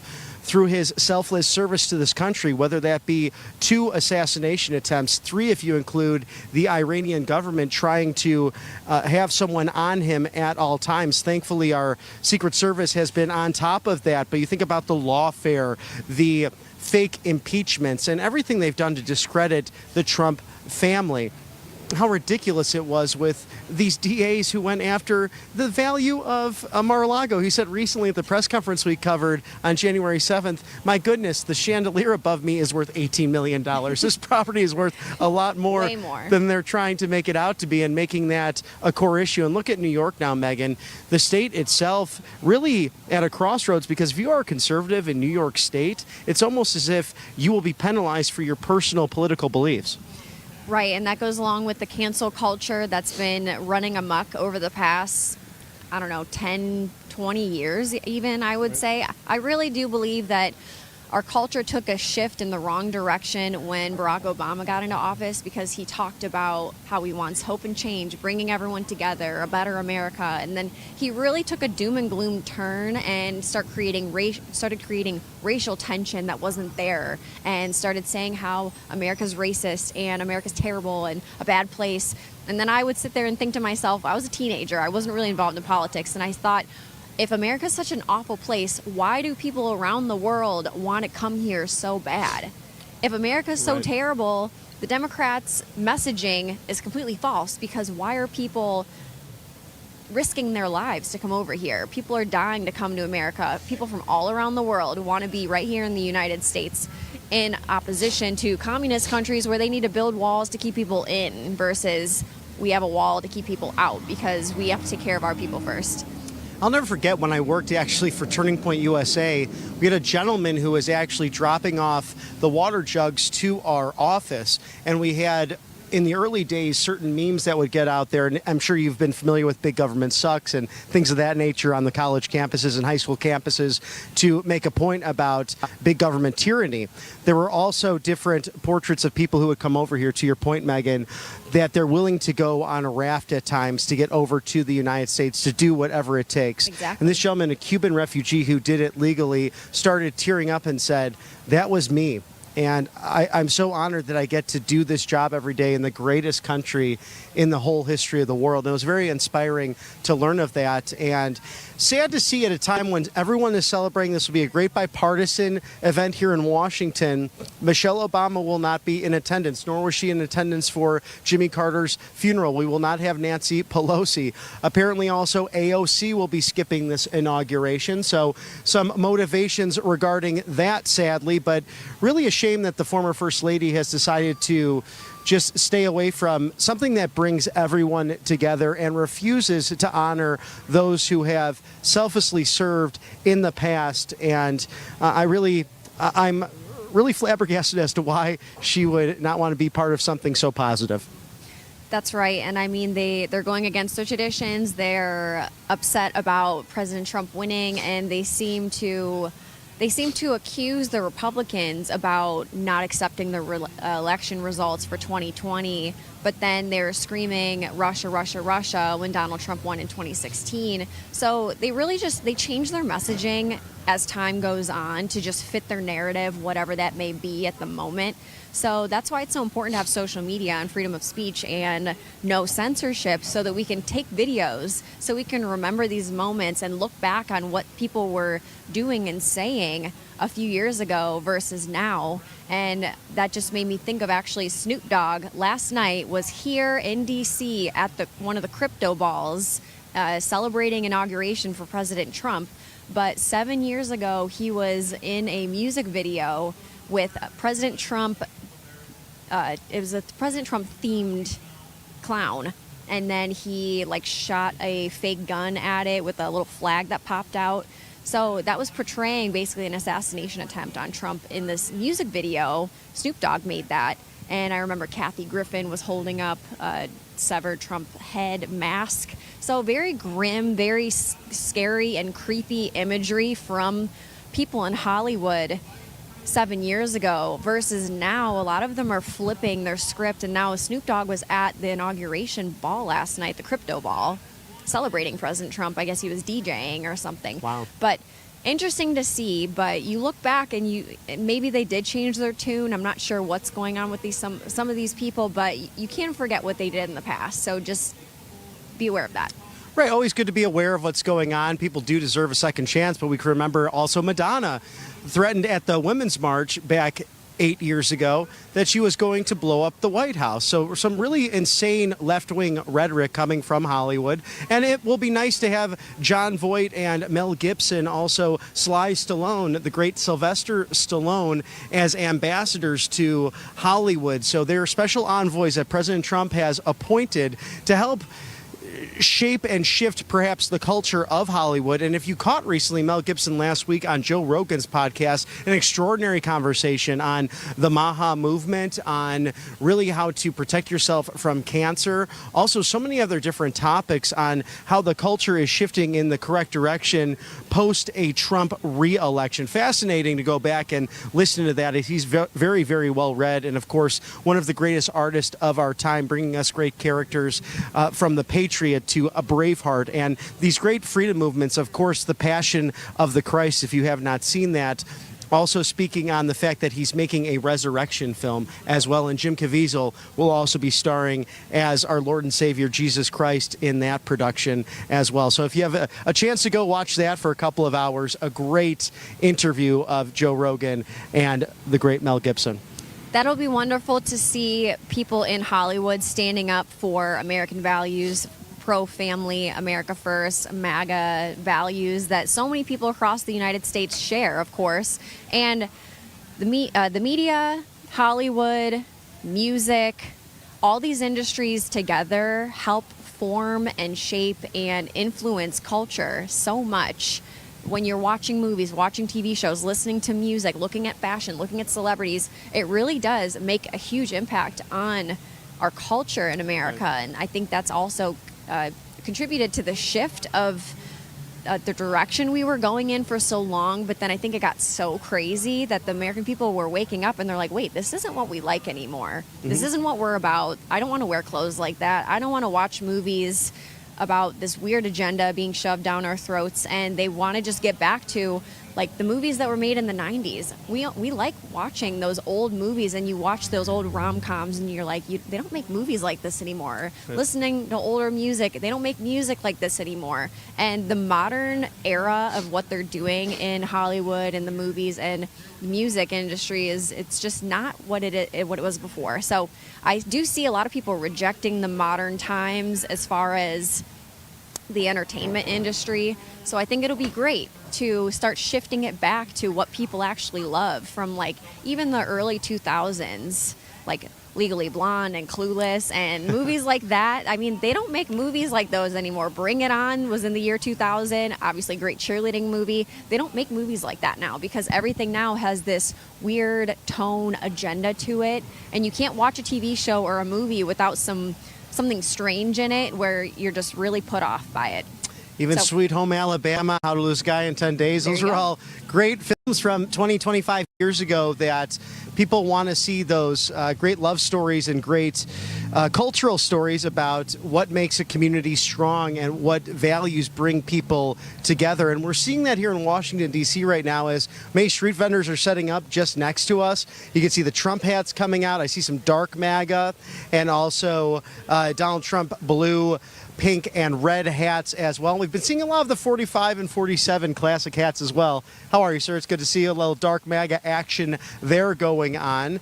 And of course, we're on the corner of E and 15, so right outside of the Department of Treasury, where Mr. Bennett is looking to get confirmed for that post. And an interesting comment when he was in the confirmation hearings just as of yesterday, saying that President Trump does not care about sexual preference in order to serve in the administration, where he was actually discriminated against as a gay man in the past, whether it be the military or other civil service activities. And he said, I had a really quiet, nice life with my background in accountancy and investments, and he's a numbers guy.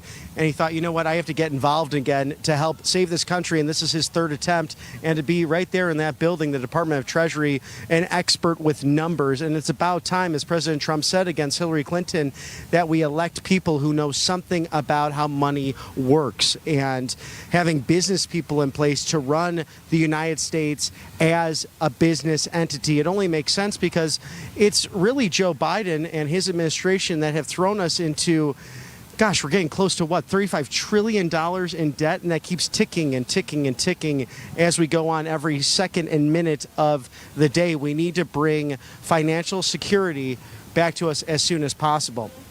We have that great interview with Ambassador Carla Sands recorded earlier today for you now. So we're going to toss it over to me and Ambassador Carla Sands, and we'll be back momentarily. And we're here with Ambassador Carla Sands in Washington, D.C., our nation's capital, for the 60th presidential inauguration. Always a joy for you to be on the show, Miss Carla Sands. What are your thoughts with the incoming administration? We're very close now to President Trump and Vice President-elect J.D. Vance taking office. It seems that foreign policy will be the first focus, especially with Operation Aurora. We're hearing reports that ICE will go into major cities like Chicago and start arresting illegal migrants. Yeah, they're going to start with criminals. That's what they said. In fact, I talked to Tom Homan yesterday. He is ready to go. He's chomping at the bit because he knows the Biden administration literally let in about 500,000 known criminals. And these aren't like petty crime. These are criminals, rapists, murderers, people who have assaulted others. And they've been allowed to just live in America and repeat, if they're in a sanctuary city, repeat offend and not be taken off the streets. The American citizens have suffered because of this. They're ready to have law and order back. I think that there's a consensus that it's important. And we've seen this from a bipartisan aspect to a certain extent with Mayor Eric Adams just going down to Mar-a-Lago to visit President Trump in regards to how to safeguard New York City. Do you think there will be more bipartisan consensus when President Trump enacts the executive orders of rebuilding the wall and also continuing the projects such as Operation Aurora? Bobby, I hope so. For instance, we see Mayor Adams making a conscious decision to make the the people of New York City more safe. But then we have pockets of resistance around the country. You saw that Gavin Newsom has tried to raise about $50 million in funds just to sue President Trump and his administration for blocking things like enforcing immigration laws, which are the federal law of the land. So I think President Trump is going to use many levers of pressure on people like Gavin Newsom, who is a disaster as a governor, and places like Los Angeles or San Francisco that have really suffered under these leftist policies, where people who live there really aren't safe. And give us your take, too, on Greenland and this discussion. You were the ambassador to Denmark. You've dealt with the Danish government and where their hearts are at with continuing to keep this land. We know that there's an independence movement with the citizens there, the residents of Greenland, where they might choose just to be independent, or they might choose to join the United States. So how do you think those negotiations will go on between the kingdom and President Trump's administration? Well, I've been shocked at the forward leaning of the Greenlanders as President Trump's coming into office. I was shocked that the premier literally said from the podium less than 2 weeks ago, we are going independent. I thought that was decades away. Clearly, it's not. And we, as a neighbor of Greenland, can't allow them to be vulnerable to China and Russia, which have a defense cooperation pact. So we want to make sure that Greenland, our northeast neighbor, part of North America, is secure. Denmark can't afford to secure it. They actually can't afford to develop it. They haven't done so over the hundreds of years that they've had control of Greenland. And the Greenlanders, Danes are great allies. They're part of NATO, founding members. We love the Danes. We love the Greenlanders too. And the Greenlanders are our neighbor. And so they want opportunity. They want to have success in their tourism. They want success in their mining. They have uranium, rare earth minerals, energy under the ground. They really want to make Greenland great. And this is an opportunity for President Trump to find a way to partner with Greenland to make Greenland successful financially, but also secure on our behalf and their behalf. What are you most looking forward to with the inaugural ceremonies? Now we have some pre-inauguration celebrations happening as well. And have you been to past inaugurations? What are some of your favorite memories from, say, those past inaugurations? So I have been to past inaugurations. I was at President Trump's first inauguration, and I was really disappointed in 2020 with what happened. And it was a terrible time for America, but now we have, I would quote Ronald Reagan, it's morning in America, and you can feel the energy on the streets. There's enthusiasm, there's joy, there's hope. And for the young people that have really struggled under the Biden administration and the bad policies and poor economic options, this is going to be a great time to find a good paying job, to move forward in their careers. There's going to be so much business opportunity under President Trump and the people that he's surrounded himself with. Now, speaking of young people and business opportunities, we have seen the Supreme Court ruling on the TikTok ban, and the White House releasing a communication statement simply saying that the next administration will have to handle it with the way the law is written. The President of the United States has really that 90-day window if there is a move by the Chinese Communist Party or ByteDance, the company that now owns the TikTok app. And we know that some young people and influencers are already going to Red Note, roughly 20% of the users, which might even be a worse spy tool. So what are some of your takes with the free speech issue at hand, but also just being careful with the Chinese Communist Party trying to spy on American citizens? Well, it's more than spying. So we wouldn't allow the Chinese army to come with their weapons onto our soil. TikTok is a weapon. This Red Note is a weapon. It's a weapon of the Chinese Communist Party. They don't allow TikTok in China. The kids have to learn, science and history of China and things like that on their version. So India banned all Chinese apps in 2019 because they know that Chinese apps are a weapon. China is trying to defeat the West, and specifically the United States, the leader of the Western freedoms that we enjoy, by every means possible. In other words, they don't think of war as only tanks and guns. They think of it as spying, stealing, which they steal more than any other country from us primarily. Things like TikTok, bribing officials. They have a no-holds-barred war against America. It's asymmetrical warfare, and the American people really haven't woken up to this. So if they're on TikTok, I really hope that American people will find an American-owned app and pivot to that rather than giving the Chinese Communist Party more power over their lives and their information. And Kevin O'Leary saying that it's roughly worth $20 billion from what he sees, and we'll have all of these tech executives actually coming to the inauguration. So continued discussions on this. Regarding China as well, you have many governors have already outlawed the purchase of Chinese Communist Party interest in our farmland that might be near our bases. Is there anything, given your experience as an ambassador, the federal government can do to prevent some of these further purchases so that they're not monitoring monitoring our military activities. Yes, it's another weapon of war, is the spying on our bases, on our defense and offensive capabilities. Chinese citizens, Chinese people connected to the CCP or with any relationship should not be allowed to buy U.S. farmland. We can't buy farmland in China. I like reciprocity. I like do unto others as they do unto you. So if China doesn't allow us to do something, we shouldn't allow them. That's really how I think about this. But I think China is in so many ways using even more than the farmland. They own our food supply in many cases. Look at the ham companies that they own, for instance. There's many things that they are doing to defeat the United States. Anything they do economically is also to defeat the United States. We just have to keep that in mind. They view us as their chief opponent, and they are at war with us. We need to realize that, embrace the fact, and then make actions to defend against them.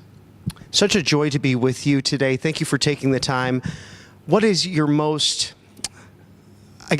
looking forward to with President Trump in his second term? If there's one item you can point out right now. Sure, that he puts his hand on the Bible and swears to uphold the Constitution, and that all of the people working with him do uphold the Constitution. And we really have this, I would say, the glory days of America. The best days are ahead of us. And I just hope that every one of your viewers thinks about this and thinks about, in 2 years, we're going to have midterms. How do we defend President Trump and his administration so that they don't, on the other side, impeach him every single day in 2 years? So we have 4 years of glory days, and then hopefully we hold the White House in 4, and we really rebuild our nation. 2 years or 4 years, I don't think are enough because of the damage done by the hard left. Mm-hmm. A golden era forthcoming indeed. Ambassador Carla Sands, thank you so much for your time today. Thanks. And enjoy the inaugural proceedings. Thanks. Mm-hmm. And welcome back to E and 15th on the corner of the Department of Treasury's office right behind us, which is next to the big, beautiful White House. I am Bobby McNeely with Maha Megan Kohler. Thank you for joining our coverage of the pre-inauguration festivities as Washington, D.C. is starting to see some fashionable MAGA supporters walking up and down its streets. We're seeing MAGA supporters and lovely young patriots coming over wanting to talk with us. Actually, we talked earlier with some international young people who were from other countries interested in what's going on in American politics today, which goes to show how influential American culture is across the world, not even just here in our country, but on a global scale. People are interested in what's happening in our great country, and all eyes are on the USA. And Spain and Denmark specifically, they'll be here for a few months seeing our great cities and exploring American culture and how fascinated they are in that. But what's interesting, Megan, too, is that we had mentioned that our great interview with Ambassador Carla Sands was coming on, and they were very excited about that as well. So young people around the world paying attention to the events in the next couple of days. And thank you to you viewers at Right Side Broadcasting and our sponsors for giving you unbridled access to all that is President Donald Trump, the MAGA movement, the Maha movement, and everything regarding what's going to take place in the next few days, months, and years ahead. AMAC, are you looking for a voice that truly represents your values? Well, meet the American Association of Mature American Citizens. This was founded in 2007, and AMAC was created to champion the needs of Americans who believe in faith, family, and freedom like we do here at Right Side Broadcasting. Today, AMAC is over 2 million members strong and continuing to grow. The mission is quite simple but powerful: to protect the interest of all freedom-loving Americans, advocates of common sense policies, and they offer incredible member benefits, including the award-winning AMAC magazine, from exclusive discounts on travel and insurance and everyday services to a strong voice in Washington, D.C. AMAC is here to make a difference for your life and the life of our nation. Joining AMAC is not just about benefits, but regardless of your age, they're offering incredible deals. Enroll in a 5-year AMAC AMAC membership for 47% off today. Visit amac.us/RSBN. Take advantage of this special offer. 47% off amac.us/RSBN. Join AMAC and become part of a movement that stands for you, your family, and your American future. American values, common sense. Sounds like a winner to me. I like it.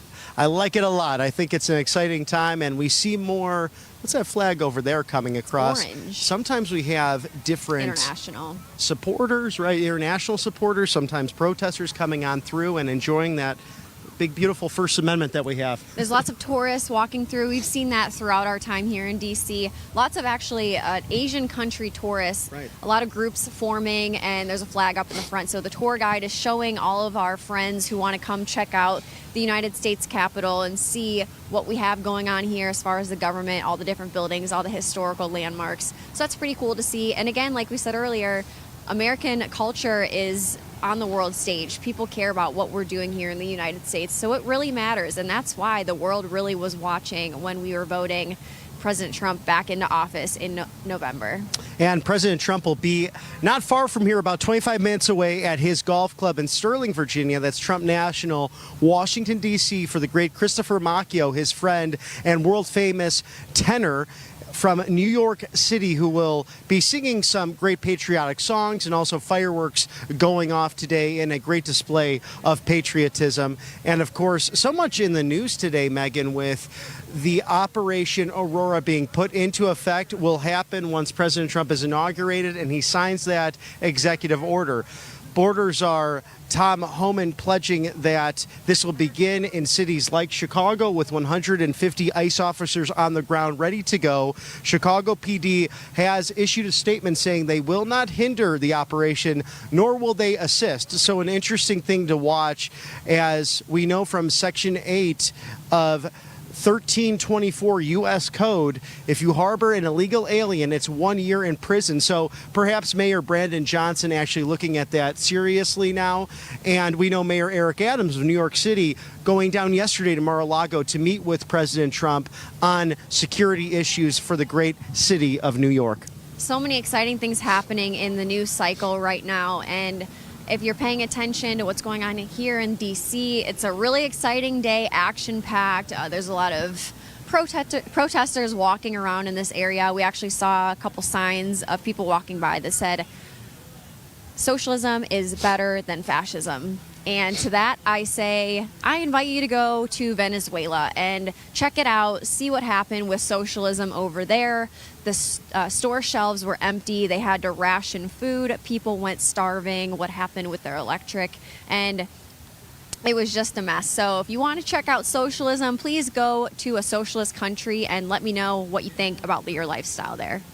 And another great read, The American Roots of the Nazi Left. It is Dinesh D'Souza's great writing on that relationship between socialism and fascism. It's really one and the same, and an amazing read because sometimes that's not taught in American culture. So we don't see it in our schools necessarily and in our institutions of higher education. So again, get out there and read anything by Dinesh D'Souza, especially highlighting how evil the far left truly is. And socialism is the government control of the means of production. And time after time, we've seen in history when the government has control of the water, of the food, of the farmland, of each level of our economy, it never ends well. It turns into a rationing situation.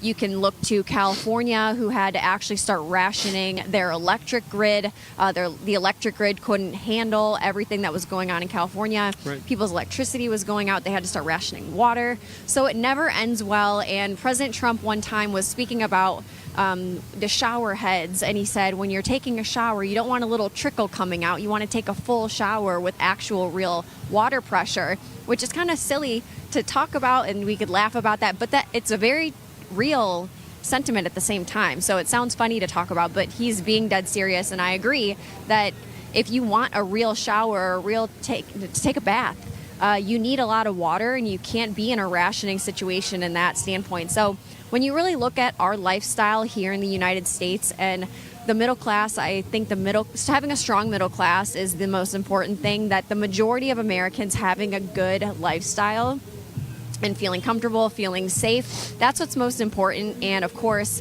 in socialist countries, that never ends well. And then as you start rationing the resources and people feel more and more desperate, crime also rises, because in times of desperation, people will turn on each other. They will turn on their neighbor and they will start looting. They start stealing from each other. Crime rises. The tensions rise between people.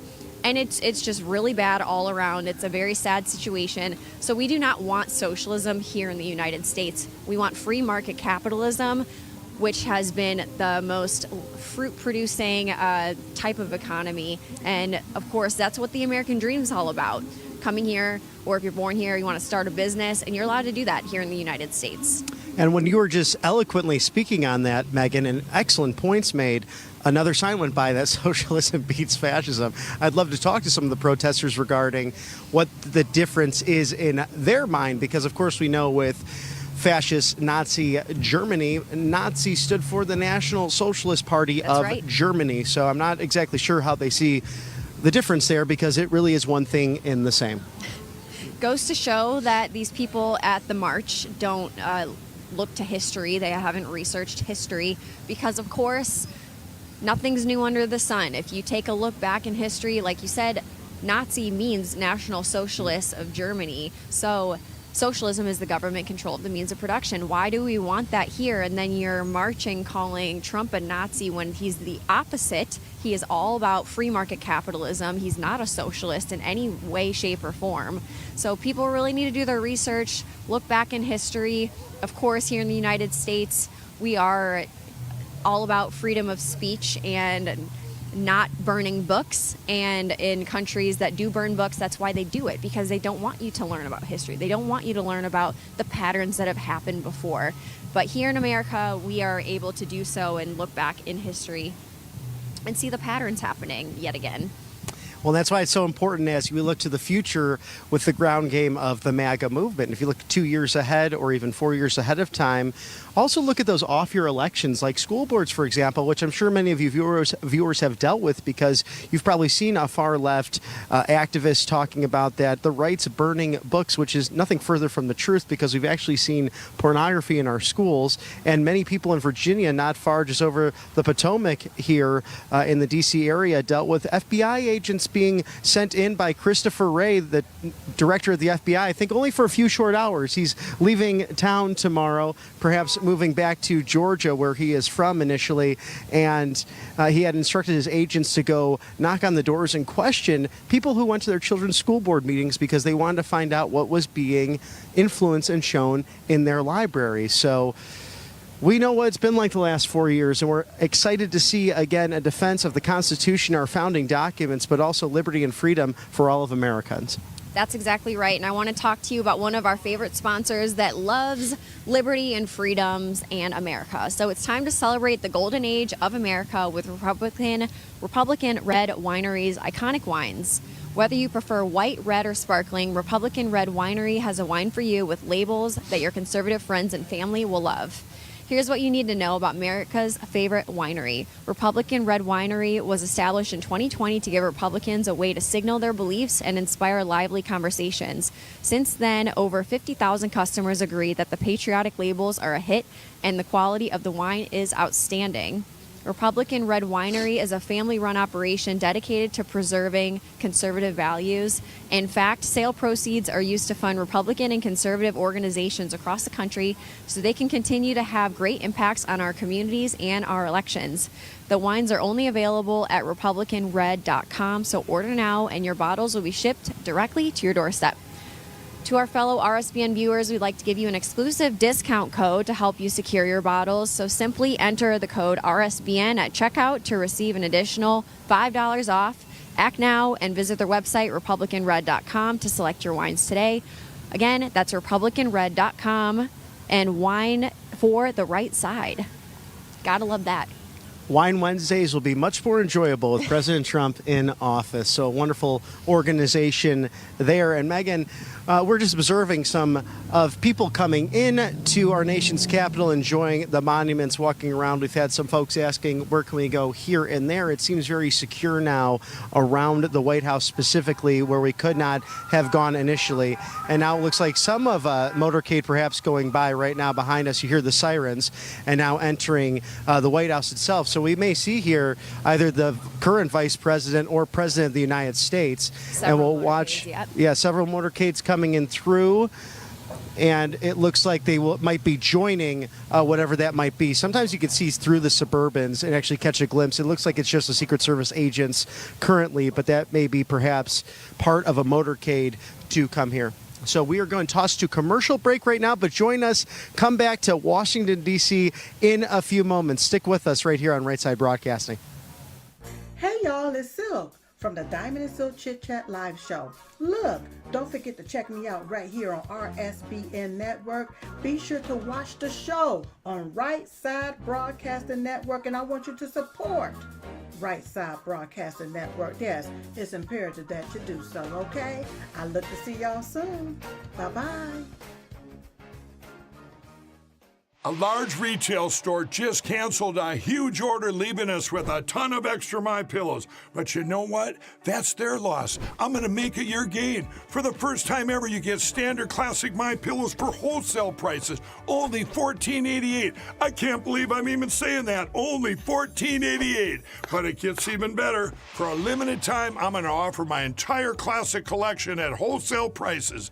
Upgrade to a queen size My Pillow for just $18.88. King size only $1 more. Get my body pillows for $29.88 and multi-use My Pillows for only $9.88. So go to mypillow.com or call the number on the screen. Use your promo code to take advantage of wholesale pricing for the first time ever on TV, including my standard size My Pillow, only $14.88. They've never been offered this low before. We have limited quantities at this price, so limit's going to be 10, and once they're gone, they're gone. Welcome to Right Side Broadcasting Network, your trusted conservative news outlet. At RSBN, we deliver the truth when the mainstream media falls short. Since 2015, we've proudly broadcasted every single one of President Trump's iconic MAGA rallies, bringing you the excitement and energy live before anyone else. By watching RSBN, you get an unfiltered front row view of the action on the ground. We interview the crowds to give a voice to millions of Americans just like you. We show you President Trump's speeches in their entirety, free from interruptions and censorship. We cover the stories that matter to you with the integrity and passion you deserve. Thank you for choosing RSBN as your home for America First News. Together, we stand strong, united, and informed. So join us and be part of the right side of history. We are live just outside of the White House now, and I have an opportunity to talk to a very familiar face, Mike Lindell, famous for not just your pillows, but for also election integrity. Oh, thanks. Thank you for everything you've done. Yeah, thank you. It's been a long 4 years, but we've got a lot of work to do yet. But I'm very excited for this weekend. Yeah. All are. You know, it's funny. This crowd, they're not here to say goodbye to Joe Biden. Anybody want to say goodbye to Joe Biden? No. They're here because Mike Lindell is here, and he's been taking picture after picture. You're beloved. Yeah, well, you know, it gives people hope. When I have not been back to D.C.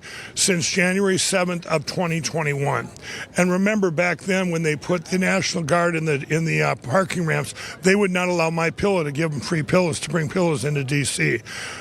So being back here, these last 4 years, all I have fought for is to secure our elections, get rid of the electronic voting machines, go to paper ballots, and I think hopefully now that our great real president's back in, that we won't be blocked as much as we were. We were blocked at every turn. I've been attacked. My Pillow has been the most attacked company in history of the planet. I mean, they sued by the voting machine companies, from that to attacked to canceled by box stores, you name it, it's happened.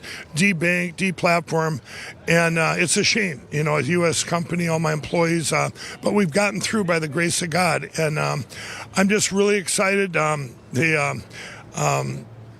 It seems like it's been a long, long time, but yet it seems like almost yesterday being here. It's like so much has happened. And I told people, when I spoke from the Rose Garden, when I spoke there in the summer or the spring of 2020, right before the China virus, right before we got locked up, and I said, God has given us grace for such a time as this. Well, people of the last 4 years have gone, Mike, this doesn't feel like grace. And I go, oh, but it is. During this time, people's eyes have been opened up. We're in the greatest revival for Jesus Christ in history. But people, now, I mean, you don't see protesters around. I mean, people's eyes were opened up. They got to experience horrific things that went on in this country, and nonsensical things, nonsensical decisions by a president was an illegitimate president and administration, and they didn't forget the decisions Donald Trump made in spite of all the attacks to get us to December of 2019 when it was the highest consumer confidence in history. Everybody's lives had improved here, whether you were with no forks in the streets or a four-forker. Everybody's lives had physically improved. And so now being able to get that, everybody not only coming into this bucket of common sense, uniting the country. Donald Trump's one of the biggest uniters ever. And I've said this before. Everybody loves our real president. Some just don't know it yet. Okay, I said that way back when, and they're starting to learn. But you go back to. I'm just very excited. During people don't look to God during when things are going good. It's usually when things are going bad, and we went through so much the last 4 years. But it's back like when I invented my pillow. When we got really big in 2012, in the spring of 2012, when we did our first infomercial, and so many took in $100 million. I was, in 6 months, and I was just so happy. I'm going, this is amazing, and we're selling pillows. But I woke up one day in that May, and we were $6 million in debt, and everything that had happened there was betrayal. There were things that had happened. Other companies that had done things that were done wrong. Well, I learned from that and pulled it all in-house. And if 2012 had not happened, my pillow wouldn't still be here, wouldn't have been here for such a time as this. And I look at the 2020 election like that. If the 2020 election didn't happen, which I believe is the most important election in history, bar none, that if Donald Trump would have been put in right away back then, we would have never known. It would have been a Band-Aid. And it would have been a Band-Aid. We would have lost our country forever, and we would have never known that what could have been by what God let happen. And I'll tell you, all the things in 2020 that we've been able to reveal and that have unfolded over the last 4 years, the corruption, the uniparty, I could go on and on and on. But those things had to happen to get where we're at now. Now you got a guy going in with his amazing gifts that he has, a problem solution and what it'll manifest to, and also the experience there. People just asked me in another interview, they said, well, what do you think is going to happen on the, are you excited for the first 100 days? I'm excited for the first day. Remember, the executive orders are going to be massive because he's looked at these things and all the things. Remember, when Biden went in the first day, what did he do? The most nonsensical executive orders in the history of the planet. You opened up a border that was getting shut down, that was secure. You did that, and then you shut down the Keystone Pipeline. And all prices went up. Shipping went up. He wanted to destroy our economy immediately. I mean, he hit the ground running. I thought at least they'd hang out, maybe not just, if I was their advisor, I'd say, don't do anything until, we'll teach them, we'll try and convince them socialism is good. Instead, they hit the ground running to destroy us. You have stood by President Donald J. Trump when some would say it was not the popular thing to do. You have been there for him through thick and thin. And to be honest, I follow you very closely. I have for a long time. When it comes to voter legitimacy, you haven't stopped. You're looking towards the next election. You're looking towards the midterms coming up. Right, absolutely. We've got my teams on the ground. We have the Cause of America. I have the Election Crime Bureau. I have Lindell TV now, by the way. You guys can lindelltv.com. We get the voice out that we have. All of us, we have over 300,000 people on the ground, and we are going to keep working every day to get rid of the electronic voting machines. 132 countries have have banned electronic voting machines. 132, the last one being Argentina just 2 years ago, when one judge says, hey, these got to go, and they did it in 4 months. Over 100 countries have banned early voting and mail-in voting. Why do we have the worst election platforms in history? In the history of the world. So, and we are going to keep going. We've got a big report that's going to come out probably in about 2-3 weeks of all the work we've done over the last 4 years. There's lawsuits going on. You're not seeing this in the news. There's everything we've done, all hard work of thousands and tens of thousands of people. And from cyber people to experts to I think judges are going to get braver now. They were afraid before to tell anything about, the machine companies. It's funny how the media protects those companies that control our elections, but yet they attack a company, MyPillow, made in the USA. I mean, it's just nonsensical, and maybe that'll all change now. I've been attacked right now, more now, since the election ended in November 6th than probably any other time. I mean, it's just they've turned it up. And why is that? Donald Trump's already won. You got to ask yourself, why would they be attacking? The IRS has gave mass about it at MyPillow. They've attacked my Lindell Recovery Network. Keith Ellison, the Attorney General of Minnesota, went after that. So why are they doing this to me? I'll tell you why. Because they want to keep their weapon to steal our elections, which are the computers and the voting machine. And I will say this. And that's the only reason. But we will never stop. We're not going to stop because I don't want Donald Trump, our great real president, to be a Band-Aid. And then, they can start stealing it all back in 2 years. Everyone said to me, on the night of the election, 2:30 in the morning, I was at the convention center, and I had all the usual suspects there. We had CNN, ABC, and I know every single one of them reporters, the Washington Post, New York Times. They're all lined up in front of me. And the one little gal from ABC, she goes, Mike, she goes, well, now that your friend Donald Trump won, do you think this was a fair election? And I said, you know me. I said, any election ever done with computers, I don't trust. And there was so many down tickets that were taken. There was 4 senators stole, about 9 congressmen, judges across the country. Everyone says, look over here because he was too big to rig. Look over here, and what's going on?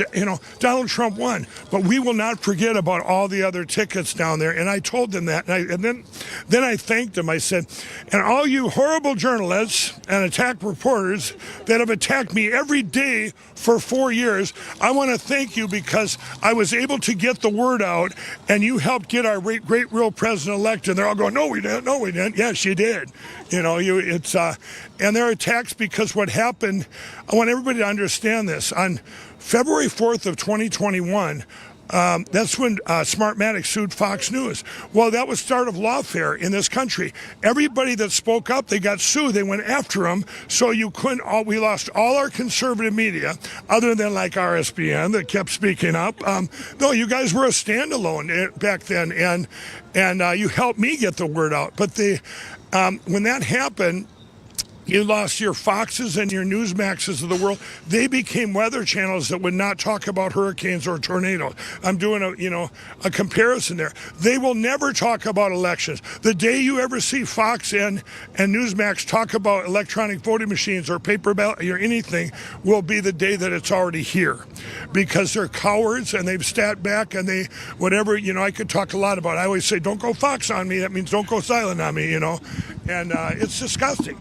And then you had so we had to use all the other media to attack in order to get the word out. And, I had to go on places like Jimmy Kimmel, go sit in a crane game, just to get the word out. And just last night, Stephen Colbert, they attacked me last night. I came out with the crosses I wear on MyPillow. By the way, everybody at RSBN, go to mypillow.com/RSBN. We put the crosses there today. I'm selling the crosses, made in the USA, and 30% off.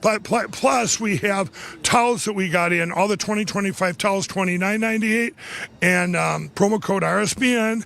Free shipping on your entire order through the next 3 days, because you guys,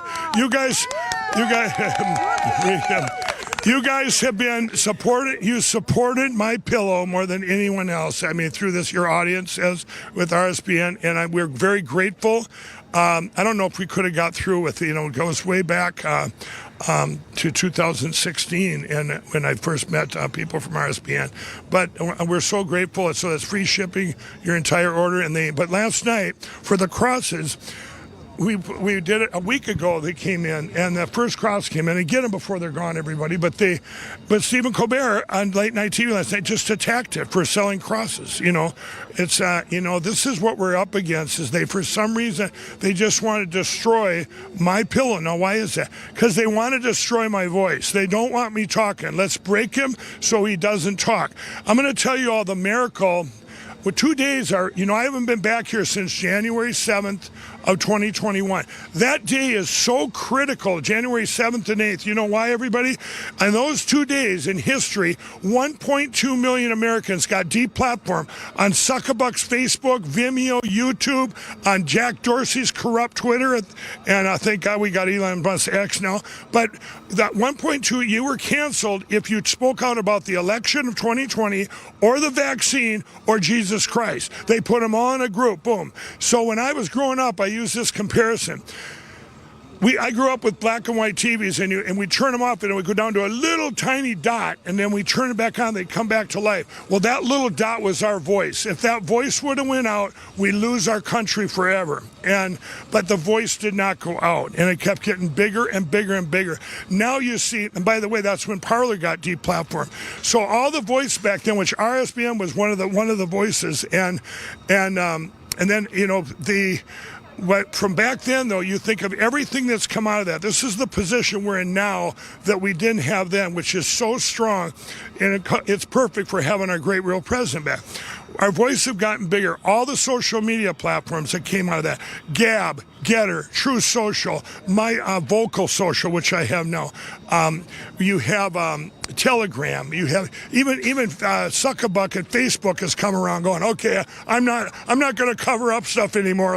I'm not the Facebook fact checkers. Alan Duke got fired because they knew that everything was true. They covered up, and so things have changed. We have a voice. Elon Musk with X. Now, everybody, I want to tell you how important this was. Back in June, all the stuff that we were given to Elon about the stolen election, all the machines, and showing him that, he came out in June of 2024 and said the machines have to go. He did it. He did it on X. He did it numerous times. He said we have to get to paper ballots and count. And he's got a big mouth. So we got, we're in a great position to all the stuff now that we need to get out, both the good and the bad, to tell the world. People say, well, the truth, where's the truth? Well, we've had the truth all along, but we couldn't get it out there. We were like, raise our hand, they shoot you down, I'm going, hey, we got a problem over here. You know what? You're going to lose all your box stores for speaking out. My Pillow, how dare you guys, make pillows here in the United States? I mean, it's been disgusting, but it was all needed. And so this is a big step. But I don't want, here's what's happened. Our biggest victory, we have broke through and beat the biggest cover-up for the biggest crime in history. We beat the cover-up part. We had to get through the cover-up. If we didn't get through the cover-up, Donald Trump would not have been elected. We had to break through the cover-up. The public knew all the fake media, all the attacks. They knew that those attacks, that there really was truth behind it. You don't get back when Donald Trump was getting indicted all the time. He like first indictment, second indictment. I told him straight out, I said, sir, you keep getting indicted, you're going to end up with more votes than voters like Pennsylvania, because everybody kept coming into his bucket of common sense. The more he's attacked, people knew, hey, he's doing something good, and that's worked against them. In any normal time in history, he would have been done, and we would have been done as a country. But evil is greedy, and they overplayed their hand, and we were able to break through that cover-up. It was massive, you guys. But now that we broke through it, now we got to address the biggest crime in history, and how do you fix it? What you do is you melt down the electronic voting machines, you turn them into prison bars, and you start putting these people behind those bars. And, so that's it, right? You agree? Okay. But yeah, so I'm very excited that we'll finally get people that said to me, so Mike, you're vindicated now. The real president's in. I go, guys, the battle we have is to never let 2020 or any election happen again. Where we're going, we're at an apex in history with artificial intelligence and all these technologies coming. If we don't have people that are elected by the people to regulate that stuff, I'm telling you, those tools could be used for evil. You have no idea. And if those people are selected, if evil has control of that, it's over. You have to have, like I say, and the way God's shaping it up now, putting all these people in position, including our great real president. We're going to look back, and you're all going to say, if 2020 had not happened, we would never be where we're at. It had to happen the way it went down, and to go through these last 4 years, and to everything to get revealed, it had to happen that way. Sure. It's interesting. That was a long answer, huh? No. Hey, we don't expect anything less from you, and that's why we love you.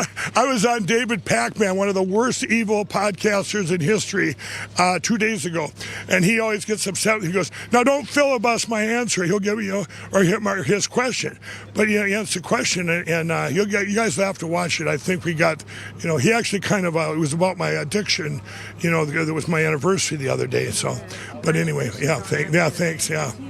I had a chance to do a documentary-style show on your life, and I went to the trailer park where you grew up, the bar where you used to throw firecrackers. Blow them up ahead, stuff like little things like that. Little things. You're a changed man, and you give gratitude to the one that got you through it, Jesus Christ. When you look back at your life, all the way back then to now, did you ever think that you'd have a relationship with the most important, strongest man in the entire world, and that it would be a solid relationship built on trust? It goes back when I was a kid. I was like 11 or 12 years old, and I'm a huge Elvis Presley fan. But there was a very, very famous picture of Elvis Presley and Richard Nixon, okay? And that picture, I remember seeing it when I was a kid. Well, then after I did all these things in my teens and 20s, I'm going, wow, I'll never be able to even meet a president. But in my mind, I'm going, when I seen that picture, you have to be a Elvis Presley in order to even meet a president. It wasn't the other way around in my mind. Now, you fast forward to when I walked in that White House for the first time, I'm going, wow, I can't even believe it's a miracle I'm even allowed in there. And then I get in there, and one of the first pictures on the wall is Elvis Presley and Richard Nixon. I just got goosebumps. I'm going, wow. And because for me that was a miracle even to be in there. Then I went and sat down, and it was a manufacturer summit. There's like 12 people, and this seat doesn't have a name tag. I said, who's sitting here? He said, the president is. I'm going. And now I go live to the nation, and he's sitting here, and I'm sitting here. That picture's been out there everywhere. And my friends, all my crack friends from back then, they're going, what is this crack addict sitting next to the president? Jesus is real, because this would be impossible. And for me, I remember when I first had a dream that I would meet Donald Trump before he even ran for president. And I go, why would I meet Donald Trump? Then he came down as my story. If you get my book, What Are the Odds from Crack Addict to CEO? So I ended up finding the Lord, because these things, I was saved February 18th of 2017, everybody. So that's, and what happened was things kept happening that were impossible. I use mathematics to prove God exists, 1 in a million and 1 in a billion, or you have a miracle when you combine them and say it has to be God, right? And that's what happened to me. And then starting in 2015, going into 16, finally that meeting was coming to fruition August 15, 2016. And I remember being in Central Park, overlooking Central Park in a hotel, and I'm going, God, why? I just felt so like, why me? And so it was like the biggest. I don't know what it would be, surprise in my, I'm going, it just, why me? I started crying. I remember that going, and felt, but those were the kind of miracles that happened to where I ended up getting saved, and I could give my life to Jesus. And one of the things too was, during that time, I remember I had seen very vividly being in an office with him alone, and I remember flying in July of 2016. Now, I had seen this in May of 15, this vision of that, and kind of in a dream. And now he's running for president and all this. And I remember getting in a plane and heading to California in July of 2016. And I had bought this magazine on Donald Trump. And I'm opening up, and I had my phone set to it would ding if I got an email. And at 10,000 feet, I had it set to the internet. And I'm reading this, and I remember shutting it and going, God, if I'm supposed to meet Donald Trump, I need to know. At that moment in time, my phone dings, and it's Donald Trump. He said, Mike, this is Donald Trump. Will you meet me at Trump Tower in New York City? I'm going, God? It wasn't that I was meeting Donald Trump. It was that it was answered in real time from God. And I'm going, God, I started crying. The flight attendant's going, you okay? Yes, it's a miracle. It's a miracle. And the guy next to me, he's going, are you okay? I'm going, yes. But things like that kept happening. And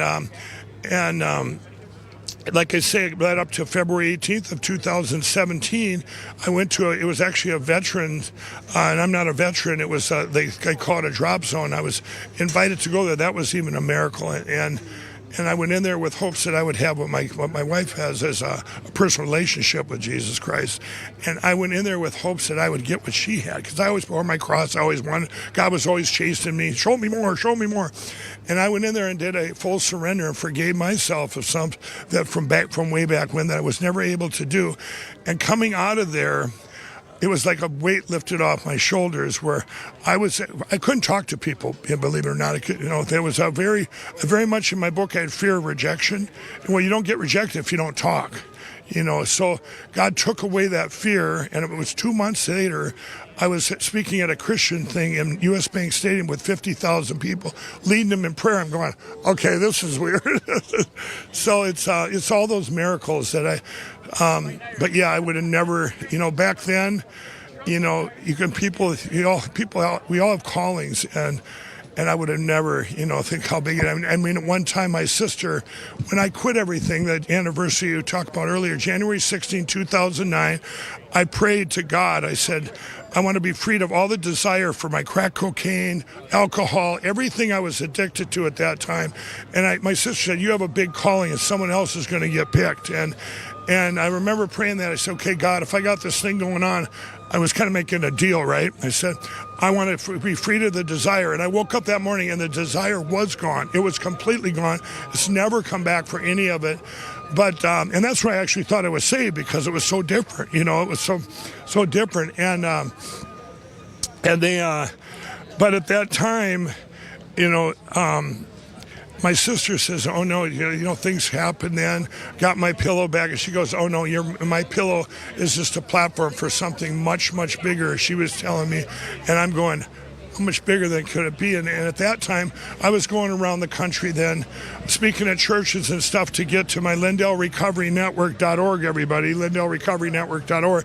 It's free to help anybody in addiction.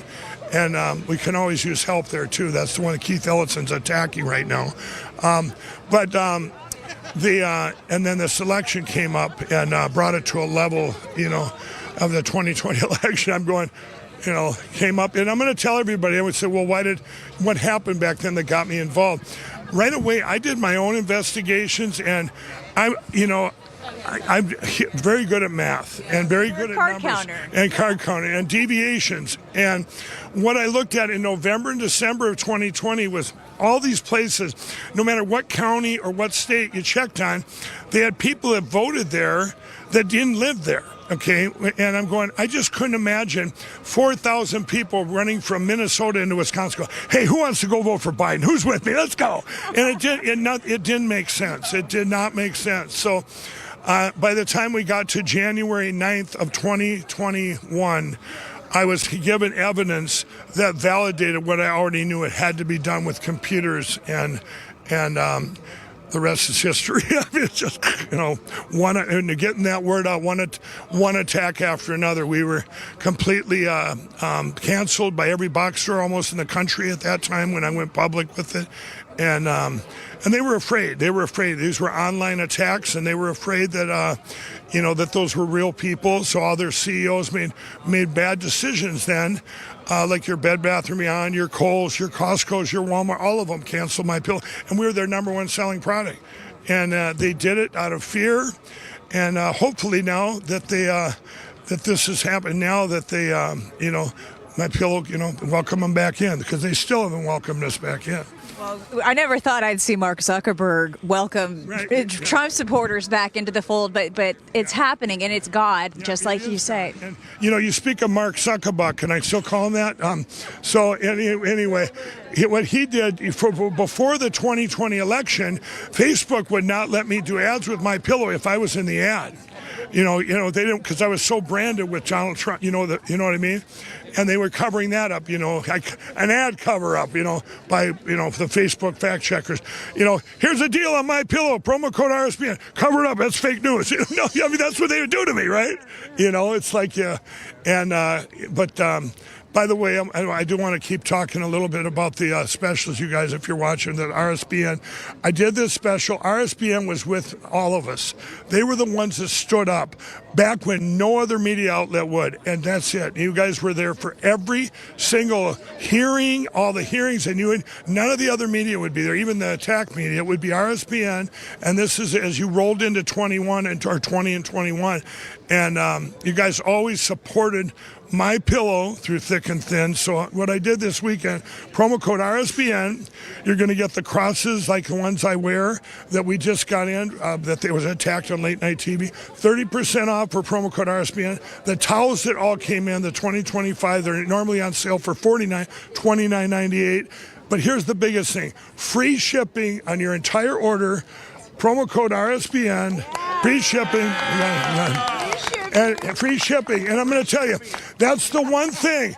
And this is the one thing. This is what Biden had planned, you all. When he shut down that pipeline with that executive order on the first day, you took gas prices, and what do they affect? Not just what you put in your car. It affects shipping on every product you buy, from your groceries to your My Pillows. So you have all that cost in there. Who pays for it? You all do. That's what's destroyed us the best. They're the biggest. Now, when our great real president takes over this week, the stuff he's doing that's going to immediately help the economy, you're going to get those gas prices are going to drop. Shipping better drop. All the shippers better drop their prices with the drop of gas, and our economy will start roaring. And he said that's the first thing he's going to do over the next how many months. But I'm looking forward to his so free shipping on your entire RSBN. I go all over the board here, I'm looking forward to his executive orders. They say he's got over 100 of them, and every one of them you will go common sense. Problem, solution, common sense. Problem, the party of common sense, that's what we become. And I told him, you guys, over the last 4 years, every time we would get in a conversation, he would ask me, how are all of you thinking, everyone thinking out there when they would attack him, let's say indictment or whatever it would be.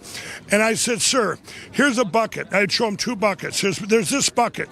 This bucket is you, a common sense bucket. I said, as they keep attacking, I said, you've never given anybody a reason to leave the bucket. Once you're in there, because of what he had done back then, the economy he had set up and everything, I said, they're pouring in from both sides and the bucket's overflowing. And then I said, I also told them, and then there's another bucket, and that bucket is Jesus Christ. I said, God. And I said, they're pouring in all these bad things that are happening, right? All the bad things that kept happening. And I remember him saying to me once, I go, sir, I said, these bad things are actually going to help in the long run, because their eyes are getting open to the great job you did. And he said to me, he goes, well, Mike, he goes, with all this, they're destroying everything so bad, I don't know if we can get it all fixed. And I said, sir, with God, all things are possible, and him working through you, you'll get it done faster and better than anyone in history. I love that, because not a lot of people would have the boldness to talk about Jesus. And by the way, he said that's right. To the President of the United States. And what's interesting about your story is you talk about how you had that vision of being with President Trump, and then all of a sudden he texts you. Yeah. You also came up... You had a vision of the pillow in a dream. Yeah, it was a dream. So God speaks to you. Yeah, it was a dream. And boy, even the name. I thought, we were the first My back then. I'm going, that kind of weird. Where's My Pillow?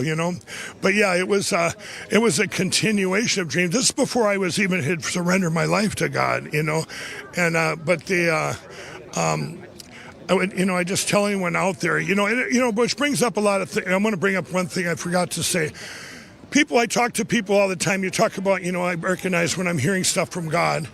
Everyone says, we prayed. You know how many times I heard the last 4 years where it's going, Mike, I prayed, my prayers weren't answered, And I'd say, you know what? Those are reactionary prayers, and they might not be God's will. And I said, I would have those prayers in jail, and God, let me out, I won't do it again, but they would say, Donald Trump didn't get in, and I would get this, I'm going, it might not be God's will. And I would tell people, well, where's God's will? God's will is in the Word. I'd say if you stay in the Word, you can be proactive in prayer, and they line up beautifully, and then you can recognize God uses all things for good. So you're taking all the stuff of the last 4 years. He needs that. God needed to use that bad stuff for what's going to happen here. And you're going to look back, just like my life. When I look back on my life, I wouldn't change one thing, all the horrific things that, with my cocaine, crack addict, all this stuff. If I wouldn't be where I'm at now. And we're going to get to this beautiful place we're heading, and you're going to look back, and we're all going to say, wow, this had to happen because it saved these people. It opened people's eyes. It brought people to the big win, which is Jesus Christ in eternity. So, Our audience loves the fact that you're so vocal about your faith. And I mean, you're transparent. You're completely honest about everything. I just want to sincerely thank you for everything you've done for RSBN and really everything you've done for God. One day you will get that, well done, my good and faithful servant. But in the meantime, people like us, we need to be reminded of how important Jesus is and to stay centered. So thank you for always lifting him up. Well, thanks. And that is where it's at. And the big win is this. You think people do not look to God when things are going good. It's when things are going bad. And everybody, even the non-prayers, are praying, going, okay, if there is a God, they're getting closer and closer. The people that poured into this bucket of Jesus Christ over the last 4 years, it has to just be overfloweth, so. Can we all give a round of applause to Mike Lindell? Look at this crowd that we have out here. And give a round of applause for RSBN. They were there. They were our voice back then. Go to mypillow.com/RSBN. Promo code RSBN. Free shipping on your entire order. The only promo. Let's get it. It's a win-win-win. It's a win-win-win. You're helping my employees. You're helping my employees and us, and as we've been the most attacked company ever. You're helping RSBN. You guys have been with us for thick and thin. We're great. We are so proud to help sponsor RSBN too. You guys were a voice when we needed it the most, and you're helping yourself get the best things ever, the best products ever. And you got the crosses now, men's and women crosses, you guys, made in the USA, and we got to all be witnesses for God right now and witnesses for Jesus. If you can't be out there evangelizing now for Jesus Christ, you're in the wrong business. I tell that to churches all the time. We need to get our churches involved right now because it's not over yet. This fight, you think evil's going to give up right now? No, they're not. They're not. Evil is not giving up. They've overplayed their hand, and they know that, but they're regrouping. Trust me on this one. And so we all got to stand together and just keep promoting the truth and the truth and the truth. And I'm going to do one more plug for my, you guys, I have LindellTV.com right now, too, if you can see my show. And now it's on right now. We're putting RSB on there right now. So, but we got to get our voice out. So when you hear stuff, keep spreading the word. If you've got people now that we're on the left or that we're not believers, now's the time to talk to them because things are going to start getting better. Isn't it great that you don't see a lot of people protesting? You know why? Because they're thinking, hey, maybe it was better with Donald Trump. Hello? You know what I've always said, and I'll say it again. Everybody loves our real president. Some just don't know it yet. They will soon enough. Thank you, Mike. Okay. All right. Thank you all. God bless you. Thank you.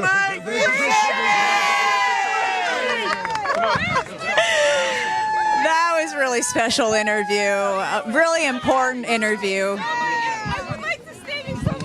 Okay. We want to go ahead and... Sorry, sir. I'm sorry.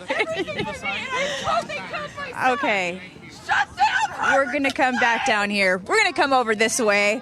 We're going to come over here where the peace and the company is good to go. So here we go. I want to talk to these beautiful ladies from Texas in just a moment, but first I want to thank another one of our sponsors, because RSBN wouldn't be able to do what we do if it wasn't for our amazing sponsors. And we have a new flagship sponsor that we're so excited to be partnered with, and it's Colonial Metals. And this is a sponsorship that can help everybody. If you've been watching the stock market go up and down, we've had these volatile swings in the Dow, you know that it's been incredibly rocky lately. But you don't have to let poor policy decisions from this guy who lives in this house as he's packing his things up, you don't have to let those policy decisions impact you any longer. Colonial Metals Group is here to help, because it's still going to take our new president, the one that we've been counting on, the one that we've been praying for, it's going to take him some time to get this terrible economy that he's inheriting from Joe Biden back on track. So if you're tired of watching your hard-earned savings fluctuate and take major tumbles because it's attached to the 401k that you are watching the stock market with, and when the Dow goes down, so does your 401k, you can take control by investing in precious metals. Gold and silver have withstood the test of time. Protect your retirement with one of the most trusted stores of wealth in human history, and that's physical gold and silver. Find out more by visiting freegoldguide.com/RSBN. Colonial Metals Group, they are trusted. If you read the reviews, people love the work that they have done for them, so they are a great combination for you. If you're somebody who's looking for a little bit more stability when it comes to your stock portfolio, they can help you. They'll answer all the questions you have. You can call 866-317-2159 or visit freegoldguide.com. And qualified applicants right now can actually receive up to $10,000 in additional silver to their account. Yeah, that's significant. $10,000 this day and age. You know, speaking of this guy who's in there packing up, getting his things ready to move out so that the new administration, Donald Trump returning for his second term. You ladies are from Texas. Tell me a little bit about why you're so excited about Donald J. Trump back in the White House. I'm excited because I'm not into politics. He was the first president that I've ever voted for. Wow. Yes, and why? Because when he mentioned that he was going to bring God to the schools, that was it. I'm a blessing, and he believes in God, and so I got to support him. And my cousin wanted to come, and I told her, I'll go with you, Lori, I guess. But I'm not into politics, but him, it's different. I will freeze out here for him. Well, it's interesting because God puts a call on all of our lives, but it's up to us to answer that call. And clearly, Donald J. Trump has stepped up, and he's taken 2 assassination attempts, and he keeps on getting back up in the lawfare, everything he had to go through. I mean, this is a spiritual battle that we live in each and every day. You know what? God wins at the end. That's right. That's it. We know who wins. At the end, exactly. So it doesn't mean it's going to be easy. It's not gonna be easy. Nothing's easy, though, but with God, everything's possible. That's it. So, and it's like Mike Lindell said, all things work together for the good of those who love. Good of those, exactly. Yes, ma'am. Well, I love this family. Let's meet more of the family members. What's your name? My name's Lorraine. We're from Kingsville, Texas. We drove all the way here. We did miss the inauguration that Trump had, and I told myself, if he wins, we are going. I don't care. And we did. We toughed it out, and we made it here. And honestly, we're sad that our tickets, we weren't going to have our tickets after all, but you know what? We were like, we are not turning around. We're in this till the end here, and we're prepared. We got lots of clothes on. So Trump, if you're watching and you want to see us later, we'll be at the Holiday Inn Express. So come and see us. We would love to hang out with you and your beautiful family, and we're super excited for the next 4 years. Thank God. Yeah, we're excited all around. My mom came with me. I just want to say that he brought God back to this country. Amen. And not only that, he took a bullet for me, to save us. And I worked, my husband and I, we worked hard. From 2016, when we knew he was going, we worked hard. We did the Trump train. We put up posters late at night, putting up posters. And I told my husband, if he wins, I'm going. I'm either flying or that's it. I'm going. And we love him, and I know he's going to be good for us. And I'm waiting for 2028 for Donald Trump Jr. Woo! Now, if he were watching right now, and there's a chance he does watch RSBN, what would you say to him? That we love him.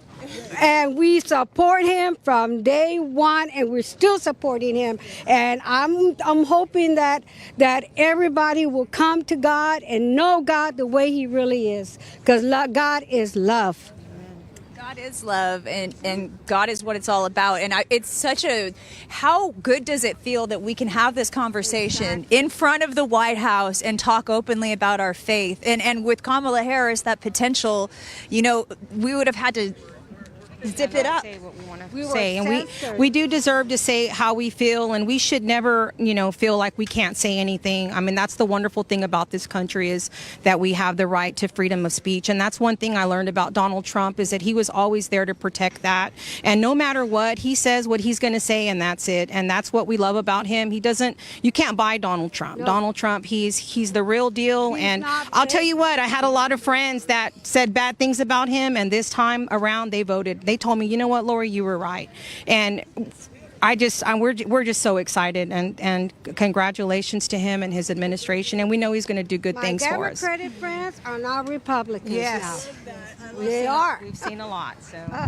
Well, I love Jesus more than anything in the world. I'm with him all day long, praying all day long. So I'm so grateful to meet other believers like you and believers who are so vocal about Donald Trump, because I think that there's a spiritual awakening that's happening. And those of us who are spiritually intuitive, we feel like something's going on. God's trying to get our attention right now. He got mine. Yeah. It was hard, because I'm one of those that you can't convince me. I live in a gray area. I did some things when I was younger, and I was a felon, and I couldn't get a lot of stuff. I couldn't get food stamps, couldn't get any of that stuff. But then he comes around, and it was the first time, and I thought, this president, whatever. But he changed my life. He did. He really did. And I work with a person that is a Democrat, and him and I are like this, but I stand my ground because of God, Jesus Christ.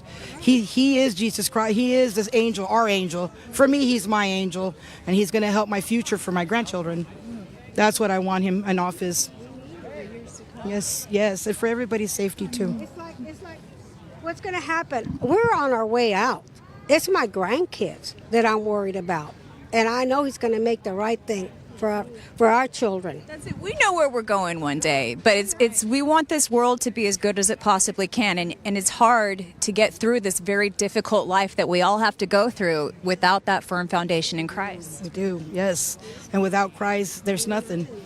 There's no hope. There's nothing. If you don't believe in God and then you die, you don't even have hope that you're going somewhere else. So it's best to just keep, religion, Christ, all that, whatever y'all want. It don't matter what religion, though. God is God. God is God. And I'm so glad that he got a hold of Donald Trump. I know. And I'm so glad that he got a hold of Mike, too. And then, from Mike to Donald. It's like, and then for him to tell us about his, and change like that is God. That's a proof right there that God has changed a man to become better. And look, he is. I'm excited. I want to say this about Mike Lindell. When they first were taking all his products, out of the stores, I went to Bath & Beyond, and I grabbed all the towels, all the pillows, all the sheets I could, and I said, hey, I'm getting a hold of all of this. I did. I'm glad you did. That's a true...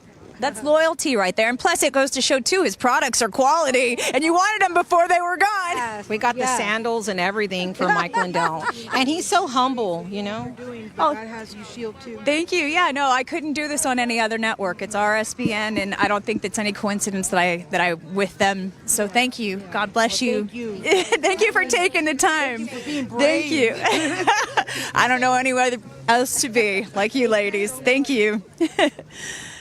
All right, the White House. This is an interesting, we don't have a lot of a view of the White House. You really can't see it. It's actually pretty obstructed through here, as you can see. But back behind there, that's the White House. And one thing you would notice if you ever have not been out here, but you did make the trip, is that the White House actually looks a lot smaller in person. And it's not as white as you might think either. It's a little bit off-white, but it's still nonetheless...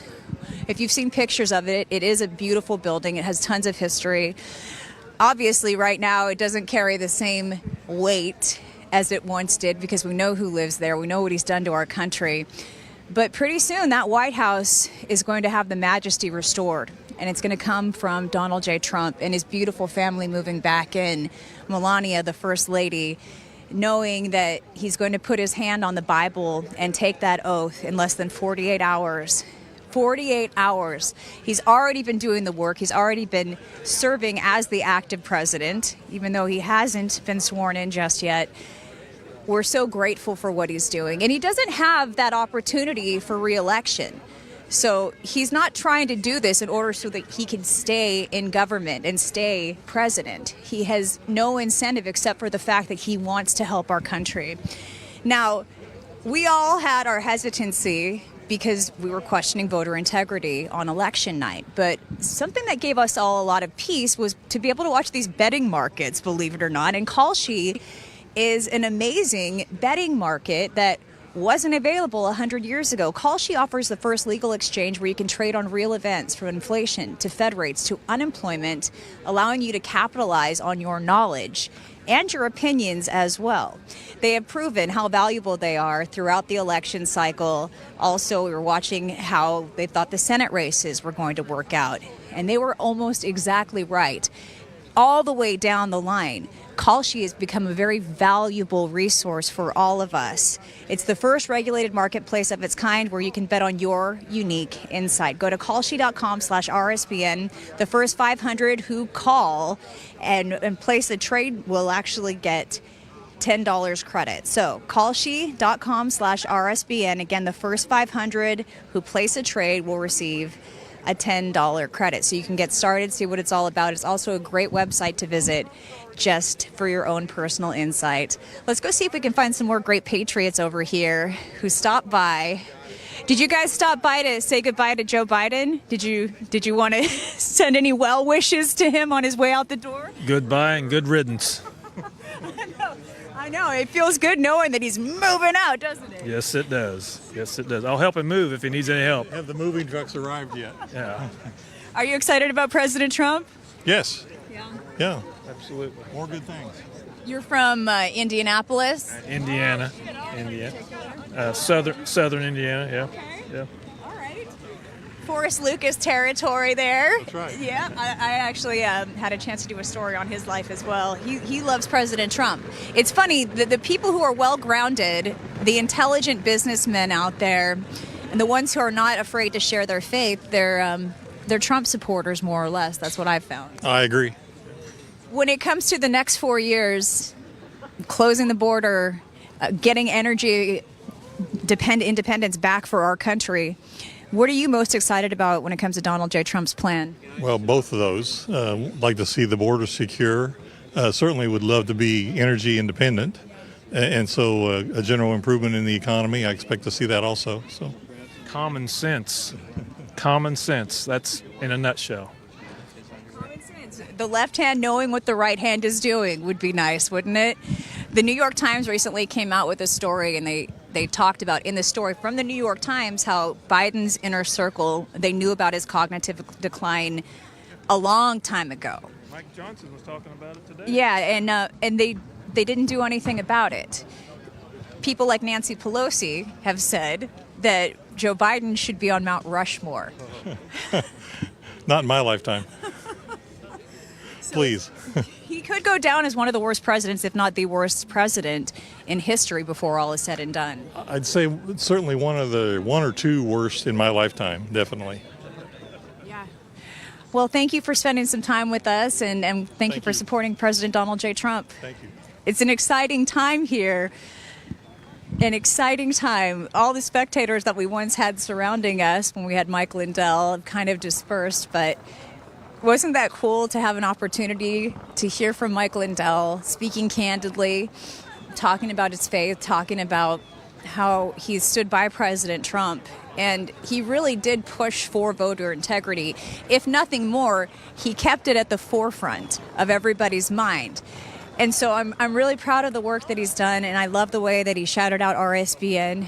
And you, the viewers, are such a big part of what we're doing here at RSBN. You've watched RSBN grow, many of you, because you've been with RSBN since the very beginning. And so that was probably a really special experience for you as well, to get a chance to hear from Mike Lindell. Thanks for supporting President Trump. He's going to go down as the best president of all time before all is said and done if he stays on track. And that's an exciting time to be alive in this country as he ushers in a golden age for all of us. I want to tell you about a way that you can commemorate President Donald J. Trump in your own home with the Trump knife. This is a fantastic piece of memorabilia for you, or maybe somebody in your family who you know is excited about this time. This is going to be a highly collectible item that can possibly appreciate in value over time. Our sponsors at Patriot Addict have an amazing product. The Trump knife is rugged yet sleek. It's a bold statement of strength, unwavering support for the hope of our nation, Donald J. Trump. They're offering 30% off. 30% off is a significant savings as well. Just for our RSBN viewers, use that code RSBN30. The durable blade and eye-catching Trump insignia are gorgeous. It's just a very well-constructed, crafted knife. It's perfect for display or daily use, serving as a symbol of your dedication to the United States of America. Get yours for 30% off today. PatriotAddictDeals.com. See what else they have to offer while you're there. PatriotAddictDeals.com is the website to check out. And that code, one more time, RSBN30 at checkout. So I'm going to kind of give you a little lay of the land here. We were at the Capitol just moments ago, I'd say about an hour ago. Not as many spectators out there if you were joining us for that coverage. But here, this is probably the place to be when it comes to people coming through. We've seen a lot of Trump supporters out here wearing their Trump beanies. We're going to come over here and talk to this family and see how they're doing. Hi there. We're with Right Side Broadcast Network. We covered every single one of President Trump's rallies. Are you excited to be here? Absolutely. Where are you from? We're from Melbourne, Florida. Melbourne. Okay, DeSantis country. Absolutely. The free state of Florida. Absolutely. Setting the precedent for the rest of us, for the rest of the 49 states. Absolutely. It's a good thing. Did you come out here with hopes to be able to watch the inauguration live and get tickets? Absolutely. We had tickets. A little disappointed, but we understand. Highly doubt it's the weather, but we understand something's going on. It's Rasmussen did a poll, and I think it was something like 40% of people would say that it wasn't a safe place to be out here for the inauguration. So we want him to be safe because we want him to carry out his mission. And I think it might not just be him. I think they might have been targeting the crowd. You know, there's going to be a lot of people sitting on the mall and all that stuff. So I have a feeling it was something like that. But that's okay. We'll still get to see him on TV, and the atmosphere is great over here. So we're still soaking it up. It was worth the trip here. The weather's still pretty rough, though, you have to admit. From Florida, this is a little different, but actually, my wife will tell you, I wanted it cold, and I said it better snow. It backfired because that's what canceled the thing, but I'm looking forward to some snow tomorrow. We don't see snow in Florida, ever, so we're loving this. It's a little cold. You do see hurricanes, and to see the way that this administration and that guy who lives in there handled Helene, which hit Florida before devastating North Carolina, just knowing that the relief that people need when we have a major natural disaster like that, it's finally, we have somebody who knows what he's doing, who can help Americans when they are in their time of need. That's probably the most despicable thing he's done in a while, or his administration, is what they've done to the people in Carolina, Tennessee, parts of Georgia. Luckily, we have DeSantis, so the Floridians were taken care of, and they were prepared in Florida. You can't prepare when the mountains what happened there. There's no way to prepare for it. And it still continues to go on. And those people that are finding out their hotel rooms are that should not happen in this country. They should all have homes. I'm not saying to pay for it, but people are willing to volunteer to build homes, and the local municipality saying, no, you can't do that. You got to get the proper permitting. BS. How about when they were bypassing the homes with the Trump flags? Isn't that nice? Yeah. I could not believe that was happening. Well, I was told last night, because we're staying over in Alexandria, that I'm brave because I had this hat on. I'm like, first of all, this hat says "Make America Great." I even know this is for Trump, and I love Trump, but there's no Trump on there, so it says "Make America Great" again. Who can disagree with that if you live in this country? Who can say that's bad? So no, I'll continue to wear it, and whatever.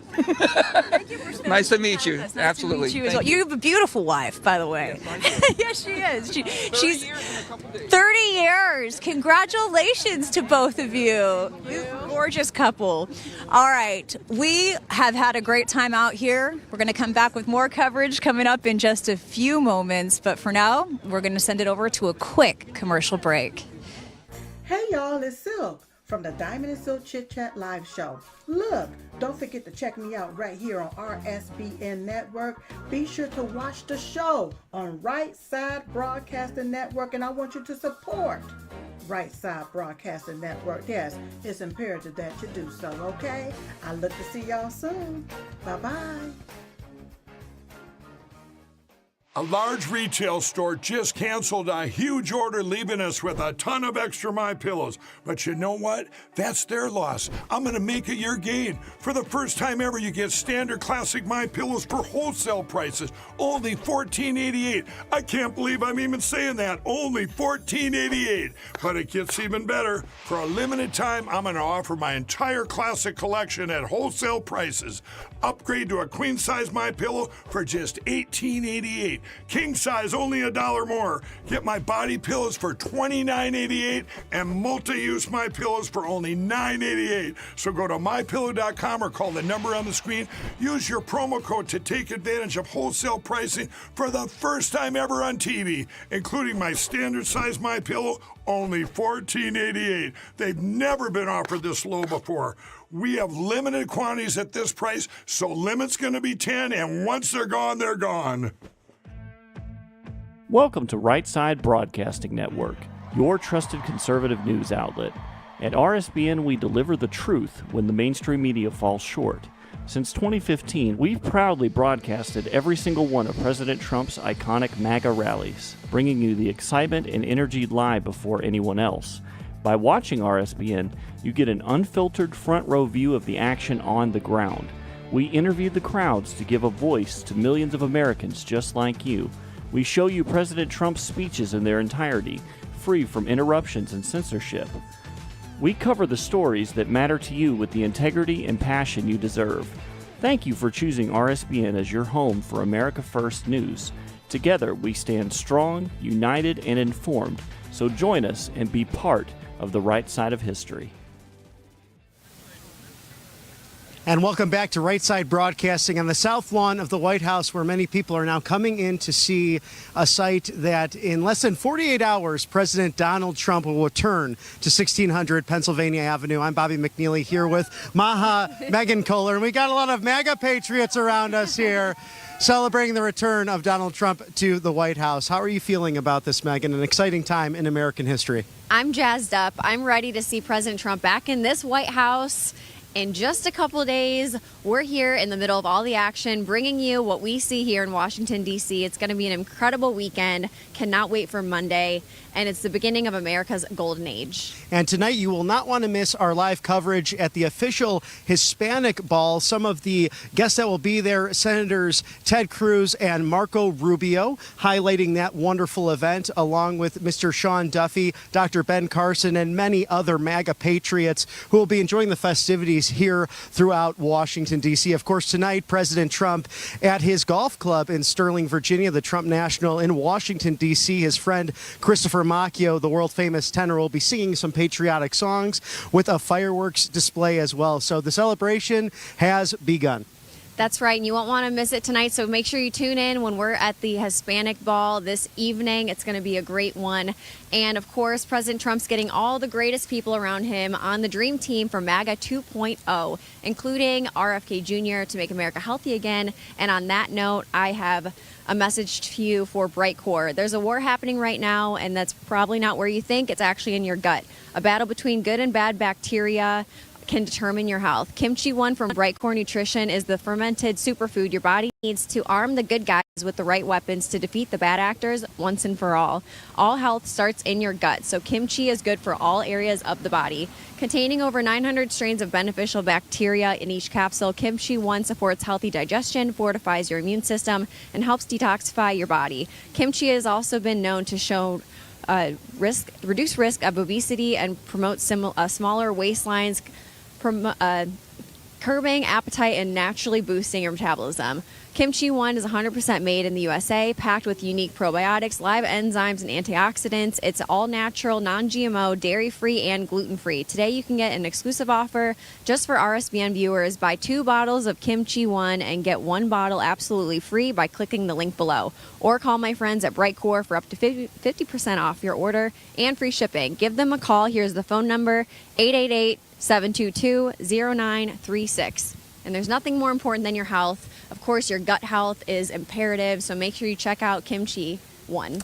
Thank you to our wonderful sponsors and viewers here at Right Side Broadcasting, where we're bringing you unbridled access to all that is MAGA and President Trump. And, of course, the rally tomorrow, which will be very exciting as a precursor for Inauguration Day, which will be much colder than today. It's actually a balmy, we're around 40 degrees right now. So the last couple of days, if you've been watching our coverage, it was cold on that first day as we walked down Pennsylvania Avenue. And the last 2 days, a little bit more mild as we've been bringing you all the sights and sounds of Washington, D.C. In fact, we have some young patriots here if they'd like to talk to us about why you're excited to be here for the inauguration. Are you excited to see everything that's going on in D.C.? Did you just get into town? Yeah. Wonderful. I am excited to see Trump to be the president, and I just come here for that. Very cool. So, the media likes to say that young Trump supporters don't exist like yourself. So what are you most excited to see from a second term of President Trump? Huh? She's literally in shock because we're winning so much. So it's a joy. Enjoy your time here. Have fun. Are you with your family and friends? Yeah. Oh, wonderful. Fantastic, Mom. Absolutely. Enjoy your time here in Washington, D.C.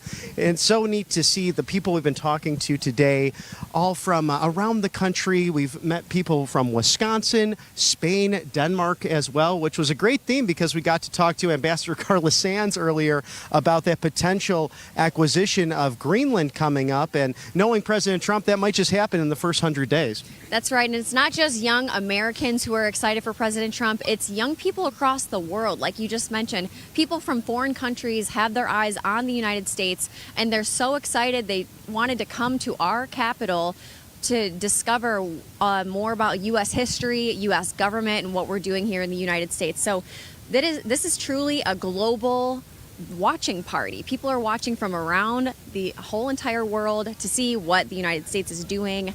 They're excited about President Trump because this is a beacon of hope across the entire world for freedom, family, faith, and it really is about freedom. Because if President Trump didn't win, it wasn't going to be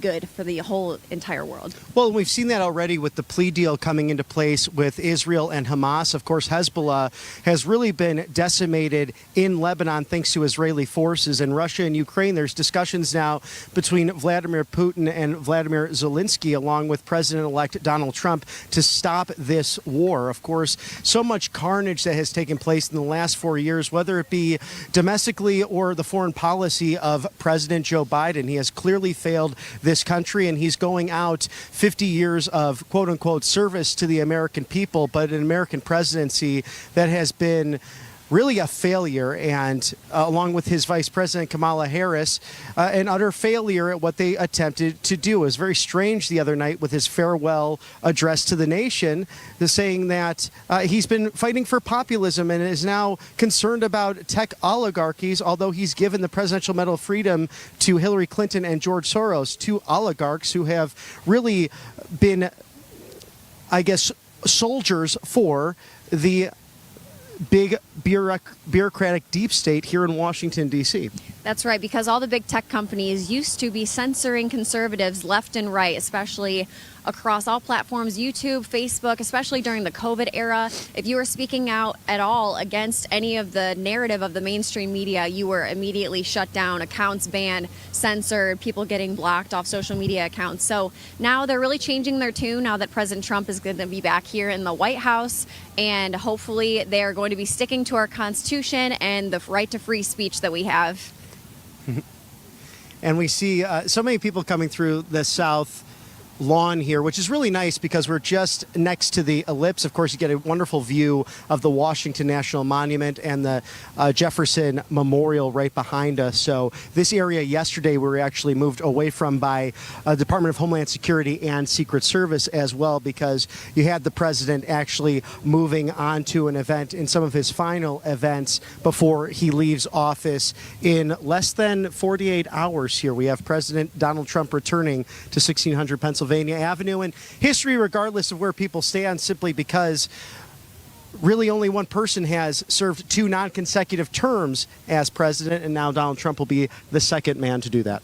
And as we've been walking around Washington, D.C. for the past 3 days, we've been looking to see what's going on here, seeing what people are excited about, what's going on the sidewalks here down by the White House, by the Capitol, over by Capital One Arena. And we have seen several airplanes in the distance flying. We've seen several helicopters a bit closer. We have not seen any drones, which is interesting. A lot of people are talking about the drones in the media right now because the Chinese company DJI has removed the geofencing of the drones from around the White House just in time for this inaugural weekend, which is very interesting. But just reporting to you what we've seen, we have not seen any drones at all when we've been in D.C. this weekend. And this traditionally is a no-fly zone, especially after 9/11 and everything that took place with that. So when you see DCA in the background, those planes divert to another direction regardless. This is a strict no-fly zone. But also we know that President Trump has been on the phone with Chinese Premier Xi regarding the TikTok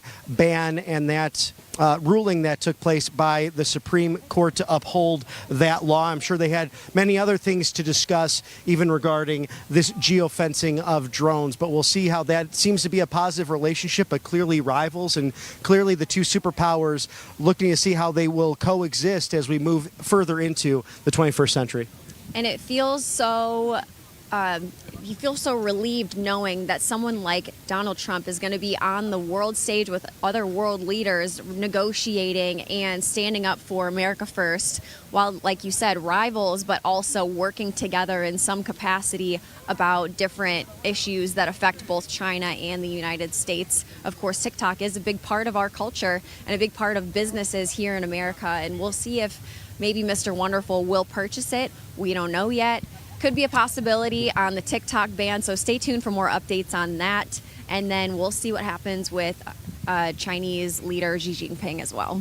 Of course, that is Kevin O'Leary, who says it's worth $20 billion. So it'll be very interesting to watch, as some TikTok users have already gone over to Red Note, roughly 20% of them, because these young influencers using that as a business. And Red Note might be a scary app in of itself, just given the fact that it's named aptly after the Red Manifesto, what the Chinese Communist Party built its legs on. So very interesting to see. And this is an interesting thing for me, Megan, because I'm not really hard on the TikTok ban one way or another, because it's interesting to listen to different opinions. For example, Evita Duffy Campos also talking about that she's all for free speech and the fact that the American Congress is trying to ban that use for younger users. That's of concern, but at the same time, we know that TikTok and the 180 million users here in the United States, it is a spy application that's taking place because of ByteDance, the parent company of TikTok itself. So it'll be interesting to see who ends up purchasing this, or if even the Chinese Communist Party shuts this all down together if there's not an American purchaser. And just from what I know about social media, I do believe that TikTok became so popular amongst influencers and Gen Zers is because the algorithm is a lot more friendly toward influencers and getting your content out. I feel like the For You page is just the algorithm works better, and you can grow as an influencer faster on TikTok as opposed to Instagram, which their algorithm started becoming more pay to play. You would have to pay to have your videos sponsored as ads to be coming through to show new users to try to gain more followers. So maybe Instagram and Meta can work with TikTok and make some changes. Maybe not work with TikTok, but take a note from TikTok on the algorithm, because Instagram Reels are very similar to TikTok anyways. And if you are an influencer and you're worried about your creator funds from TikTok versus other platforms, I invite you to join X, because they have a really good creator program with X. So feel free to encourage your followers from TikTok to follow you on other social platforms too. And of course, there's Truth Social, which streams all of our coverage, and we're thankful for such a wonderful organization. Think back on this, Megan. 4 years ago, President Trump literally is banned from Facebook, from then Twitter, and it seemed as if conservatives really did not have a voice online. 4 short years later, the American people, free speech back and defended online thanks to organizations like Truth Social, and thank you especially to Elon Musk, who purchased X and has made that very efficient. And now we're excited to see Ohio gubernatorial candidate, officially Vivek Ramaswamy, along with Elon Musk, leading the charge at Doge as co-chairman. Of course, that report due to President Trump on our 250th birthday. That will be the 4th of July. In 2026. I'm sure they'll get right to work in the first 100 days. I'm excited to see what they have to recommend to President Trump. That's right. And one more note on social media. It was great that the conservatives took a stand for what we believed in, freedom of speech, and we created essentially a parallel economy, a solution to the censorship from those social media companies, creating Parler, Truth Social, and then, of course, when Elon took over X, and Rumble, of course, in opposition to YouTube. So it was great to form these other platforms, and they grew so much, and it really showed how people will stick together and stand for what they believe in. And hey, if you want to ban conservatives and censor conservatives on these other platforms, we're literally going to leave and go to these new ones. And I think that's why Meta and all these other companies now are really noticing, and they're saying, hey, we can't create an echo chamber, and we can't be censoring people because they'll literally leave. And then that also ruins the business structure, because then how are the ads going to perform? How are the sponsorships going to perform? So I think it's great that we have free market capitalism, and we created almost a parallel economy in a way. And if we need to keep doing that, we will, because the United States people, the citizens here in America want freedom, and they want family values, they want American values, and if we need to, we're going to create businesses in opposition to communist censorship and everything like that. So please like, share, and subscribe. All you see here at Right Side Broadcasting on your favorite social media apps, and getting the word out just helps to bring more and more content to help defend freedom of speech, the Bill of Rights, our founding documents, and of course, all the access you can get to President Trump in his second term. Number 47, here we go. In less than 48 hours, President Trump and Vice President-elect J.D. Vance will swear an oath to the Constitution, and so help them God indeed, because these are difficult jobs, and these are some people who really, I think God will be welcomed back into the White House. I had the privilege of attending a Bible study several years ago that was put on by Vice President Pence at the time, and people would show up for it. It was really wonderful. A local pastor from Indiana who he had known for a long time. It was actually his chief of staff who mentioned, Mr. Vice President, I don't think people will take lunch off on Wednesdays to come for a Bible study. Well, the one I attended in the summer, over 50 people in his office to do so. And I think what you've had in this administration, regardless of ideology, with Biden and Harris, has been a godless agenda at the end of the day. And we know that President Trump and Vice President J.D. Vance will usher back in an era of Judeo-Christian principles and policy for the American people. That's right. We are founded upon those principles, upon Christianity and the principles in the Bible. And separation of church and state did not mean taking God out of our government. It meant that the government could not form a church and make you worship that way. The state could not form a religion and force you to worship that way. So you still have the freedom of religion to do whatever you want. But we are a Christian nation, and that's what our founding fathers wanted from the very beginning. Well, it's really interesting, actually. I was watching my friend Charlie Kirk of Turning Point USA actually address this with a student. He does these different events, and sometimes they're different names, whether it be Campus Clash or things that bring people in to talk on different issues on college campuses. And he was addressing this, that someone had mentioned, well, God's only mentioned this many times in the founding documents. And he actually brought up the fact that in the original 13 colonies, our first states, in 9 of them, you needed charters to actually pledge that you were a Protestant Christian at the time. In Maryland, it was Catholicism that was the majority in that colony, and then what became a state. So very interesting to see the shaping of this nation. If you read our founding documents, in fact, the argument was that we are really blessed by our Creator with inalienable rights. And Thomas Jefferson wrote down those immortal words that separated us from tyranny in the United Kingdom. So we all have these Bill of Rights, these 10 essential rights that man cannot take away because our human dignity is blessed with it by the Lord Almighty. So angelic, so heavenly. Thanks for that message. Speaking of angels, you want to tell us about Angel Paste? I love Angel Paste. Okay, it's out of Spring, Texas.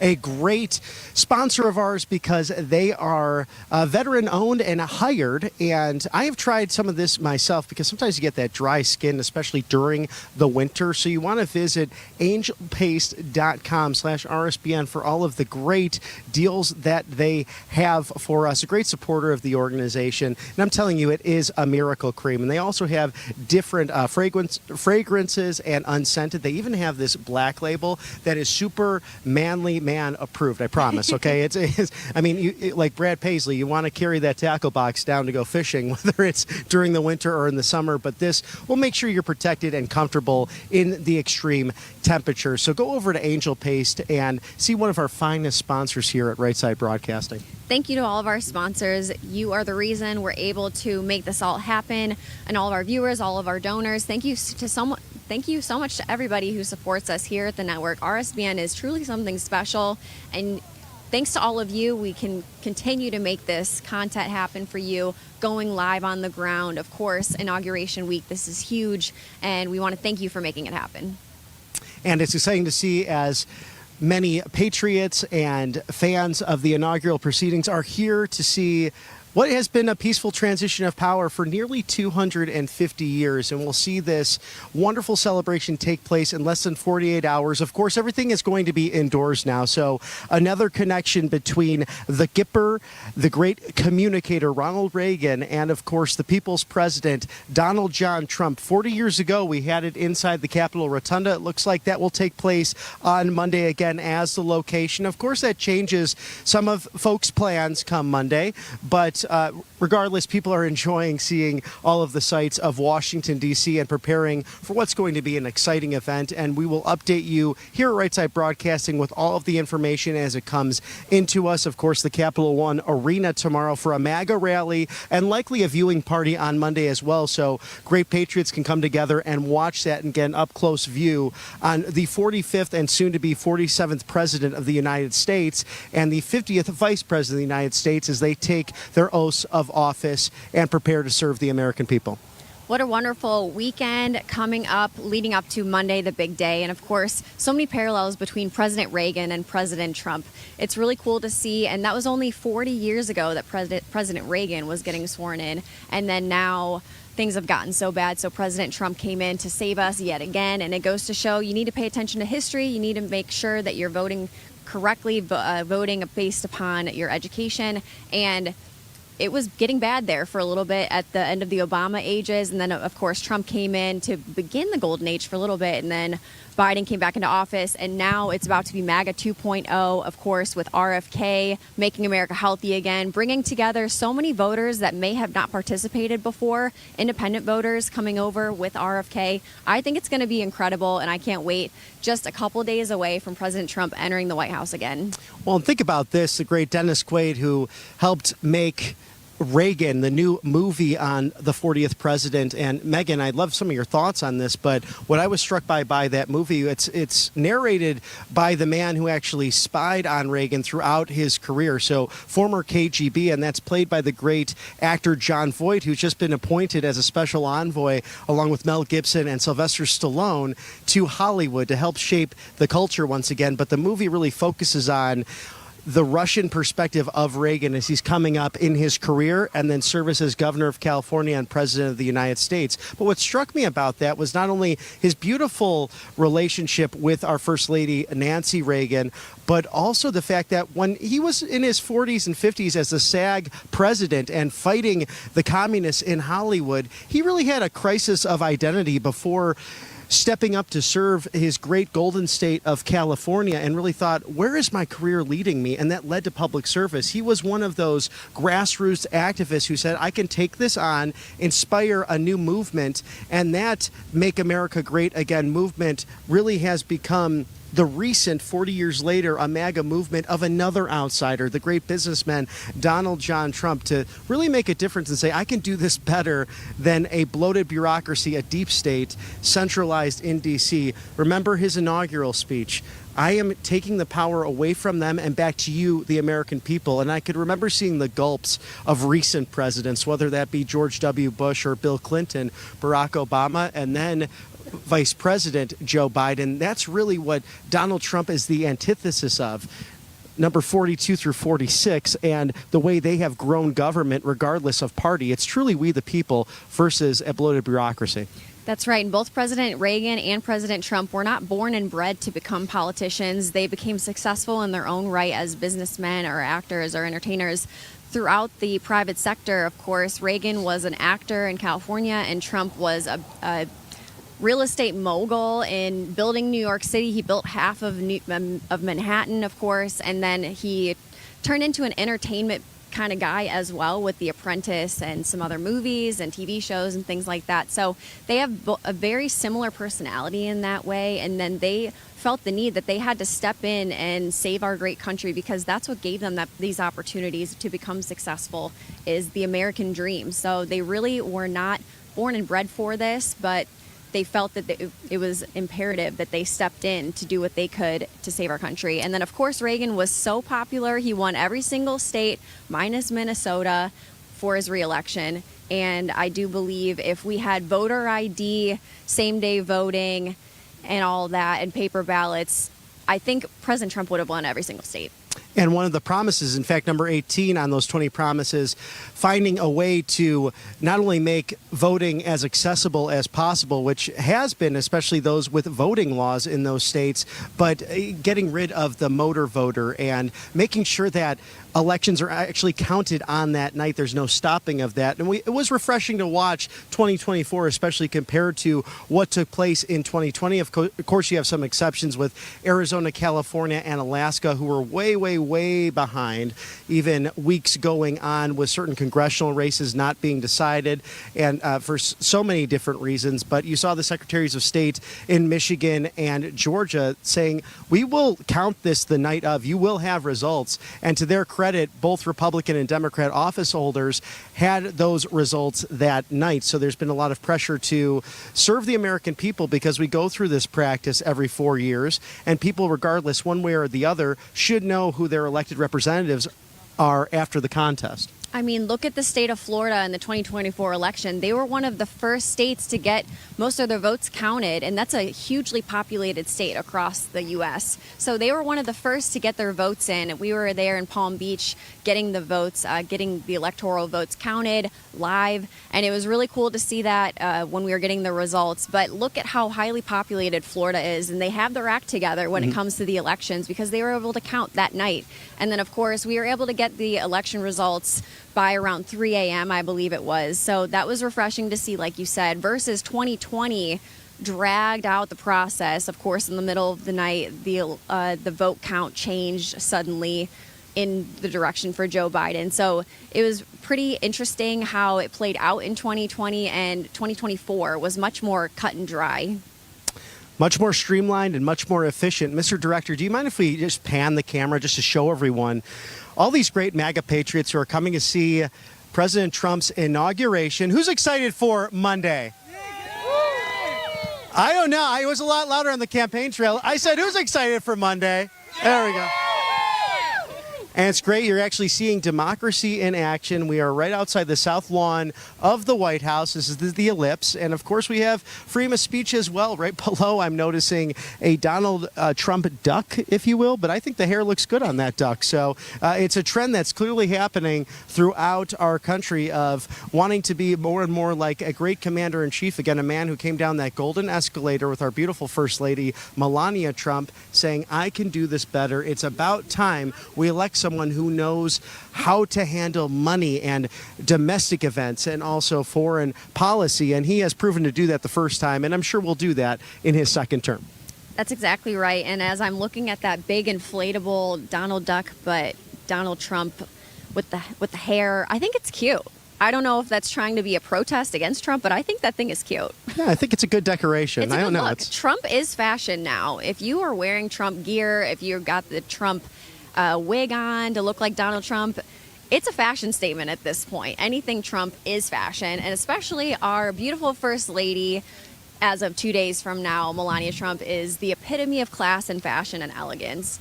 And with that, we have been on the ground with you in Washington, D.C., showing you everything that we have been seeing all week long for the past 3 days. So we're going to toss back to Matthew in the studio. So thanks for tuning in with us, and we'll see you later at the Hispanic Ball.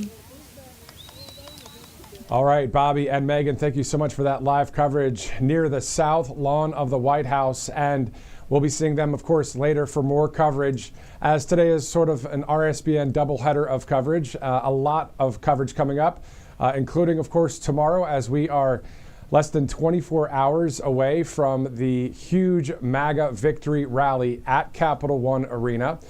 And then, of course, on Monday, inside the U.S. Capitol on Capitol Hill, the Rotunda, where we'll hear from President Trump and other speeches and see a lot of great people inside that rotunda, especially a lot of dignitaries, as we cover the oath of office and also the inaugural address. And then President Trump may be going over to Capital One Arena after that on Monday. But we do know at the arena on Monday, of course, there will be the viewing of the inauguration as well. And also the inaugural parade will be indoors.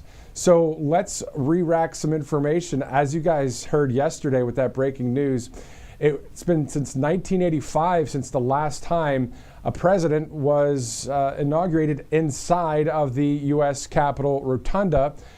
But after doing a little bit more research, that's true. Ronald Reagan actually was president on January 20th of 1985, but it was January 21st of 1985 that the man, Ronald Reagan, was inside the U.S. Capitol Rotunda and did that public ceremony there. I did some more research on that. So the point is, he did 2 oaths of office. One was the official one on the 20th, and then he did another one, a ceremonial one, on the 21st. Let's look specifically at the Ronald Reagan Presidential Library and Museum. So the 20th Amendment to the Constitution requires that the president be sworn in, of course, on January 20th. However, because the date fell on a Sunday back in 1985, the public inauguration ceremony was held at the Capitol on the following day. So that's some political nerd kind of stuff right there that I looked up yesterday, but I heard that and I saw that it was in the White House that there was a private ceremony of the oath of office on the actual 20th. So it was a Sunday. But then it was the next day that there was the inauguration ceremony and the oath of office repeated once again. And if you listen to some of the tapes, they announced Ronald Reagan as president before he did the oath of office on that second day. I know that's a lot of information, but it's history. So that means that President Trump, when he is inaugurated and does the oath of office inside the U.S. Capitol building, that he's the first president that's done that in quite some time. So more than 40 years ago. So awesome stuff, just history there to see. Again, both 1985 and 2025, all to do with weather. And of course, people are talking about other things, security measures, that kind of thing for 2025. But at the end of the day, in 1985, the wind chill was very, very low. And of course, the wind chill in Washington on Monday will be very cold as well. So pretty cool history there. I actually posted on Truth Social some of the swearing in ceremony that happened inside that U.S. Capitol Rotunda on my Truth Social account. And again, that was the ceremonial oath of office. He was already president, Ronald Reagan, back in '85 on the 21st. Just some in the weeds a little bit, but hey, you know what? Definitely wanted to report that to you and just let you know. I know that a lot of you might already know that, but it was news to me that he actually did 2 oaths of office back in 1985. Okay, let's rewind a little bit and get back to some news that we're seeing here. Actually, fast forward in the sense of some news out of the Secret Service office, the fact that President Trump will name Sean Curran as Secret Service Director. He currently heads President Trump's Secret Service detail, and if you've been to a number of the rallies throughout the campaign trail, he is a Secret Service agent, a tall one that is right on the side of President Trump at all of the rallies.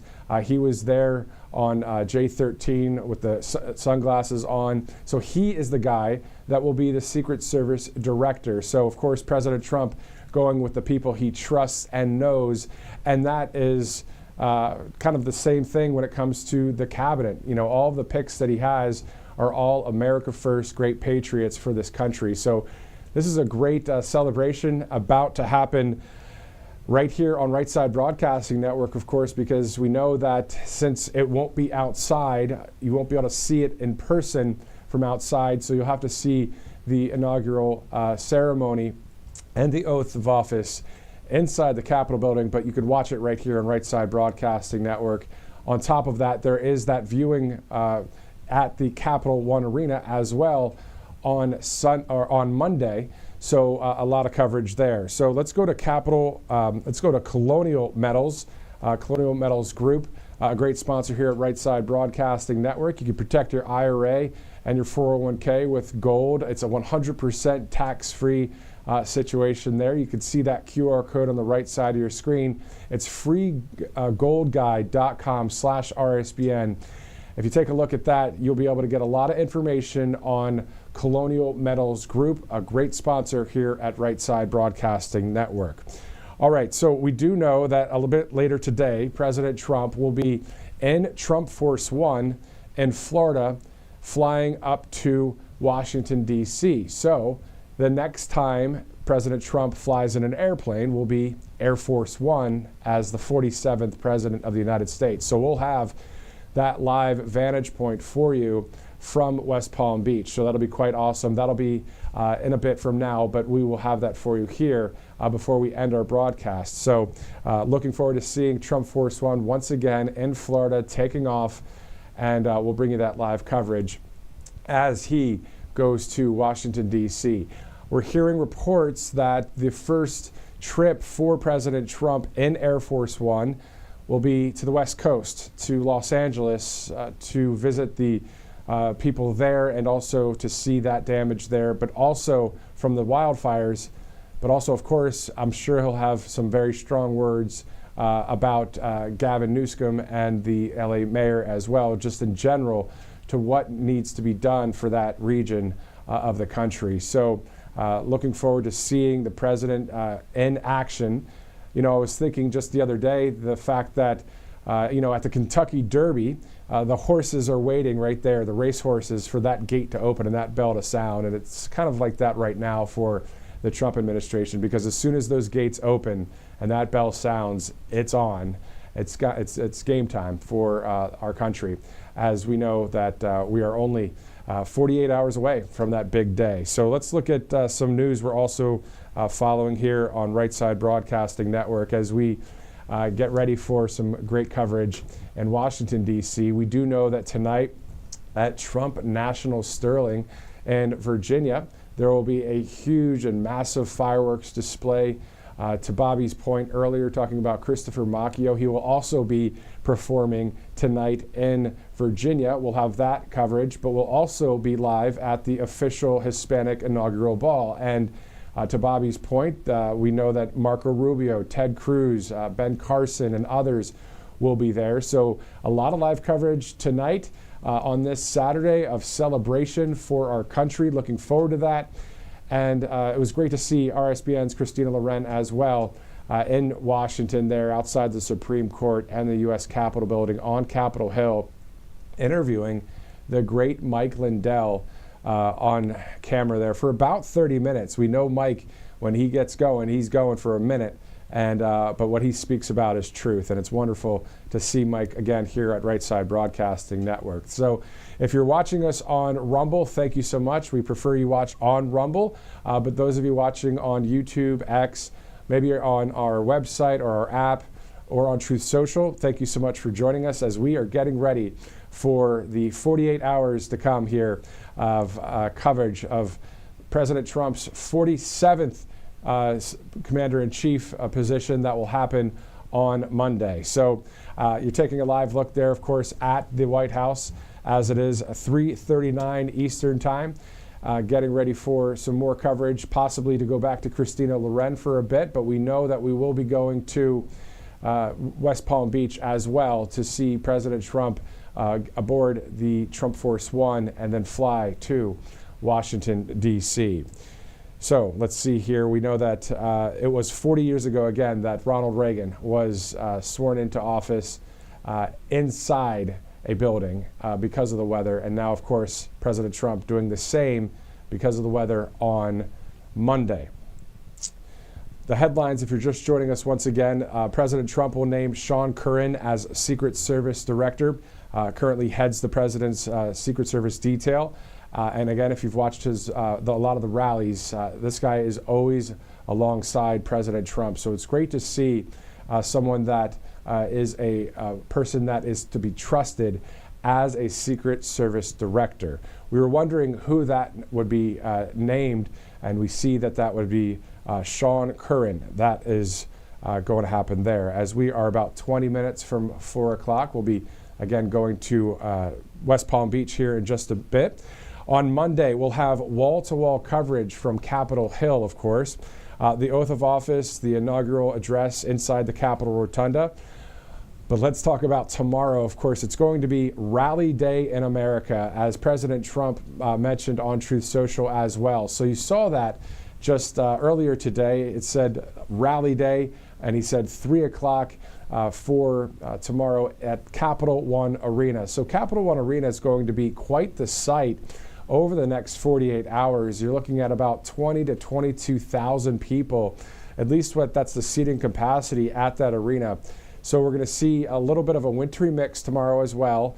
And as we get ready for that rally, it's going to be awesome because it's in Washington, D.C., the place that needs to be drained of the swamp. And we know that President Trump and his team will be working hard to do that. So the performances and the speeches in front of a packed audience at that arena will be quite awesome. You'll have that live coverage right here on RSBN. And then later in the evening, we will possibly be covering another inaugural ball, waiting on that information. But we will be at the main inaugural ball on Monday night to see President Trump and First Lady Melania Trump dance there at that great time there at the moment in time that will be happening on Monday. So a lot of coverage at Right Side Broadcasting Network. So let's look at some of President Trump's latest Truth Social posts as we get ready to go to Florida for his aircraft, the Trump Force One, taking off. And then we can go to RSBN's Christina Loren here. Hopefully we'll do a little bit of a talk back live with her if she is ready to go, as she interviewed, again, Mike Lindell earlier. President Trump saying about an hour ago, Bill McGurn saying under Biden, the world is a more dangerous place. That, according to a journal editorial report. Of course, we know that to be true, but now finally we'll have peace through strength with President Trump back at the helm there at that building right there at the White House.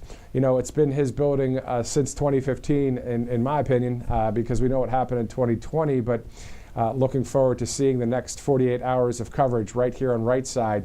And it was great to see so many people starting to gather, even though it's pretty cold in D.C. right now, starting to gather around even our correspondents and our hosts out there, getting ready to see this great coverage right here on Right Side. But also, I know a lot of people are upset because they can't see the actual inauguration. So that means we're probably going to have a lot of people trying to get into the Capital One Arena tomorrow for the rally, and then also for the viewing of the inauguration ceremony on Monday. So We'll be outside of the arena on both days and inside, so we'll have a lot of coverage here at Right Side.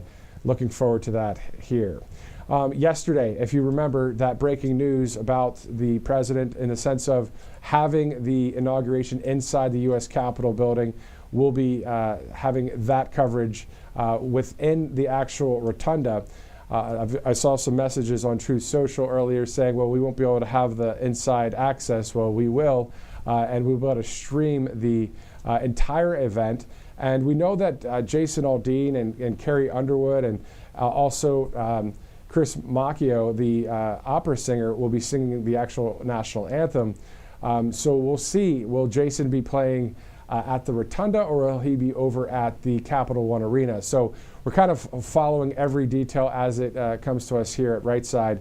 But we thank you so much for joining us at Right Side Broadcasting Network. If you'd like to also reach out to us on various Truth Social accounts or our X account, you can do that, or follow us there at Right Side Broadcasting Network at RSBN for Truth Social, and also RSB Network on X, as we have more than 1 million followers for both X and on Truth Social. So it's always great to see those of you watching our live coverage right here. And Director, please let me know if we can go to Christina Loren live in Washington.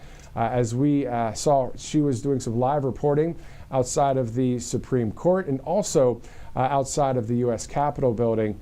Okay, so we're hearing in about 15 minutes, we'll be able to go to Christina. And then, of course, we'll be seeing Bobby and Megan a little bit later tonight for our second part of our coverage at the inaugural, official Hispanic inaugural ball, and then also at the Trump National Sterling in Virginia. So looking forward to all of that coverage here at Right Side Broadcasting Network. So if you're following any of the news from the mainstream media, hopefully you're not doing that. But at the end of the day, it's interesting to see what they're trying to drum up. But at this point, if you go to something like maybe the Drudge Report, you see just things that are still trying to figure out a slant to the left. You can't, there's no way around it. When it's truth and it's common sense and it's strength going back to the White House, it's something that, of course, we're looking forward to seeing happen here in this country, as a majority of Americans are getting ready for that here in the nation. So looking forward to seeing those 20 core promises unfold before our eyes as we, the people, get ready for some great times here in this country. The golden age of America is at hand. Looking forward to seeing the great developments of our nation as we reform the country. And you know, the border czar, Tom Homan, of course, getting ready for Tuesday, which will be those mass deportations. And we're seeing reports in the city of Chicago. We'll be seeing any other reports as we get them, but we'll have any coverage on Tuesday as well from that vantage point of mass deportations. We know Tom Homan ready to go for that. And if you've seen any of the Road to 47 shows that we've done here at Right Side Broadcasting Network, a number of sheriffs that I've interviewed here, one in Florida, one in Maryland as well, these guys are all about what President Trump is all about when it comes to making America great again and also making America safe again. As you've seen, number one for the 20 core promises is to seal the border and to have these mass deportations. So that'll be taken care of within the first 2 days of President Trump being in office. When I say taken care of, initiated, enacted, and it's on for that to happen. Also seeing some reports that people are actually starting to self-deport. So there's a number of people that are saying, you know what, I'm out of here. We're going down south of the border back to our country where we're from, or people are just leaving in general, whether they're from South America or not. We know that we're seeing people start to deport themselves. We're seeing those reports as well. So a lot of news are following, of course, at Right Side. Let's go again to some of the statements from earlier today on Right Side Broadcasting Network. As we know,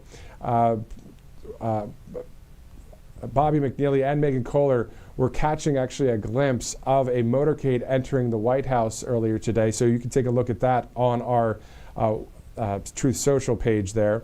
Also, a MAGA supporter defending New Jersey, claiming it is now a swing state.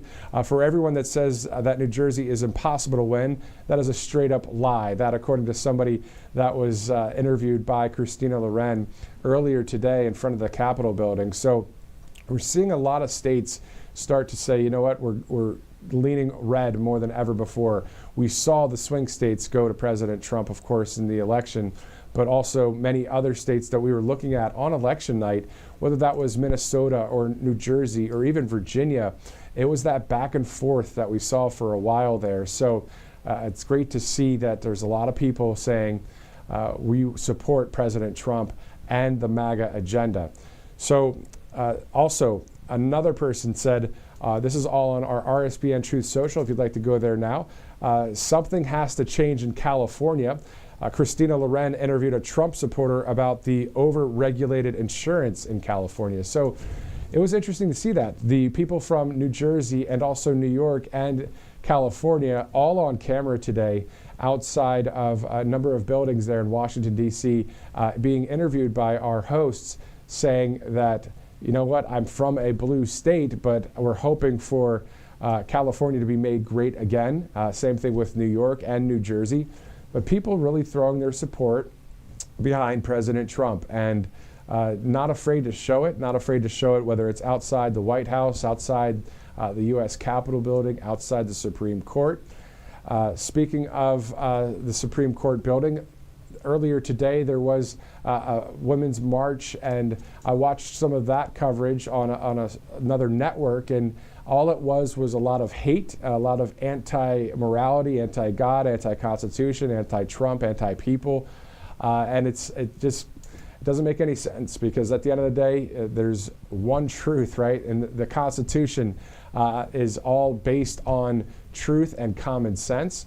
And so looking forward to seeing that common sense and strength restored here in the United States of America. As it is about 9 minutes from 4 o'clock, I'm Matthew Alvarez holding down the fort here as we get ready to go to Christina Loren here live. But also, we'll be going to Florida for the great Trump Force One. President Trump and the team flying from Florida all the way up to Washington, D.C. For the last time for that plane for some time, because the next plane President Trump will board will be Air Force One, as he will be in D.C. Later today, and then of course tomorrow and Monday and onward, and then flying Air Force One there, of course, as a passenger. And then we're hearing those reports, if you're just joining us, that he will be going to Los Angeles to tour that area there to see what can be done to help the people of LA, but also I'm sure he'll have some not so kind words for the leader of the state of California and also the mayor there, as we know that the Palisades fire, at last check, there was about 31% contained, that with a huge acreage amount of land already burned to the ground. 24 people have lost their lives in California, and they're still battling some of those blazes there. So President Trump, the reports we're seeing is that he will go on Air Force One as president, I believe next week, to Los Angeles. So we'll be covering that here at Right Side Broadcasting Network as well. As you see, the behind the scenes in the nation's capital in preparation of Inauguration Day, this is our third straight day of live coverage from Washington. As you've seen, RSBN's Bobby McNeely and Megan Kohler, along with RSBN's Christina Loren, live out there in the field in Washington. A lot of live pictures there. You've got the White House there. We also have a picture from the U.S. Capitol building, and our crews have been doing such a great job because it is absolutely cold and freezing there, but still bringing home the information, the analysis, the commentary, and also hearing from we the people that are there speaking with us about President Trump and this inauguration, which will be happening in just 2 days from now. So again, 3:53 Eastern Time, as we are looking forward to more coverage coming up as we get ready to go to Florida for that Trump Force One takeoff. Meantime, if you look on my Truth Social page, I said today President Trump has always said when we win the White House at his various speeches. So we know he is the people's president. There's a sports analogy and one of my favorite moments in sports to describe exactly that. So that video is on Truth Social if you'd like to check it out. It has to do with the Colorado Avalanche hockey team. Joe Sakic was the captain, right? And so Ray Bourque, the defenseman, hasn't ever risen the Stanley Cup over his head. And Joe Sakic gets the photo with the cup and skates it right over to Ray, and Ray raises that cup and the crowd goes wild. It's similar to what President Trump is doing for us. He has won this election, but he's won it for we the people. He's won it, of course, for himself. He is part of we the people as well. He wants to be safe, healthy, and wealthy and free, just as we want that. But it's great to see things like sports analogies that really drive home the point of what President Trump has done for we the people. All right, so let's go to a couple sponsors here at Right Side Broadcasting Network, including AMAC. If you're looking for a voice that truly represents your values, you can see right there that you can get 47% off with the Association of Mature American Citizens. Founded in 2007, AMAC was created to champion the needs of Americans who believe in faith, family, and freedom. So today, AMAC is over 2 million members strong and growing. So you can get 47% off by going into amac.us/RSBN. As you see that information right there on your screen, kind of an awesome graphic as well, as you see President Trump holding his fist in the air. And once again, that day that he said, fight, fight, fight. And man, did that really bring some change to this country. Many people that were maybe on the left side of the aisle said, you know what, I'm voting for that guy. We see that this is the real deal, and we need common sense and truth back in our country. So looking forward to seeing that here in our nation.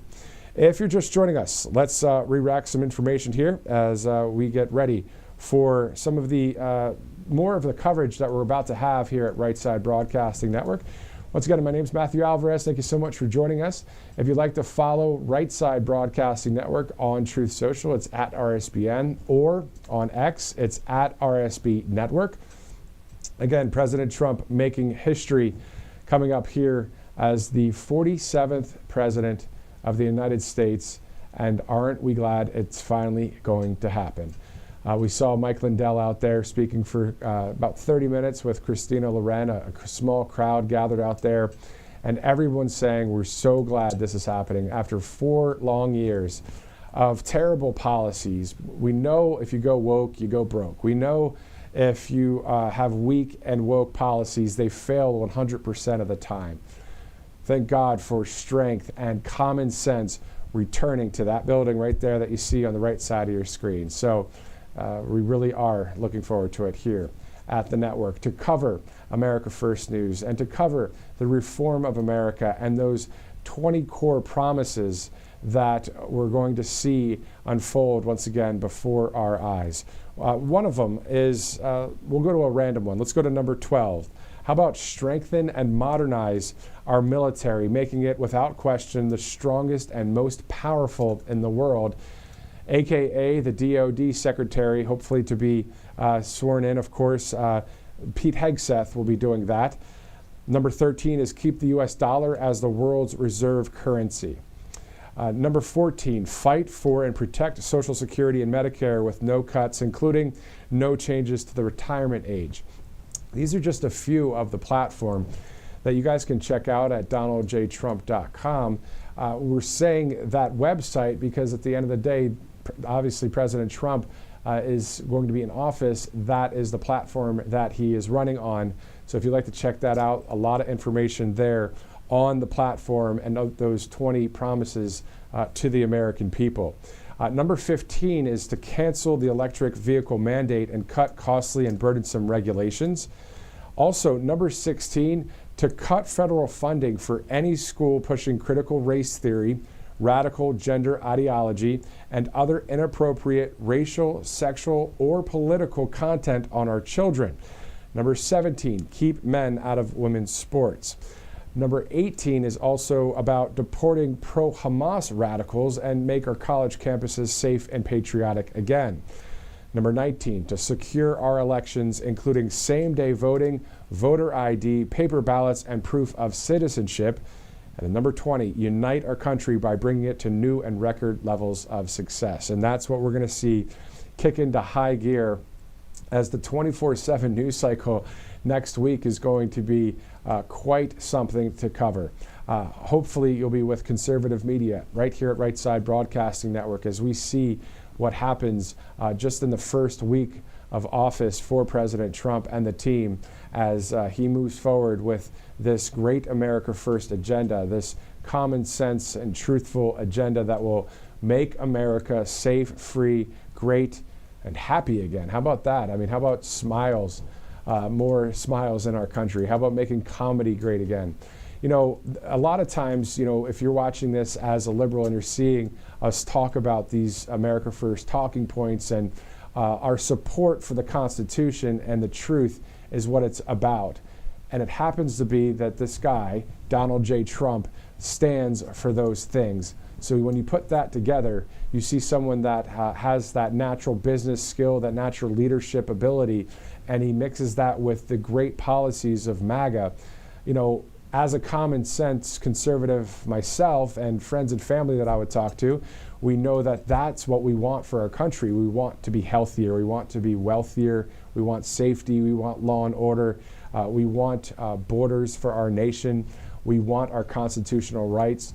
So, you know, take all this away and just if you have just the person or just the host or the anchor, it's really about we the people. It's really about us together seeing this Constitution come to pass in the sense of sticking to our constitutional rights here in this nation.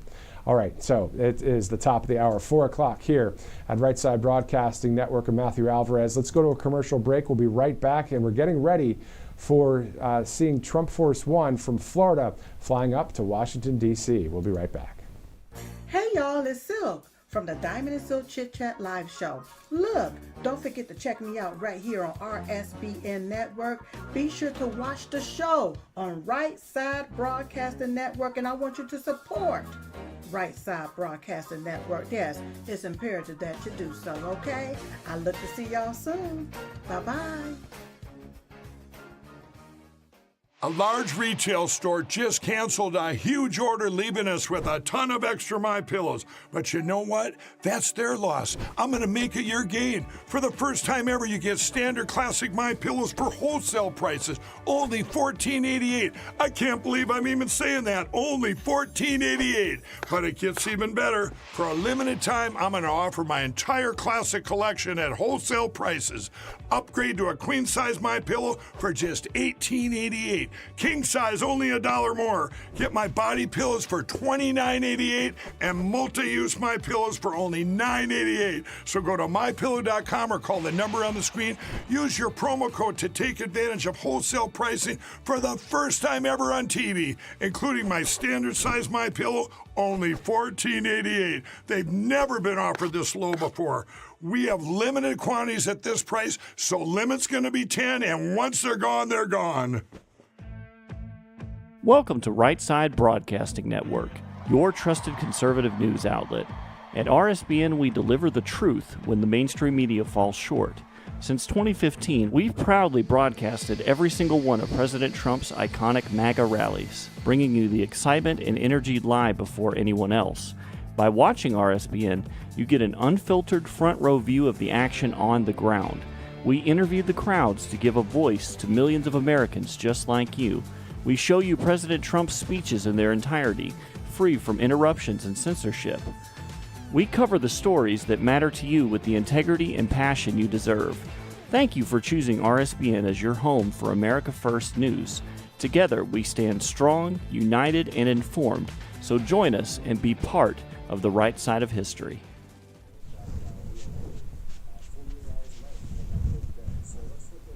The sun is starting to set. I cannot believe how many wonderful patriots I'm seeing in Washington, D.C. After working in this area for a couple years, you take a look around, you see all these MAGA hats. It takes you aback because it's such an uncommon sight. Tell me about where you're from. Looks like you're from Texas, huh? Actually, no, I'm from Atlanta, but I'm involved with the Texas delegation on some different things. Okay. But we're up here for the inauguration, obviously. And one of the things that we're up here to do is just celebrate America. Just celebrate the returning president who did such a great job several years ago. We're happy to see him back. I think all of us are impressed about his resilience. You know, this is a guy that took a bullet. This is a guy who's been beaten by every court and everything in the world to try to bring him back. And he beat them all. And he came back. And he's our fighter. He is our champion. He is our champion. And we want it. We're thrilled to have him back. You know, we don't even have him back just yet. He still has to be inaugurated. No, but I know, but it feels like he is because he's doing so much. Look at this. Daddy's home soon. Home soon. So are you all from Atlanta? Yes. Yes. Very heavily Democrat voting base right there. So how do you make do with people around you when they may not have the same sort of beliefs as you, especially when it comes to President Trump? I mean, I think it's changing. You're seeing that, well, one, I want to thank Senator Warnock for giving us the tickets to the inauguration when the inauguration was initially planned to be outside. So you're starting to see the parties align, and you're starting to see that people are saying hello, and people are excited to have communication amongst the parties. And it happened the minute that Trump was elected. So I think we're in for a phenomenal next 4 years. So. Absolutely. You know, I always sad to see Senator Warnock beat Herschel Walker, to be honest. And it was such a tight race. You know, I love Herschel. Absolutely. Big Trump. Herschel is a great guy. I don't think anybody could have swayed the election results in terms of the honesty in the election, and I won't go down that rabbit hole right now, but the best thing happened that needed to happen, and God willing, we're going to have a great next 4 years. Yes, and you know, the day after the election, I think it took a minute for me at least to have it sink in, but there's just a lightness that has returned to this country. What are your thoughts on President Trump? I voted for him because I don't want censorship. Please save TikTok. It really helped us a lot this year. I just believe in free speech, and we should have it whether it's good or bad. That's it. And especially freedom of religion. You know, I felt as a Christian, I'm guessing that you are as well. Absolutely. You want to be able to share your faith. We're called to share the gospel. And so it got very challenging, especially on social media, when a lot of patriotic voices, Christian voices, Republican voices were being censored. So I really echo what you said. 100%. All right, where are you guys off to next?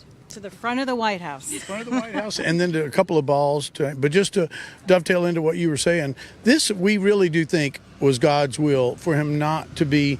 We needed to go through that valley of the shadow of death, and then to come out. And now we've got the House, the Senate, Supreme Court, and the presidency. And we would not have had that if he had a second term 4 years ago. So I think this is one of the greatest things that could happen right now to this country. Right, and the message that sends to our foreign adversaries as well, because it's not just Donald Trump who is leading this country. He has the backing of the Senate. He has the backing of the House of Representatives. And so anybody who wanted to mess with America. And we the people, the backing of we the people. Yes. We have spoken. We have spoken. I just want to reiterate about acknowledging how the inauguration tickets, it's more about just emphasizing the nation is coming together because of the one man, and it's Donald Trump, who literally took a bullet for our country and for the world. And so thank you. Almost twice now, and then even now you have to question, is this a safety measure? What's really going on? Safety, but that's most important. We need him home, and that's most important. Yeah. And safe all the time, because I'm afraid that unfortunately he's going to have a target on his back, especially by our foreign adversaries, because they know what kind of power he wields. So all we can do is pray. And help and trust that God has the plan to keep him in here and that our country prospers from it. You know, God gives us free will. It's up to us to be obedient and to answer the call that he puts on our lives. And I really feel like President Trump has stepped up and done just that. Well, I'll repeat what a great pastor friend of mine out of San Diego once said. He said, God's man in the center of God's will is invincible until God wants to bring him home. Well, what pastor is that? Pastor Dr. David Jeremiah. David Jeremiah. I love him. A very well-known pastor. Yes, he was. Okay, yeah. A great theologian, and he was an apologist, and very, very smart. He still is. That was, yeah. Yeah. I thought, okay, sorry about that. No, I don't mean to ever say that, to put things in past tense when they shouldn't be. Yes. But anyhow, you're right. David Jeremiah is, and he's actually, San Diego. Do you travel a lot? How do you... This is too long a story for here, but one time I was overcome by worry when I was going through a divorce years ago, and suddenly I turned on the TV at 4:30 in the morning. It was a TV preacher, and I told him this story. It was a TV preacher, and I thought, I don't want to watch a TV preacher, but the caption came, "Are you overcome with worry?" I thought, I'll sit down and watch. 30 minutes later, I had the armor of God on me about the whole thing, and I understood that I didn't need to worry.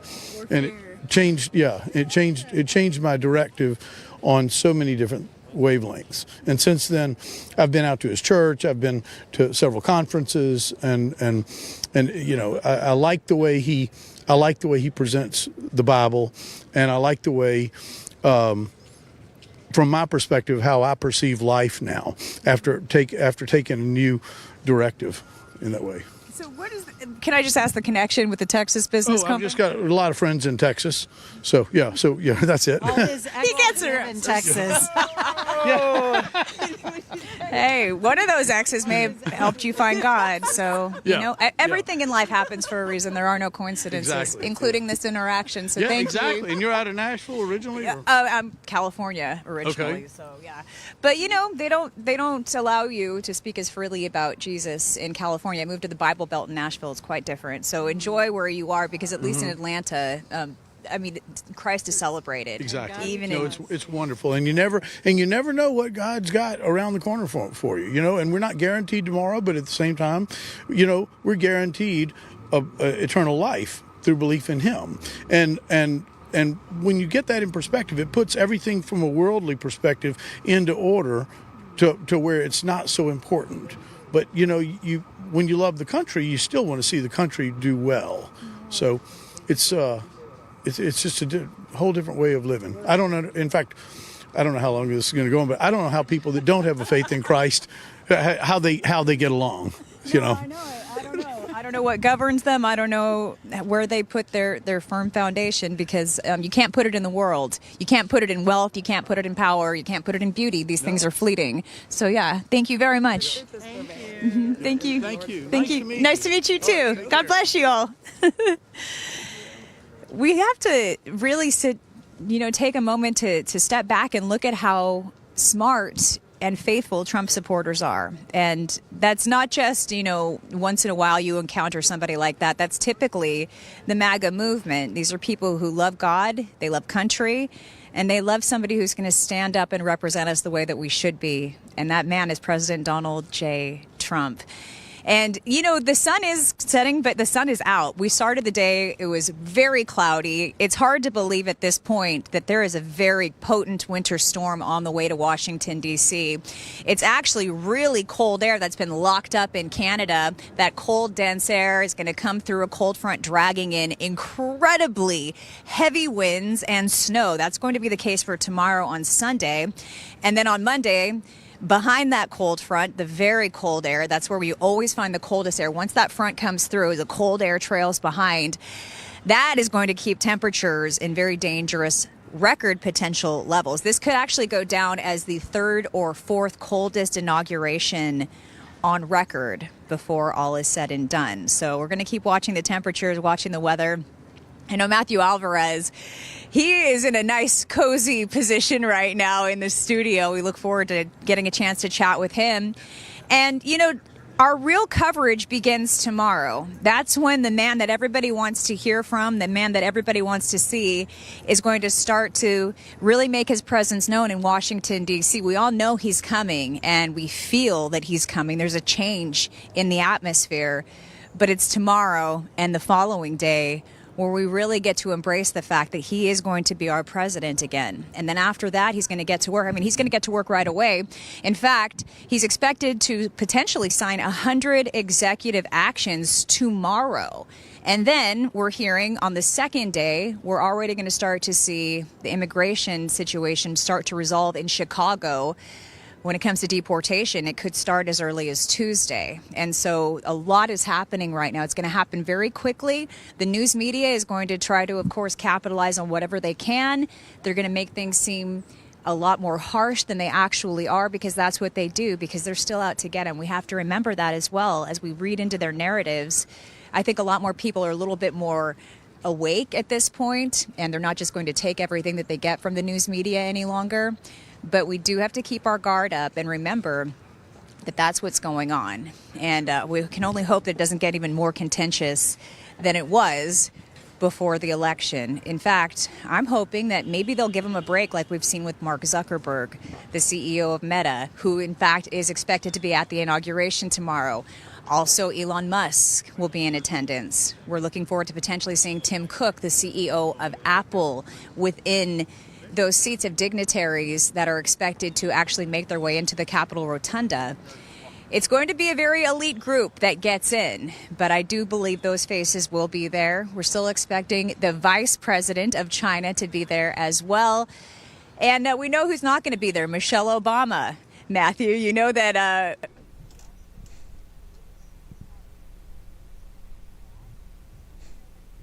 she won't be there. And Representative Omar will not be there. So these people are still trying to make their discontent with the situation known. That's how they're doing so, by boycotting the presidential inauguration. I think they're making a mistake, because Donald Trump is someone that you want on your side. And I really tip my hat to those who have taken notice to the man that is going to be leading our nation, leading the world. And having him on your good side is a good thing. So, Matthew, I know that our coverage is really going to start to ramp up tomorrow. What are you most looking forward to as we head into the next couple days?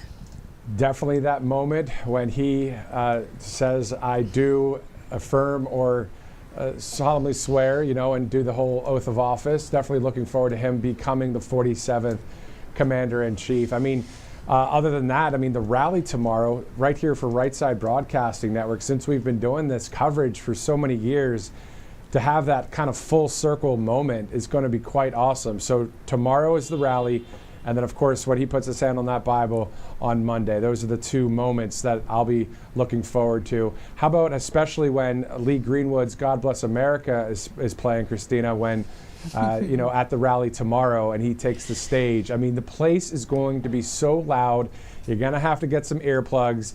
I don't know. You're going to be outside the arena tomorrow. What's kind of your game plan for the next couple days? It keeps changing, and that's understandable. I actually think I'm going to be out at Arlington Cemetery tomorrow, where President Trump is expected to lay a wreath. He's starting things out in a beautiful traditional manner, where he's giving thanks to the men and women who have served our country, knowing that it's them who protect us. It's what they represent. The American military is so powerful, the most powerful in the world. And so him honoring those fallen soldiers at Arlington is going to be a beautiful sight to behold. Everything's really up in the air ever since the inauguration was moved indoors and the parade moved indoors. Nobody really knows exactly where we're going to be. All we know is that we are completely dedicated to bringing you the most comprehensive, best coverage that you're going to find, unedited as well. And that's why you can trust RSBN, because you see it all. The good, sometimes the bad, sometimes the awkward. And we bring it all to you live, because we got nothing to hide. We are who we are. We don't edit things to make ourselves look better. I think we're all pretty content with who we are and comfortable in our own skin, Matthew. Exactly, and you should have seen my report before we tossed out to you. There's no teleprompter here, and that's okay. And I was all over the place, but you know what? At the end of the day, Christina, this is all about our love for God, our love for country, our love for President Trump, MAGA. And you know what else? I wanted to correct what I was saying earlier. Christina, I was saying that President Trump down in Florida was actually going to be taking off in Trump Force One on his final plane trip with that plane, and then he'll be going to be in Air Force One, as president. Well, I looked at some live feeds, and it looks like Air Force One is the actual plane that's in West Palm Beach at the airport that President Trump will be boarding. So there's a correction there. But at the end of the day, we're not hiding anything. We want to just resonate with the people, and that's what we are. We the people with you guys. And Christina, isn't it awesome to not be in mainstream media and to be able to say the things that we talk about? We can talk about our faith openly. We can talk about our desire for our country to be made great again. Absolutely. It's a huge blessing. And, everybody is human. Everybody makes mistakes. And I think that's part of what resonates with the RSBN audience is that they know that we're just like them. And we share the same beliefs and the same values that they do. I don't know if you saw those pictures of David Muir when he was covering the fire and he had the pins on his coat to make him, he wanted to look snatched, as they say. He was looking rather snatched. Yeah. We don't need to present ourselves as something that we're not. We're out here with our backpacks on, our puffy beanies, whatever it takes to bring this coverage. And it's cold out here, and I think that actually helps people experience what we're going through right along with us. They're here with us in Washington, D.C. and with you at the studio when they watch us. It's something that I think drives home the fact that we're all together. We're a family, and it's a beautiful family to be a part of. And we are looking live right now on the left side of your screen there, Christina, as well. The viewers are seeing Air Force One. You see it right there. It says United States of America. President Trump to be boarding that plane. It's hard sometimes, Christina, to call him president-elect. I feel like he's been the president since 2015 with the way he's been acting. What do you think? Yeah, absolutely. And what's interesting is if you were to read the chat, if you were to call him president-elect and then go into the YouTube or Rumble chat, for example, people would say no. He's president. He is President Trump. And they didn't like us even referring to him as the former president, even though a lot of the news outlets, that's how they feel like they have to do it AP style, whatever the case. He has been the acting president. I actually a little surprised to see that it's going to be Air Force One that he's boarding already. But then right behind me, here's the White House. And you think about the guy who's going to be leaving, Joe Biden, who just gave Hillary Clinton the Congressional Medal of Honor, George Soros. I can't believe that he's been able to get away with what he has. And he hasn't been acting as president. He's been on vacation 40% of his presidency. So we actually have a real president coming in, and I'm glad they sent the real presidential plane to pick him up and bring him home, as they've been saying, Daddy's home. Yeah, exactly. And that Daddy's Home song from Tom McDonald, the rapper, and Roseanne, did you hear that song yet? It's good. I saw the video. Roseanne. Yeah, she had some moves, too. I didn't know she had. Yeah. And then I didn't know she could rap. Yeah. I played the song yesterday. I played it because it actually came out yesterday. I played it for my wife. She liked it. We all like Tom McDonald. And it's a great song. And but to your point, though, the Congressional Medal of Freedom to these people that are not about freedom, that medal should go to the hardworking people of the country that are doing the right things, There's so many great people out there. It's wonderful, Christina, to see you interview so many people, and then also Bobby McNeely and Megan earlier, and to just see everybody coming together for a great, great cause. It's a great cause to say, you know what? Our country was going down the wrong path the other day, but now, you know what? It's going to the right side of history. At that fork in the road, Christina, we made the right turn, thank God. Thank God, and God is the reason why. Last time, I'm sure many of us, if you're like me, you prayed for President Trump to win, and your heart was probably broken when you found out that Joe Biden would be the president. This time, you want God to always favor you. You want God to bless you and give you what you're asking for. It doesn't always happen, but he did this time. And so many people have come out here and said the same thing. President Trump wouldn't be able to do what he's going to do for this country at this time if Joe Biden wasn't president for 4 years, if he didn't have those 4 years to really think about what he could do to make this country great again. And that time, although we missed him, it's going to make this country better than ever in the long run. And that's kind of how God works. All things, as you know, work together for the good of those who love him.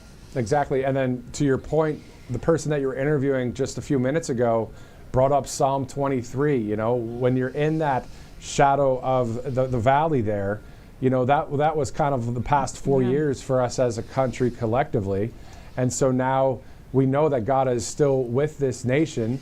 And and here's the thing. For some people that are watching right now, you might think, well, this isn't a religious network. Well, no, what we are people that love faith, freedom, you know, freedom of speech, and also love things that are based in those things, common sense and strength and the core promises that President Trump and the team will bring for this country.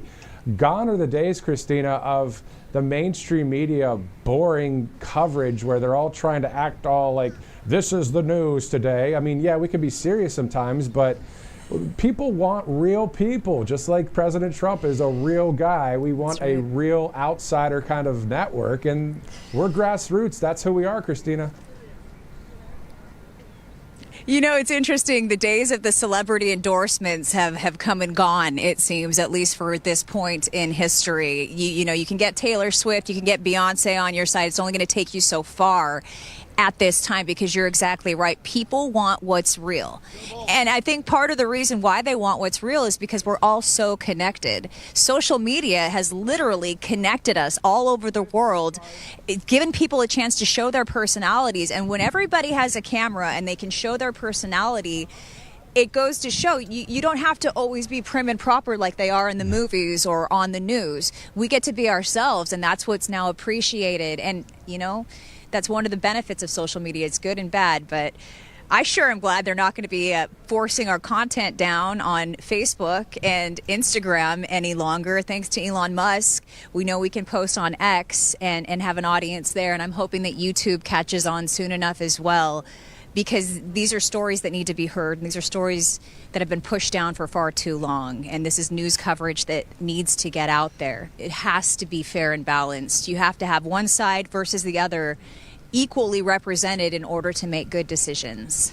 And so what we see now is the great Rumble website that you can watch, and many of you are watching on Rumble right now. And then, of course, we have Truth Social. I mean, these are great platforms to see and hear what's actually happening on the ground. So that's why we're doing this pre-inauguration coverage, talking to a lot of people in the area there, but also bringing you tonight's Hispanic inaugural ball, bringing you that live picture of the Air Force One in West Palm Beach, which will be headed to Washington. President Trump will be boarding that plane right there, and as soon as that happens, we'll be going there live for that. So at the end of the day, Christina, I hear your point about, you know, the fair and balanced aspect, but it seems sometimes that if there is a left-wing narrative that is just anti-truth or anti-common sense, I'd rather just report on what is truth or common sense.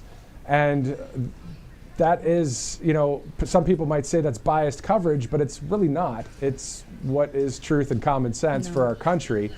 So giving the other side a mouthpiece, they've had that for so many years, and they have really, I'll just say it straight up, they have really screwed over the American people and really have lied to us so many years, as you know, because you've worked in mainstream, as have I, and you know, nothing against the people, the actual people there. We have some friends that are in mainstream networks, but some of them conservative, some of them liberal, some good-hearted people. But for some reason, it's that Democratic leadership and the owners of some of these companies that are just saying, you know what, we want an agenda that is anti-God, anti the Constitution, anti our country. And so here we are, bringing you America First News. And Christina, think about it. The 24/7 news cycle on Tuesday to Wednesday is going to be absolutely insane in a positive, good way, don't you think? Oh, absolutely. Because on Tuesday, like we just talked about, we're going to start to see some of those deportations in action. And then by Wednesday, we'll start to see some of these other sweeping changes that President Donald J. Trump promised us go into effect. It might take a little bit longer, possibly until March, to get this big bill, the one big beautiful bill that he keeps talking about, the reconciliation package, together and voted on by Congress. It's razor thin margins. In the House, they only have one vote. They can only afford to lose one. And Thomas Massie, Representative Thomas Massie, although he has a lot of great attributes, a lot of great qualities, he's the one guy that we have to watch, because we need to get these bills passed. We need to be able to move President Trump's agenda forward. And what I love about President Trump is he's not just thinking of all of these things that he wants to do on his own. He's bringing in the best and the brightest minds who align with him in order to execute a feasible plan, a plan that will work, a plan that will work for him and the American people, more importantly. And I've just never seen anything like him, and I can't believe how much work he's been able to do between November 5th and now. And he hasn't even sworn the oath just yet. I know. We're looking forward to it. We really are. And could you talk to us about the people that you've interviewed, but also how about people that maybe off camera, going from live location to live location? Are a lot of people just really upset that they can't see President Trump, outside, or are they just taking it in stride? What's the take from the people there in Washington? Yesterday it was a big blow, and a lot of people were, and you can understand, they paid a lot of money. Some of these hotel rooms going for thousands of dollars a night. They paid a lot of money to come here, to be here for this historic moment. And now they're not going to get a chance to see it because you only have 20,000 seating capacity inside the Capital One Arena. And I understand 240,000 inauguration tickets went out. So a lot of people yesterday, it was a shock. But today it feels like people are at ease. It's interesting. We were just in a coffee shop and a movement was happening today, the Women's March.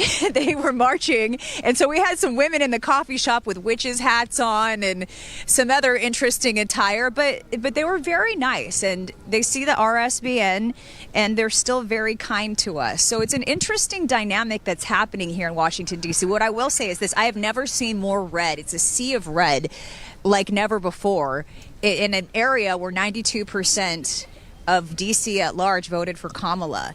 It's amazing to witness that, and I don't think that the people at home get a chance to see that. So I'd like to just make sure that you're aware of how many MAGA supporters are out here. Trump hats everywhere. And in this city, unheard of.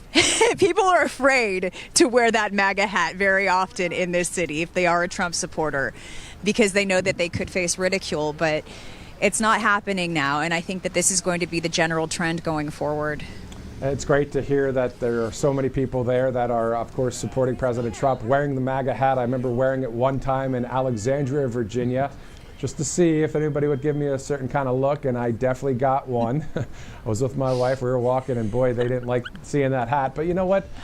What's wrong with making America great again? That's not a bad thing, right? So we have that live picture there, Christina, as well, as we await President Trump, President-elect Trump, technically, to board Air Force One. You see that picture on the side of your screen. We'll be going there live here at any minute. And Christina, just thank you so much for joining us here and speaking with us. I can't wait to talk to you tomorrow, and Bobby and Megan as well, as we get ready for Rally Day in the United States of America in Washington, D.C.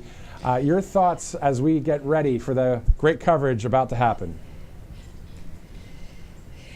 Well, since we're standing out in front of the White House, I'm certainly not upset about saying goodbye to President Joe Biden, to saying goodbye to the people who kept him in power knowing darn well he should not have been, to saying goodbye to a man who allowed 20 million illegal migrants to come into this country, fentanyl superhighway over our southern border. I'm not going to miss President Biden making an embarrassment of us on the world stage, where we're losing all of our respect from our foreign adversaries. I am not going to miss people lying to us, telling us that we're creating cheap fakes, when this is real content, this is real footage of the man who is supposed to be the leader of the free world. I am not going to miss him. But more importantly, I'm grateful to God that the person who's coming in to replace him knows what he's doing. He knows how to make deals. He's already had a huge influence with Justin Trudeau stepping down, with a ceasefire deal in Israel, between Israel in the Gaza Strip and Palestine. This is huge. And it wouldn't be able to happen if it wasn't for President Trump believing in himself when everybody was against him, when he had to deal with the weaponization of the justice system. And he's going to drain the swamp this time effectively. And I'm so grateful to be a part of history and to be here and to be a part of RSBN with you, Matthew. And likewise, Christina, and the same goes with Bobby and Megan and everybody here at Right Side Broadcasting Network. RSBN's Christina Loren, thank you so much. We'll see you soon. We'll talk to you later. Let's go live now to West Palm Beach as we look at the presidential motorcade as we get ready to see President Trump board Air Force One. He'll be heading from West Palm Beach to Washington, D.C., moving in to the White House here in just a couple days. Looking forward to that. Let's see if we can get that vantage point there. If we want to go full screen on that and look there and see if we can see the president going up the steps of Air Force One and also possibly turning around and waving to the press. Let's just listen in, even if there's no talking going on at this moment, as President Trump is going up the steps here any moment now in Florida.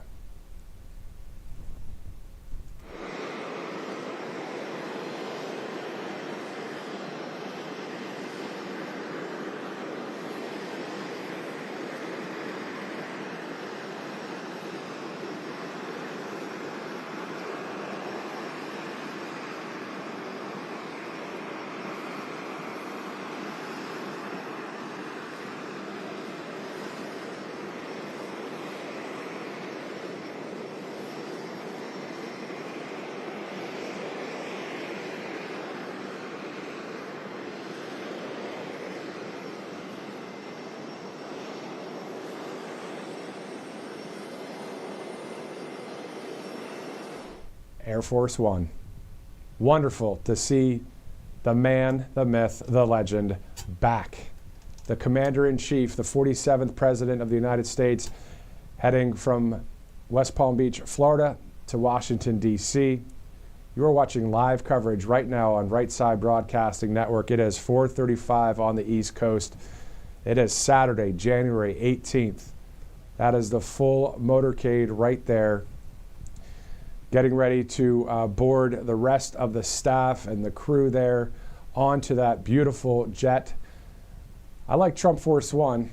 I also like Air Force One.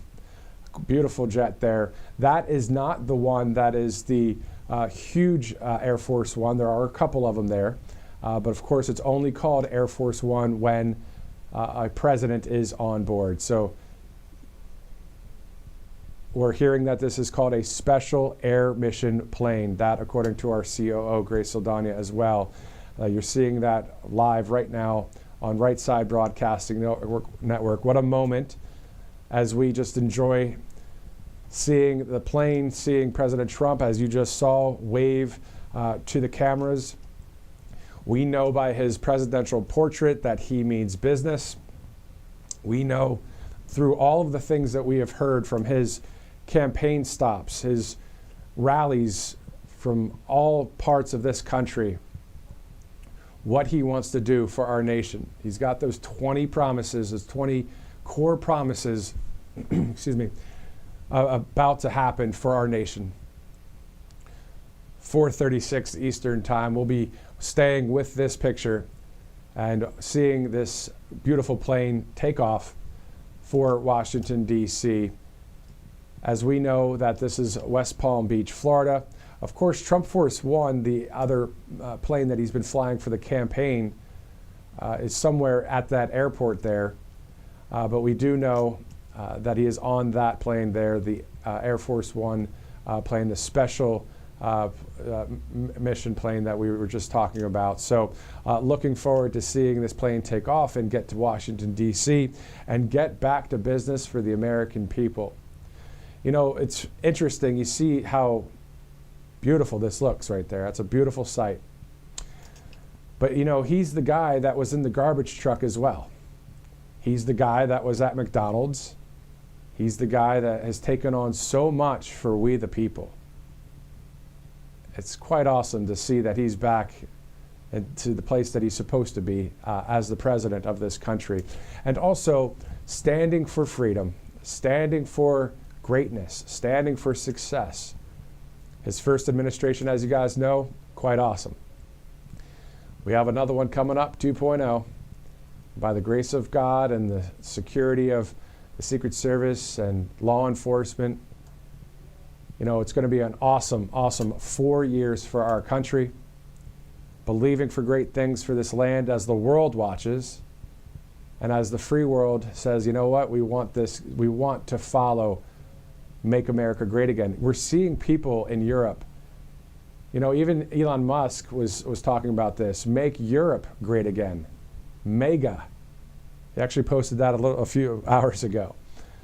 And you know, people like Nigel Farage in the UK, and Viktor Orban in Hungary, and Jair Bolsonaro, the former president of Brazil. And time again, we've spoken to a number of people, both nationally and internationally here at Right Side Broadcasting Network, and they just want freedom in their land. That's the guy that's going to get it done for us. America first. You can see a number of the SUVs in the motorcade cruising away now to the right of this beautiful plane, heading off of the runway, off of the tarmac. You can see all of the security around there. Director, can you let me know again what, this is not technically Air Force One, even though that is the Air Force One looking jet. It's the Special Air Mission plane. The Special Air Mission plane. So obviously live coverage right now. We're just rolling with it here as we see that will be Air Force One when President Trump is the 47th Commander-in-Chief. When he boards the plane, it is called then Air Force One. So right now, this is the Special Air Mission plane to take Donald J. Trump to the place he belongs at that White House, back in business. I can't wait for him to be leaving the back of the White House, you know, the South Lawn, getting on Marine One, flying off to different places. But also, it's interesting when he goes to the press, it's usually, if he's walking out of the White House, it's just to his right. There's a whole press corps that's there. What's great is there's going to be some people in that press corps that are pro-Constitution, pro our country, pro-truth, pro-freedom, pro-common sense, pro-peace through strength. Though there are still mainstream media members going to be in that press corps, I think everyone's starting to realize our country could have gone so woke and weak, but instead we went to the right side of history. At that fork in the road, if you remember, we were talking a lot about that here at Right Side Broadcasting Network over the past months. Bobby McNeely and Christina Loren, Megan Kohler, and others here at Right Side. We were covering all of those rallies. And speaking of rallies, wait until tomorrow in Washington, D.C., Capital One Arena, where the Washington Capitals play, the Washington Wizards, the Washington Mystics, WNBA team. 20 to 22,000 seats in that arena. And then there will be a viewing of the inauguration as well on Monday. So we're going to have coverage everywhere. Our cameras are going to be inside the arena, outside the Capitol building, and inside the Capitol building for the official oath of office when President Trump puts his hand on that Bible and says the following words. I'll get right to the specifics of them. I know it pretty much by heart, but I'd rather read it to you. But the thing is we're looking forward to bringing you this live coverage wall to wall as we see their beautiful, beautiful plane in Florida, getting ready to go to Washington, D.C. You've been watching Right Side Broadcasting Network's live coverage. This is day 3 of our pre-inauguration coverage. And we'll be going to Robert McNeely and Megan Kohler, our RSBN hosts, doing a great job again tonight at a inaugural ball, a Hispanic inaugural ball there, the official one And then we'll also be going to Trump National Sterling in Virginia. We'll be seeing the massive fireworks display. The oath of office for the President of the United States. We can't wait. I can't. I know most of you can't wait for Monday when President Trump, inside the Capitol Rotunda, says the following words. I do solemnly swear that I will faithfully execute the office of President of the United States and will, to the best of my ability, preserve, protect, and defend the Constitution of the United States. Now that oath is specified in Article 2, Section 1, Clause 8 of the U.S. Constitution, our great founding document. History in the making. We are in it together right now. Everything that we've seen from President Trump in the first administration to what we had to deal with over the past 4 years to what we're looking forward to over the next 4 years, a lot of it has been unprecedented, as you've seen on the campaign trail and all the lawfare. And it was against President Trump, not just because it's Donald Trump, not just because he is the most famous person on earth, not because he's a billionaire from a great real estate mogul situation there in New York City, where he is and gathered all of that wealth because he made the right decisions. Not because he's got a fun personality, not because he is an alpha male who is strong, who has charisma, who has natural abilities. It's because of what he stands for. The only reason why the lawfare and the attempted assassinations and the hate from the extreme left was because they hate truth and common sense. And I know I'm preaching to the choir right now, but that's why. It's not just because Donald Trump and his success. He combined his success with the truth, and here we are. And that's why we voted for him. So we see him along with his staff on that plane there. We are live right now. That is a live picture from West Palm Beach, Florida. And the future is bright, and we're looking forward to it. As we know, the fake news has been called out by President Trump. The fake news, they have nothing to stand on anymore. They've been found out. We now know that President Trump is the man for the job, and he's got the position there as we see the front of that beautiful plane. Again, this is a special air mission plane that will be taking the president-elect to Washington, D.C., where in the next 48 hours will be sworn in as the 47th Commander-in-Chief for our great nation. To those of you joining us on the Great Rumble, if you'd like, in the chat, go ahead and say which state you're watching from right now. If you're watching from a different country, go ahead and share that as well. As we are all together watching this and looking forward to seeing the president travel to Washington, D.C. So we're going to give you that live coverage right here. We'll see the plane take off and head up to the District of Columbia. And we'll be, again, having wall-to-wall coverage tonight, tomorrow, on Monday, and even on Tuesday and onward here at Right Side Broadcasting Network. It's great to know that conservative media is something that the people, all of you guys, are starting to watch and trust, because we are you as well. We love our country. We love freedom. We love this president. But let's be honest, the reform of our country, those 20 core promises, are promises to us. So we want to see all those promises happen. So we'll be following that here at Right Side. You know, we still stick to truth and common sense. And we know that President Trump is a guy that is also on the side of all of that. As we look at the pilots of this special air mission plane, I wish they were playing some Top Gun music. Doesn't that give you a little bit of a rally vibe? Be great to hear that song right now as we get ready to see this plane, this special air mission plane, take off from Florida. I'm going to be quiet for just a minute. Why don't we take a full screen on the plane and just listen in there in West Palm Beach. I'll see you in just a few seconds.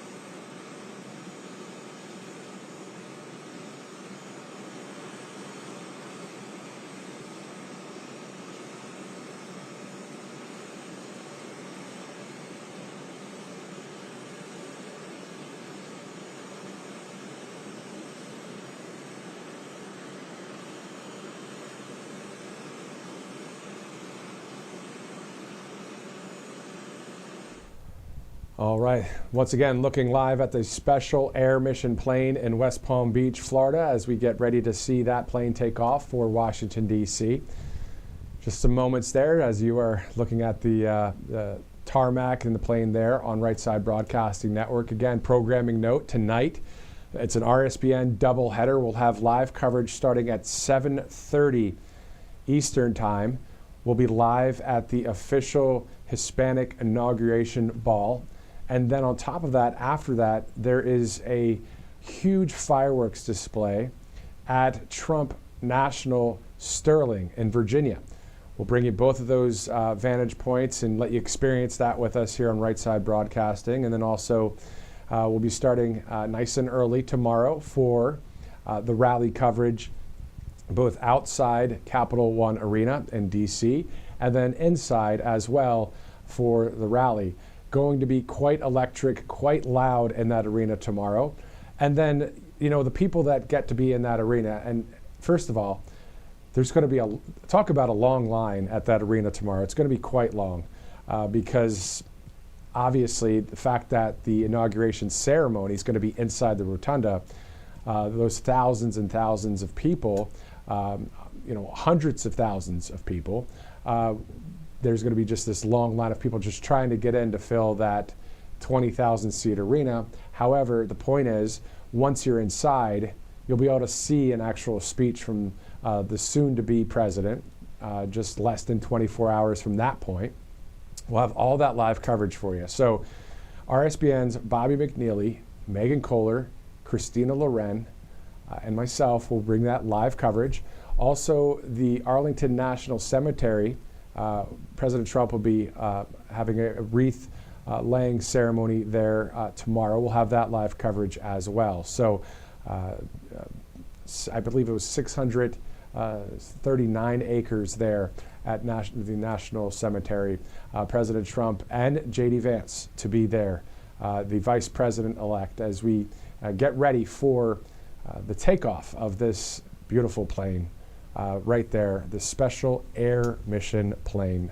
That's what I'm told that it's called. I was calling it a number of things earlier because I thought it was first Trump Force One that would be taking off. Then I saw that it was Air Force One, but since he's not president yet, it's called a Special Air Mission plane. So a little bit of aviation there for you if you're into that as we get ready for this takeoff at any minute now. It's 4:53 Eastern Time. Thanks for joining us here on Right Side. Looking forward to giving you all the live coverage and live event coverage tomorrow and on Monday. So what we're hearing for Monday is that around noon, I believe it's still the same time at noon, will be the oath of office for President Trump, then the inaugural address from inside the rotunda of the U.S. Capitol building. Again, the last time that happened back in 1985 with then President Ronald Reagan, who took the oath there in the U.S. Capitol because of the cold weather. I was watching some old news reports because I'm a political and news nerd a little bit, and was watching ABC News with Peter Jennings and I think it was Dan Rather with CBS back in the day, back when it was still fake news, but at least the guys did a better job than the ones they're doing now, right? But it was great to see that ceremony take place in the U.S. Capitol building back in 1985. I actually posted that on my Truth Social as well, if you'd like to take a look. But more importantly, the live stream from the rotunda here at Right Side will be quite awesome. And I know that there'll be a large audience watching Right Side Broadcasting Network as we provide you the sights and the sounds and the moments of the rotunda there at the U.S. Capitol building on Capitol Hill. We've been having a lot of live coverage, as you know, with Bobby McNeely and Megan Kohler and Christina Loren. They're covering the pre-inauguration kind of events in the sense of seeing people arrive in Washington, D.C. And we've been live outside the Supreme Court, the Capitol, the White House, also even yesterday the Lincoln Memorial.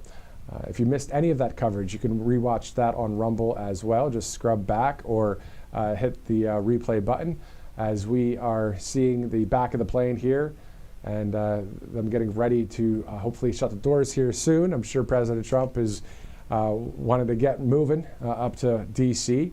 You've been seeing all of the moving trucks at the White House and even some at Mar-a-Lago as the transition of power is about to happen. And it's been peaceful, and we're looking forward to our country being made great again and also safe again. Looking forward to seeing Kash Patel at the FBI. Looking forward to seeing Pete Hegseth at the DOD as the secretary. How about Kristi Noem for the Department of Homeland Security? So many great picks by President Trump. These are real patriots, real people that want to get the job done. So it'll be great to see that happen for our country. So you're looking at the back of the Special Air Mission plane. It's about almost 5 o'clock on the East Coast here on this Saturday, January 18th. We are live right now looking there at West Palm Beach Airport, the International Airport, and the back of the plane as we get ready to see the plane take off. And we'll be here the whole time for it. I'm watching right here with you as we get ready to see the plane take off. Let's see if we can look over some of the programming that's coming up. Again, it's Rally Day in America tomorrow. We'll have live coverage from outside and inside that Capital One arena. On Monday, we'll have wall-to-wall coverage from Capitol Hill. Inside the Capitol, the oath of office, the inaugural address, and all this while there will be a huge viewing of the inauguration ceremony inside Capital One Arena on Monday as well. According to the Trump team, Capital One Arena will now serve as that live viewing of the swearing-in ceremony at the U.S. Capitol, followed by the indoor presidential parade with President Donald J. Trump and Vice President J.D. Vance. So that'll be quite great to see. We'll see some performances, I'm sure. We know that Carrie Underwood and Jason Aldean, Christopher Macchio, the opera singer, and others will be performing. We'll hear the speeches. We'll have all of that live coverage for you. We're also seeing reports that President Trump, his first trip in Air Force One will be to Los Angeles to survey and be with the people of Southern California as they are going on now today, day 11 of the wildfire situation out there. Of course, a lot of mismanagement, according to the president and others out there for the governor and the mayor of Los Angeles. So we will have that coverage here on Right Side Broadcasting Network as well. We're also following reports that Chicago will be the first cities to see mass deportations, so AKA the Operation Aurora. The border czar, Tom Homan, getting ready to take care of business there, but also, if you remember on any of the Road to 47 shows we had leading up to our pre-inauguration coverage, the sheriffs from Florida and Maryland were on our show, and they are saying we are full on in support of Operation Aurora. So knowing that a number of people that have crossed the border are criminals, and how do we know that? Because when they committed those crimes, people found out, the government found out that they were illegal immigrants. So knowing that that's going to be taken care of throughout our country, it's going to take a minute to do, of course. I'm sure President Trump will be signing a lot of executive orders. We're hearing around 100. Also reversing any of Biden's policies where he can do that, and also seeing the wall get rebuilt. If you remember our coverage from months ago, we were live along the Arizona and Mexico border in Cochise County, and there were a number of pieces, huge, large pieces of the wall that were just lying next to a portion of the wall that was built. Well, all of those pieces and more are going to be finished. We're going to see, in my opinion, and I think, of course, President Trump has said this, that the wall is going to be finished in this administration. So we're going to have a wall down there. And then, of course, the J6 pardons that are going to happen. So President Trump will be looking at that as well on day 1, day 2. This whole next week is going to be, again, just to nerd out a little bit on Star Wars. You know how in Star Wars when you're in the Millennium Falcon and he presses the button and they fly really fast? Well, that's exactly what next week's going to be like, because there's so many things that are going to happen positively for our country. These are all things to make America great again. So looking forward to seeing those things happen for our nation, and to breathe a sigh of relief for freedom. Yes, there is still a quote-unquote enemy in the sense of people that would want to take down our country. But at the end of the day, President Trump ran and is president of all of America to unite this nation. And you see a lot of people on the left side of the aisle, especially liberal voters, saying, you know what, this time around, even Kevin Sorbo said that yesterday, some of his liberal friends, they might not say that they are supporting Trump on television, but behind the scenes, they're a little bit more happy this time around than it was in 2016. As we see more people getting onto that plane there. Not sure exactly what time the plane will take off, but of course, the soon-to-be 47th Commander-in-Chief on that special mission plane getting ready to go to Washington, D.C. So once again, the feed that we have there from West Palm Beach as they close the back door of that plane is live right now at 5:01 Eastern Time. I'm Matthew Alvarez as you see the stair jetway backing up. And if you ever want to see an actual plane that carried 8 presidents, the Air Force One plane, a huge museum is the Air Force National Museum in Dayton, Ohio. I actually checked it out myself. It was quite awesome to be able to walk through one of those retired planes. So you can actually do that. A lot of great planes to see at that Air Force National Museum. I'm actually wearing a pin today. It's the U.S. Space Force pin. Of course, another branch to the military, thanks to President Trump. as we realize that there are a lot of things going on in space as well to monitor and take care of there when it comes to just a lot of different kinds of ways to monitor how things are going.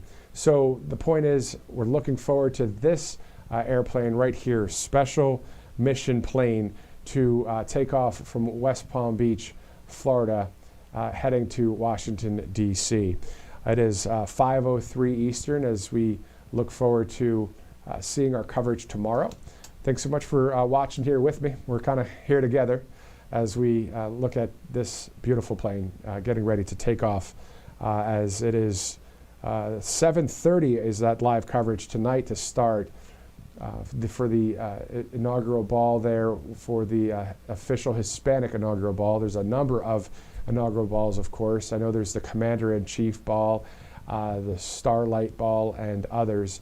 And there is, it's one of, I think President Trump will be at 3 different inaugural balls on the night of the 20th. So we'll definitely be there for the main one where President Trump will dance with the First Lady. So a lot of coverage to be had coming up here on Right Side Broadcasting Network, brought to you by a number of great sponsors, as you guys have heard all day.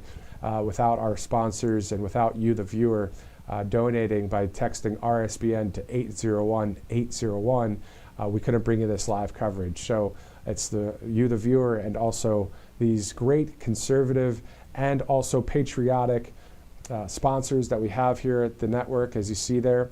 All you have to do is text RSBN to 801-801. Obviously, it's free to watch Right Side Broadcasting Network. It's free to watch us on Rumble.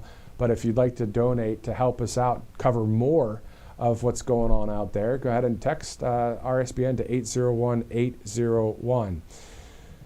As we are 4 minutes after the top of the hour, looking forward to seeing this great plane take off from West Palm Beach, Florida.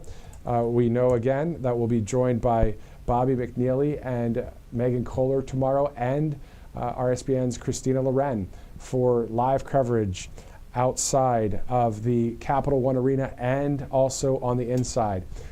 Super electric time going to be had there tomorrow. Of course, we know that Space Force, as I was talking about that before, the military branch of our nation's armed forces that conducts military operations in outer space and space warfare. In a way, we do know that the history of some of it, well, this is actually, I'm reading from something that is not from the U.S. Space Force right there. This is just saying Space Force. So let me correct that. And I'm just doing this on the fly, and I want to be correct about it. So let me get to that for the U.S. military when it comes to Space Force. But anyway, so there we go.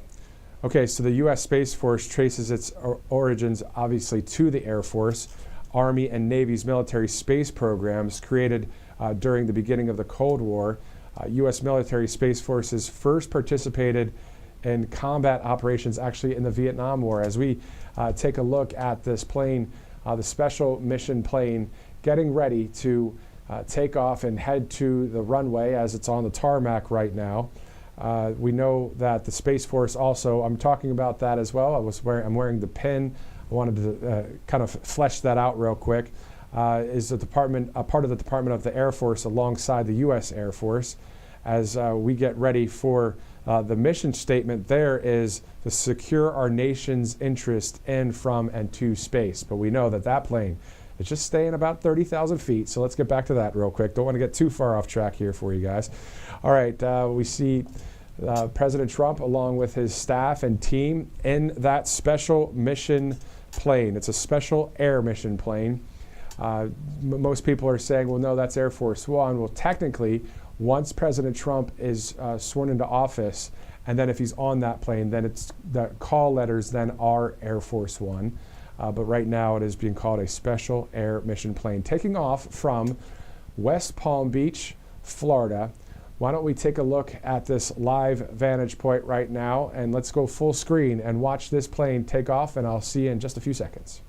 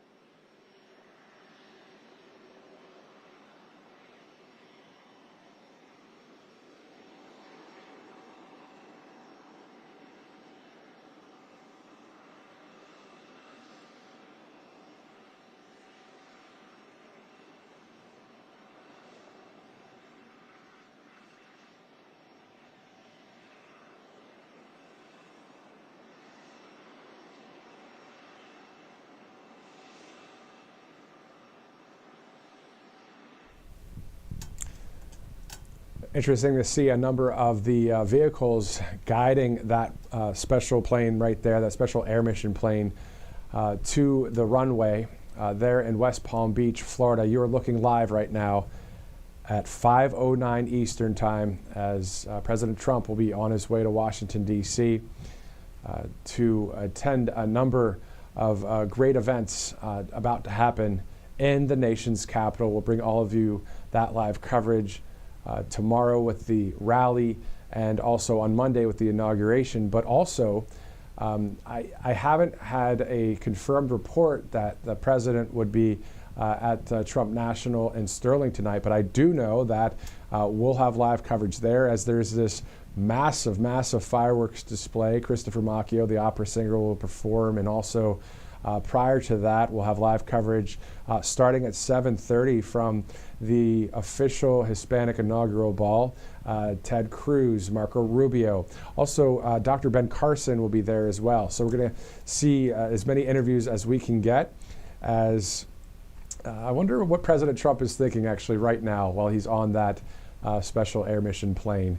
You know, I know he likes his plane, Trump Force One, but he's on that one, and he's probably smiling from ear to ear because he knows it's time to get the job done. But on the other side of smiling is the photo, that presidential portrait that you guys may have seen just 2 days ago.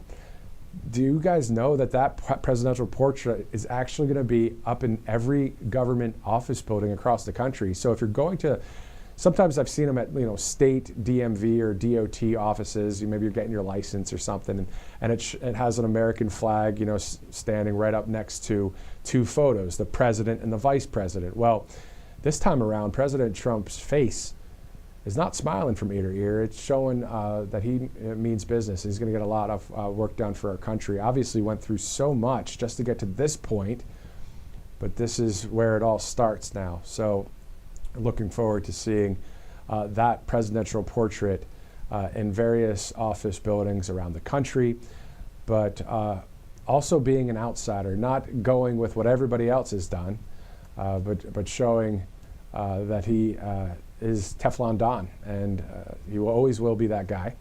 And we know in 2016 he had a great smiling photo, obviously excited to be the president, and did great things for us for those 4 years.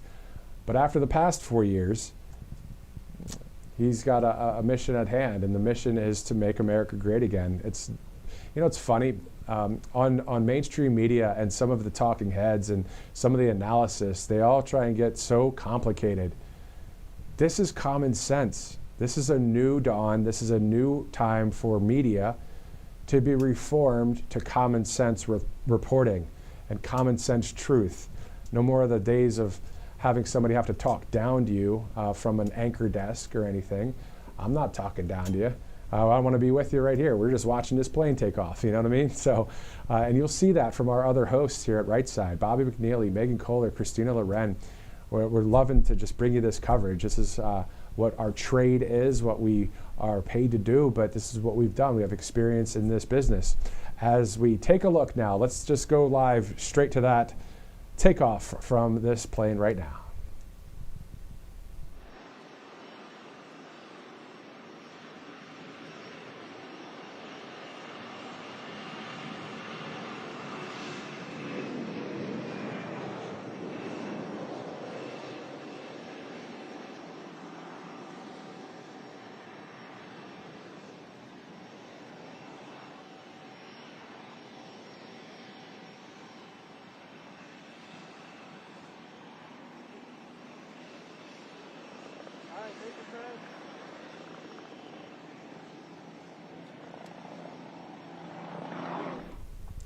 So you're getting some behind the scenes look there. You see some of the media, some of the press, a lot of these people, I may have seen some of them at some of the rallies, and Bobby as well, and Christina and Megan and others here at Right Side. So that was live coverage right there from West Palm Beach, Florida.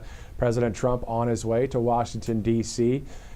Looking forward to seeing him take that stage tomorrow inside Capital One Arena.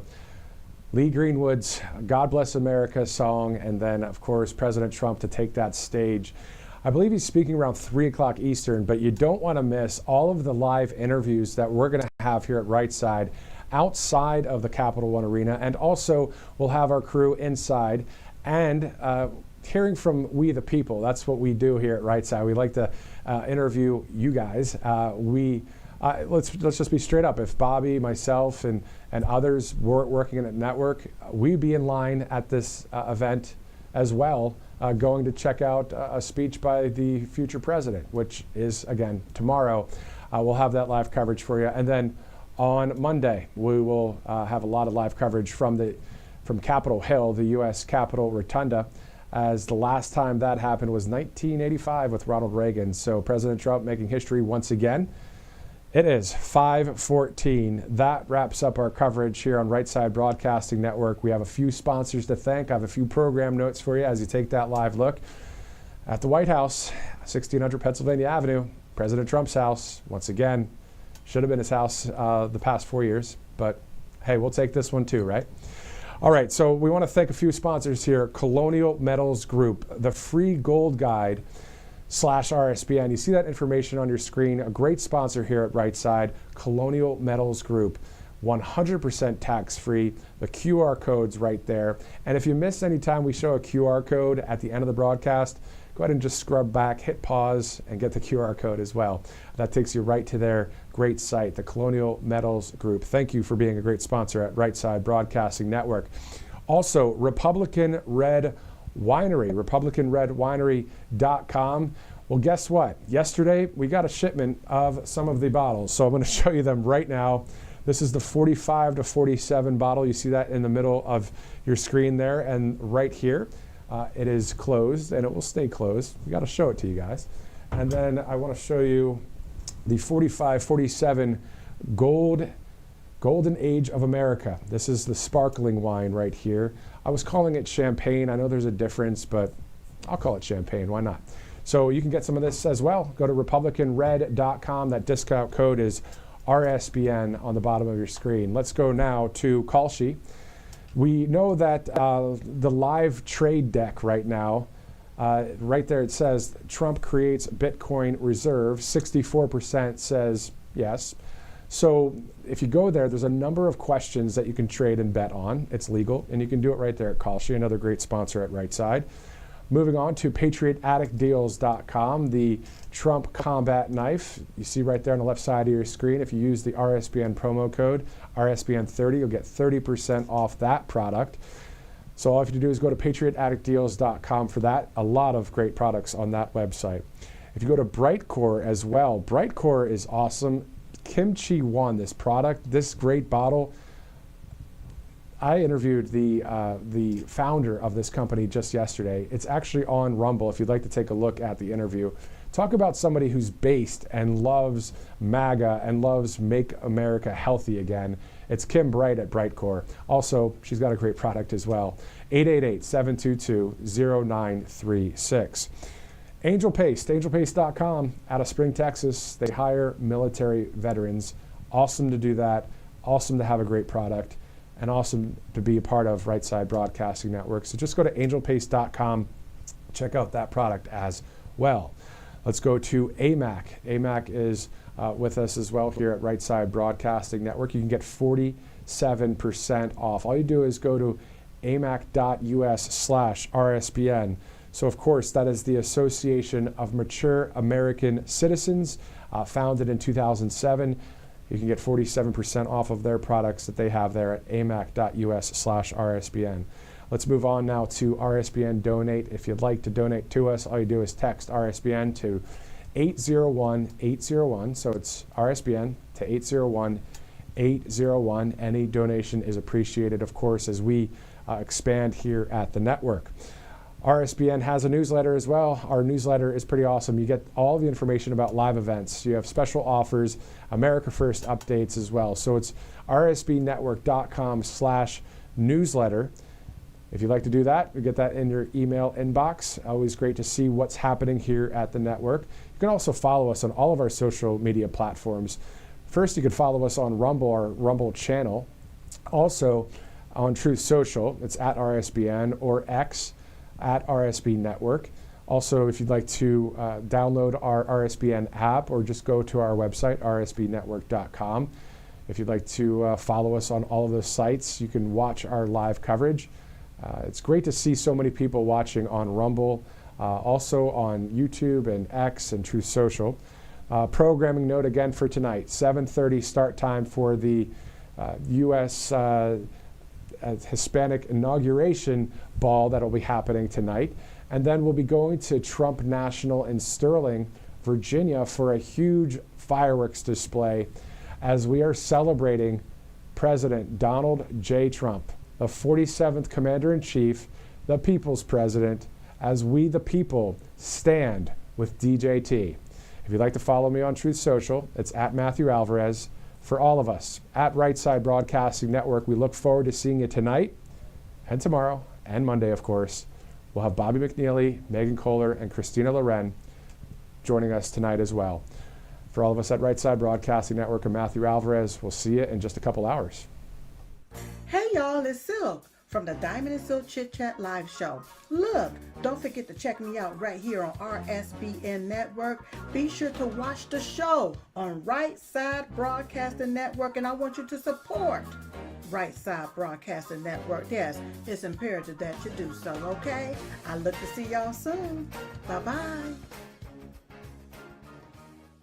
A large retail store just canceled a huge order, leaving us with a ton of extra My Pillows. But you know what? That's their loss. I'm going to make it your gain. For the first time ever, you get standard classic My Pillows for wholesale prices, only $14.88. I can't believe I'm even saying that. Only $14.88. But it gets even better. For a limited time, I'm going to offer my entire classic collection at wholesale prices. Upgrade to a queen size My Pillow for just $18.88. King size only $1 more. Get my body pillows for $29.88 and multi-use My Pillows for only $9.88. So go to mypillow.com or call the number on the screen. Use your promo code to take advantage of wholesale pricing for the first time ever on TV, including my standard size My Pillow, only $14.88. They've never been offered this low before. We have limited quantities at this price, so limit's going to be 10, and once they're gone, they're gone. Welcome to Right Side Broadcasting Network, your trusted conservative news outlet. At RSBN, we deliver the truth when the mainstream media falls short. Since 2015, we've proudly broadcasted every single one of President Trump's iconic MAGA rallies, bringing you the excitement and energy live before anyone else. By watching RSBN, you get an unfiltered front row view of the action on the ground. We interview the crowds to give a voice to millions of Americans just like you. We show you President Trump's speeches in their entirety, free from interruptions and censorship. We cover the stories that matter to you with the integrity and passion you deserve. Thank you for choosing RSBN as your home for America First News. Together, we stand strong, united, and informed, so join us and be part of the right side of history.